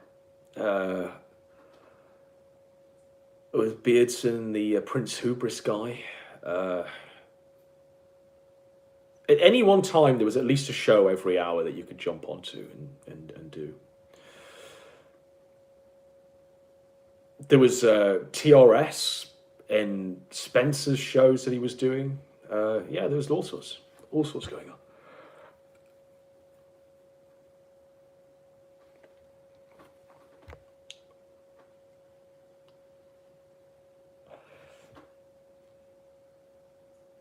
No, IBS wasn't the best. Gamergate was the best. Like, for real. Because what that had was LARPing faggots saying that they were genuinely changing minds. I mean, the fact that you had Sargon just saying, I'm a games developer. You had Brian, like, leading the charge. And Milo was, like, doing interviews on mainstream media talking about the evils of feminism and stuff like this. That was the wildest time because they were all pretending to have coherent political views. And it was all based off, look at Trigglypuff and look at what she's doing. You know, and they've come after our video games, and this is what they're doing. And I remember when an East Sarkeesian video would drop, 20, 30 restreamers, all of them, War Corps Zeta, all of them would just stream it, you know, and rip the bitch to pieces for hours live. You know, they were the best days, really. Yeah, they were all investigative journalists trying to bring back ethics in video games journalism. You know, they read articles from, like, Kotaku and pretend, like, you know, they were reading, like, what should be high-end journalism that's just been bastardized by feminists, and it wasn't just cancer to begin with. Yes.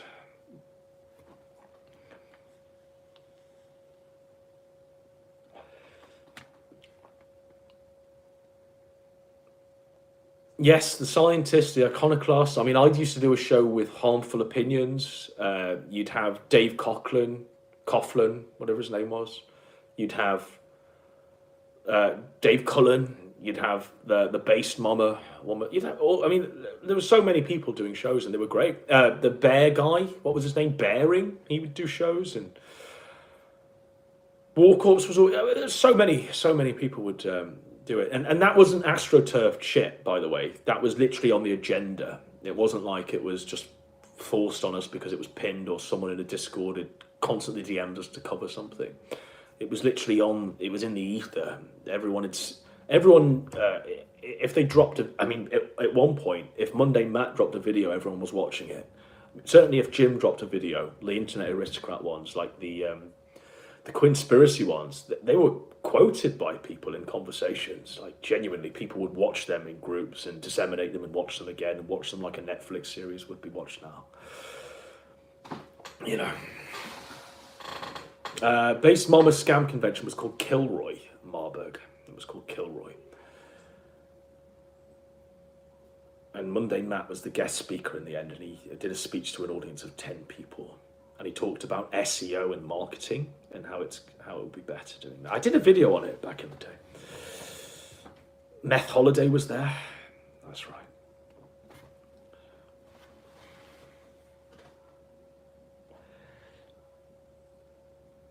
IBS was great because it was the tearing down of Gamergate old guard, and there hasn't been a cultural stone since. Yeah, I mean, yeah, obviously it took down Sargon and Kraut. They were the two biggest victims of IBS. But it kind of supplanted it with boring, stale ethno-state discussion. So about 2 or 3 months into IBS, every debate that ever happened became about an ethno-state, and it was literally just regurgitating the same talking points over and over and over and over and over again. And there wasn't really anything there at the end of that, apart from just slinging mud at each other and going, fuck your ethno-state, you're a gay LARPing faggot, or you rape kids, or whatever the fuck. So... yeah, that's what it descended into. Because there was nothing there. I mean, no one gave a shit about the politics, really. You know, and ultimately, no one gave a shit in Gamergate about the ethics of video game journalism. The reality is that people online just wanted to see a woman get bullied, you know.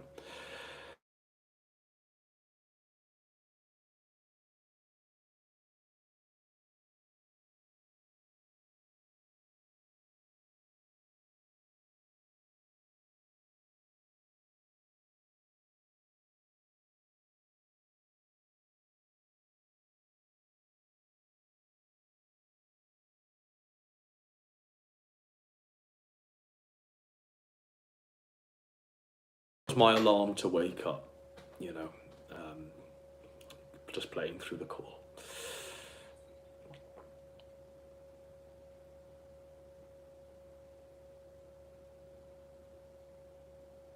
I'd smash the fuck out of Zoe. She probably got some legendary crazy bitch pussy. So the whole point during that was like, she'd made this real piece of shit game that was like a blog called Depression Quest. And it was literally, I mean, I used to be amazed that they called it a game, but I wasn't as outraged really as the Ultimate Scandal. But she'd obviously made this game.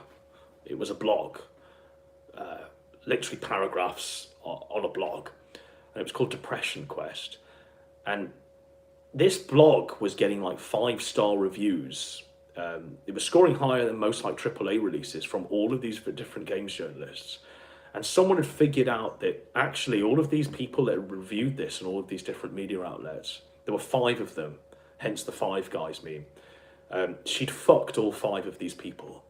And they could correlate that she'd fucked 5 guys. They had written these 5-star reviews of this video game called Depression Quest, and that's what started the whole thing. Now, Mundane Matt made a video about it, and he got flagged down, and then Jim stepped in and made it about a silencing of the truth, and Mundane Matt was a king, and then that's where Gamergate started. Alongside that, you had Anita Sarkeesian, I think a few months before, coming in and doing the tropes with women in video games. And it all blended and tied them together. I think there was a photo of Zoe Quinn and Anita together, and it just made the crazies go, look, it's a conspiracy, and then it all just spiraled out of complete control. To the point where, you know, War Corps was you know, asking for the bitch's head and trying to, he was announcing a bounty with every passing tropes in video games, tropes in the games industry, whatever it was called, and he'd like announce a bounty. He'd be like, it's gone up $5,000. And I don't even think War Corps had the money that he could relay this bounty to, but it got something comical like. I think at one point Anita had like a $200,000 bounty on her head from War Corps. At one point in time, he was holding like a noose up. He used to have a noose around. And he'd just hold the noose up. And he'd say, I'd hang that bitch now if I could. Gold. War Corps was wild.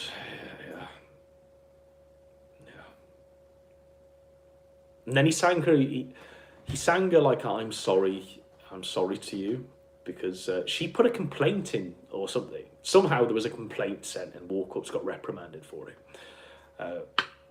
Back in the days when YouTube used to write to you if you'd fucked up. And then he stopped using the noose in his videos, which was tough. He replaced it with clocks. Yeah, David Serini and the other guy, David Owen, whatever his name is, the Owen guy, Jordan Owen, yeah.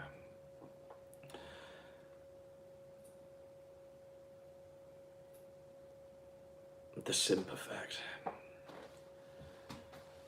So Anita complained to the United Nations. That's right, I mean, Anita Sarkeesian went to the United Nations and did a speech for the UN. You know, I remember when War Corps was, when he had to watch that live, there was almost tears in his eyes as he was watching the Anita at the UN speech. And he got pretty plastered drunk watching it. And in the end, he was just like, I think he said, I give up, I'm done. You know, they're all against me and I have nothing left. Then he came back and he played Hearts on Fire, Rocky IV. And he came back and he was in like a dressing gown. And he had like 2 boxing gloves on his wrists. And he was like, they got me while I was down. That bitch got me while I was down, but I'm back. And he did like he did like a Rocky speech. Performance, true performance. Because the reality was he wasn't quitting. He just passed out because he was drunk. But he knew how to come back. He knew how to sell the comeback. Yeah.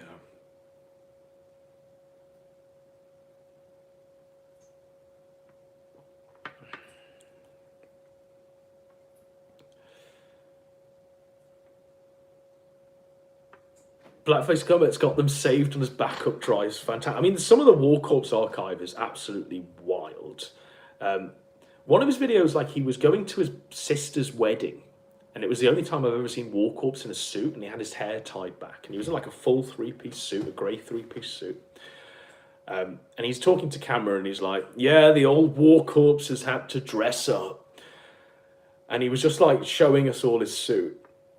And he sits there, he goes, yeah, I've got to go to a wedding today.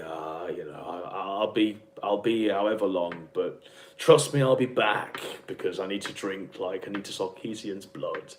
And he comes back from the wedding, and, like, his hair's untied, the suit's, like, half off him, the shirt's untucked. And I think he kept the suit on for a good week afterwards. I don't think he took the suit off, and it was just endless Anita promos. Halfway through the week, he put sunglasses on, and it was just him, the suit, sunglasses, this dishevelled mane, and endless beer cans around him, as he just started screaming, Anita Sarkeesian must die. He genuinely hated that bitch.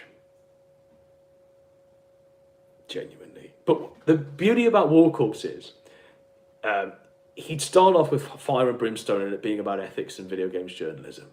And he'd be like, oh, you know, I wouldn't fuck you, you bitch, you fucking horse-faced bitch, and all of this. And I think he even used to call her a Jew at the time. And then he'd get so drunk, he'd then just start talking about how he'd fuck her and all this, and how she'd take it and all of this, and how he'd do it.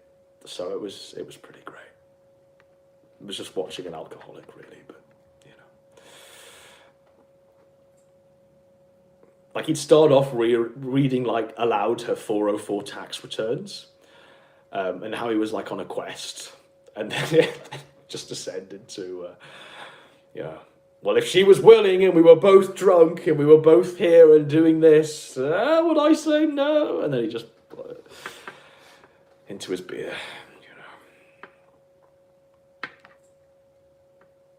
you know. I think in a heartbeat, I don't think he'd hesitate.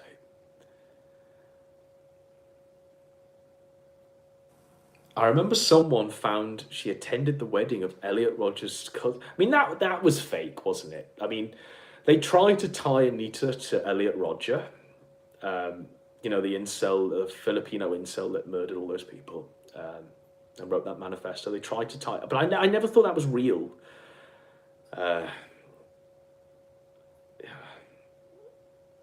That's right. He used to say, yeah, Anita needed a good dicking, and that would calm her down. That was War Corps when he was a few beers in. Yeah. He had a way with it. He had a way with it. But I mean, I think in the end he did his Anita quest for like 5 years. Yeah, 5 years. It must be 5 years he was on it. Because in the end he was just fighting the Anita orbiters like Tool Time in the Marxist guy in Chuckles and just all of these random faggots were people he was just fighting. And in the end they forgot what they were talking, they forgot that they were even arguing over Anita because they were just fighting over minuscule points on feminism. Because War Corps would be like, feminism is evil. And they'd be like saying, well, what about this, this and this? And they'd be like, women should be in the kitchen, and lesbians. Make me a sandwich. Yeah, so he had it going.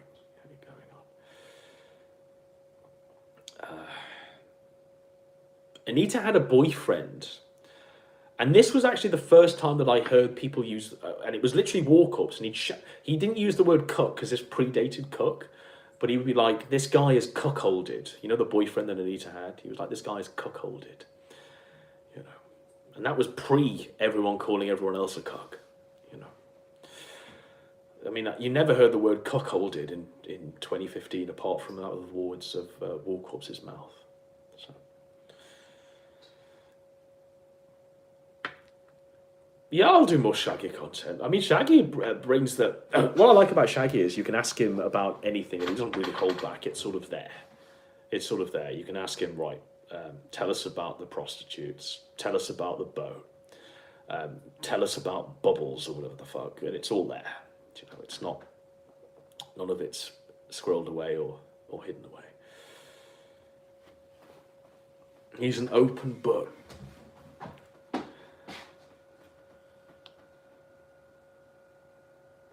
Doesn't his sister write for the Washington Post and looks like a literal female him? I don't know. Maybe that's just a message Laura I read once. Anita had a boyfriend. Yes, Anita had a boyfriend that used to write the videos for her, the tropes in video games videos for her, whatever it is. But I remember after like Warcorps's campaign and Sargon's campaign and all of their campaigns, she put on quite a bit of weight and started dyeing her hair weird colours. And in the end, she looked really. I mean, I wouldn't have fucked it. I'd have turned that one down. You know, she put on loads of weight. She looked like trash in the end, to be honest. They definitely did all they could to rob her of her humanity. Shaggy's sister stole cheese, and it started drama between them. Yes, McIntosh, yes. That's right. Yes, the boyfriend stopped, and they had like a disagreement or whatever. She hit the wall hard, but I think she was like 30 when she started, wasn't she? You know, she wasn't no spring chicken. Everyone called her. I mean, Warcocks used to start off the bat calling her like a fucking wrinkled old crone or something. For the longest time, I used to call her a witch. Yeah, all sorts of stuff. What is Anita up to nowadays? I have no idea. I imagine she's still around, posting, doing shit, but it's just like she's just been forgotten about. You know, I think she wrote a book about Gamergate when Monday Matt was in the footnotes as like a harasser. That's about it, really.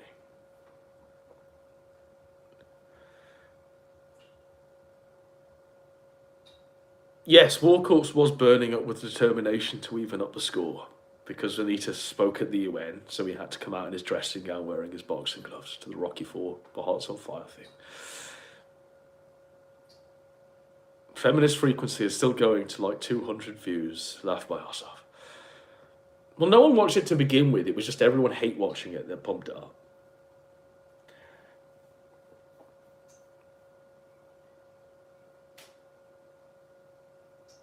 She's complaining about the male gaze while apologising for white privilege.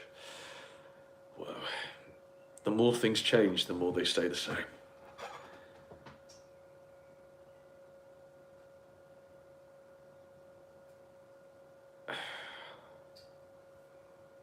Remember Zoe's book? And Matt half seriously said he might have a case for defaming him in the book. Yes, it was Zoe's book, not Anita's book. That's right, yeah. Matt made a video where, and I think he went on a stream where he consulted someone about the defamation stuff. No, that's right. In the video where he talks about this book and he might have a case about defaming him, he then launches, in Mundane Matt style, some sort of GoFundMe thing where he could, you know, crowdfund, let's sue Zoe Quinn. He tried to resurrect Gamergate, but it fell flat, and people just laughed at him for being a retard. This was post play button, post flagging, post all of this shit. Yeah, Monday Matt really fucked up. Anita had a book too. Okay, yeah. I mean, I remember one of them having a book where Monday Matt was in the footnote, and he did try and mount a campaign where he wanted to sue someone for defamation.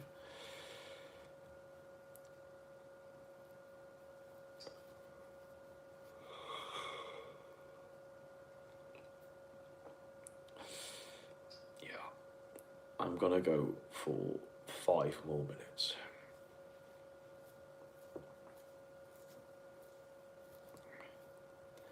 It's not the sector without a lol suit. Well, yeah, Vickers is providing that vacuum that Maddox left, that Anita left, and Zoe Quinn left, and Matt left, and all of the faggots left. So Vickers is providing those lol suits now.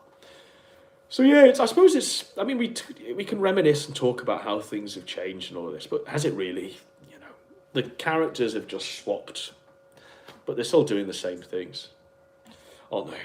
You know, Viva la Raza is essentially what. Whoa, this is crazy is now, isn't it? Yeah. I suppose it's all just the same.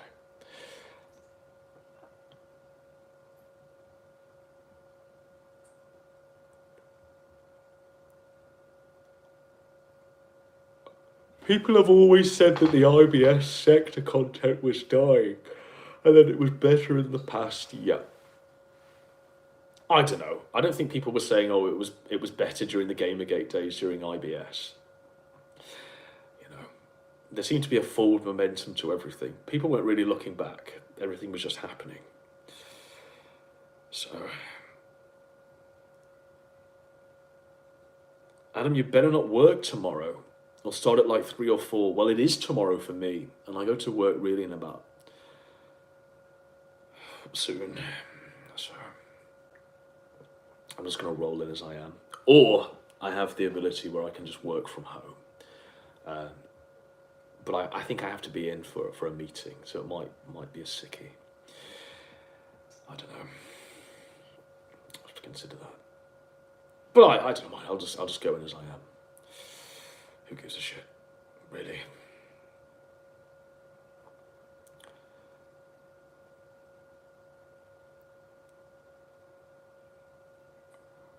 Say you have COVID.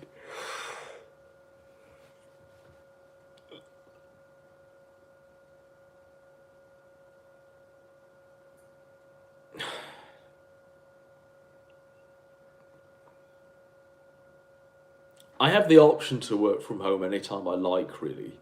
But I like the separation of going in and having work-life separate. I don't know. Maybe that's just me. Sort of old-fashioned like that.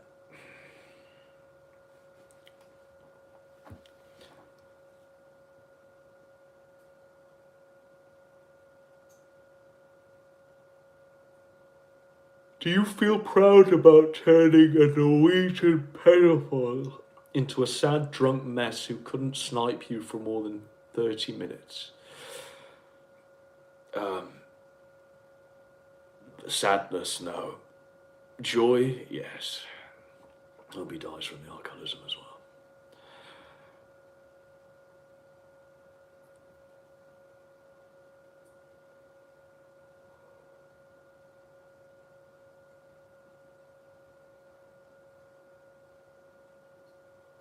People are saying based, we also hope he dies of the alcoholism.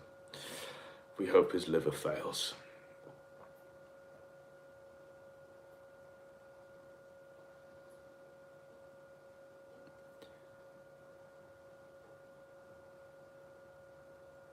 Apparently he has diabetes.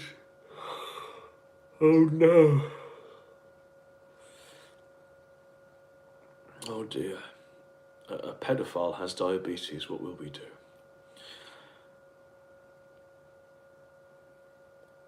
I think JMK tuning out was like a big brain move in his head because it deflected him from this sector. It was his only way out of this sector because it consumed him so fully. So he assumed another identity completely and shrouded himself in like a different zone. So it was really... Yeah, it's kind of tough what happened to JMK. But he's happy living the life he's living. Like, he literally did tune out. But it was his only way out. It was his only way out. There's no easy way out. There's no short walk home. Sometimes the way to get out of the sector is to literally tune out.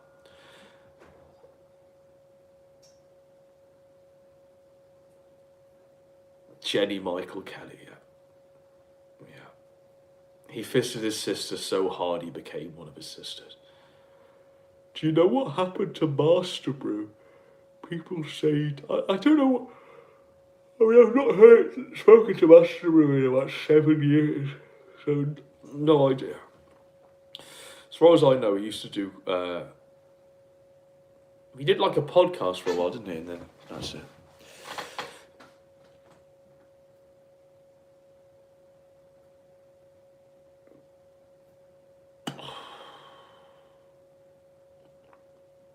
I think both Ralph and Ralph's A-logs are pathetic. Fun to laugh at it until it becomes boring. Getting real bored of this sector. It feels like it's in its dying stages. I don't know. It'll heat up again, I think. It is what it is, folks. They've literally fucked it into the ground. They've milked the cow until the cow is a skeleton. The well is dry. There's no wheat left in the field. There's, there needs to be like something else. They need to go to like a different land and find something else. Ralph content is literally, oh, look, he's on pills and drunk again for the 50th time a week. Yes, but it's not just one person doing that. It's like 5 shows and everyone on Twitter doing that, and all of like a forum doing that, and various Discords doing that. So if Ralph farts, that's where it goes. Yeah. So there we go. I keep seeing threads on Ralph, and half the time they are shit. Whoa. Blowing my mind here with these amazing revelations.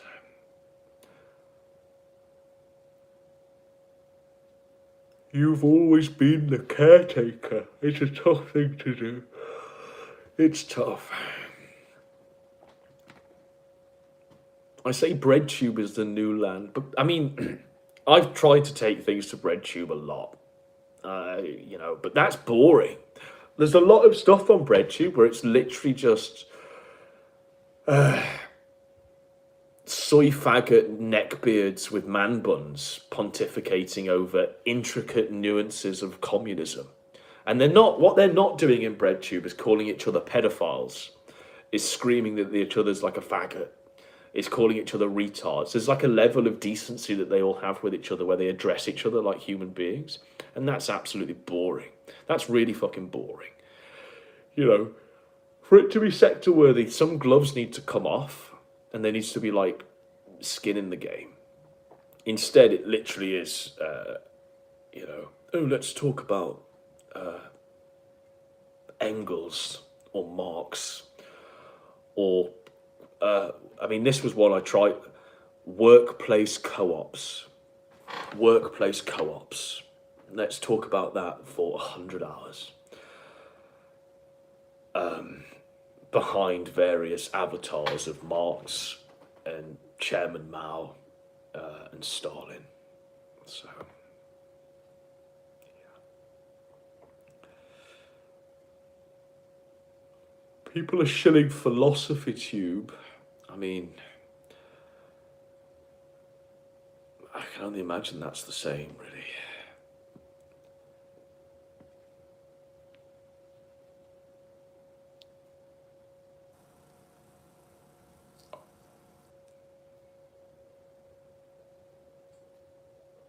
Worker co-ops, that's what it all descends into. At least with the alt-right, everything descended into ethno-states where there was genuine skin in the game and like lives were being divvied up in conversations. Workplace co-ops, I mean, what investment is there in that? Who gives a shit?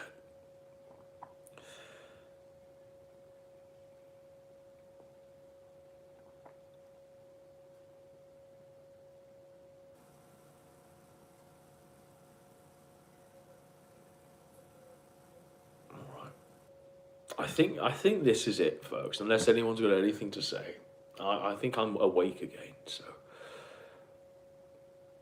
you don't know BreadTube if that's what you think it is. That's literally what it is, though. That's literally what it is. Most of Vaush's debates are talking about workplace co-ops or Turkish elections. Like it is fundamentally a boring point. It's what they do. It's what so.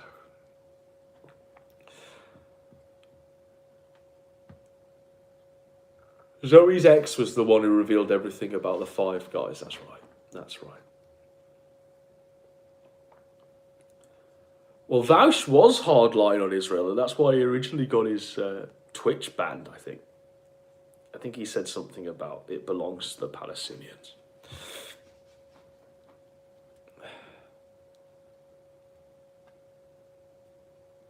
Will I cover the Turkish elections? Will that revitalise the sector?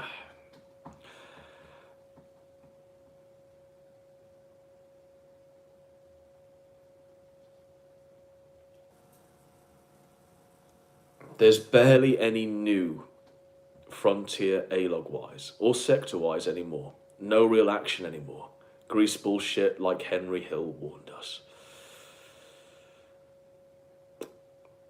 And I think with that, we'll sign off. So with those parting words from Blackface Kermit, I'll see you all soon.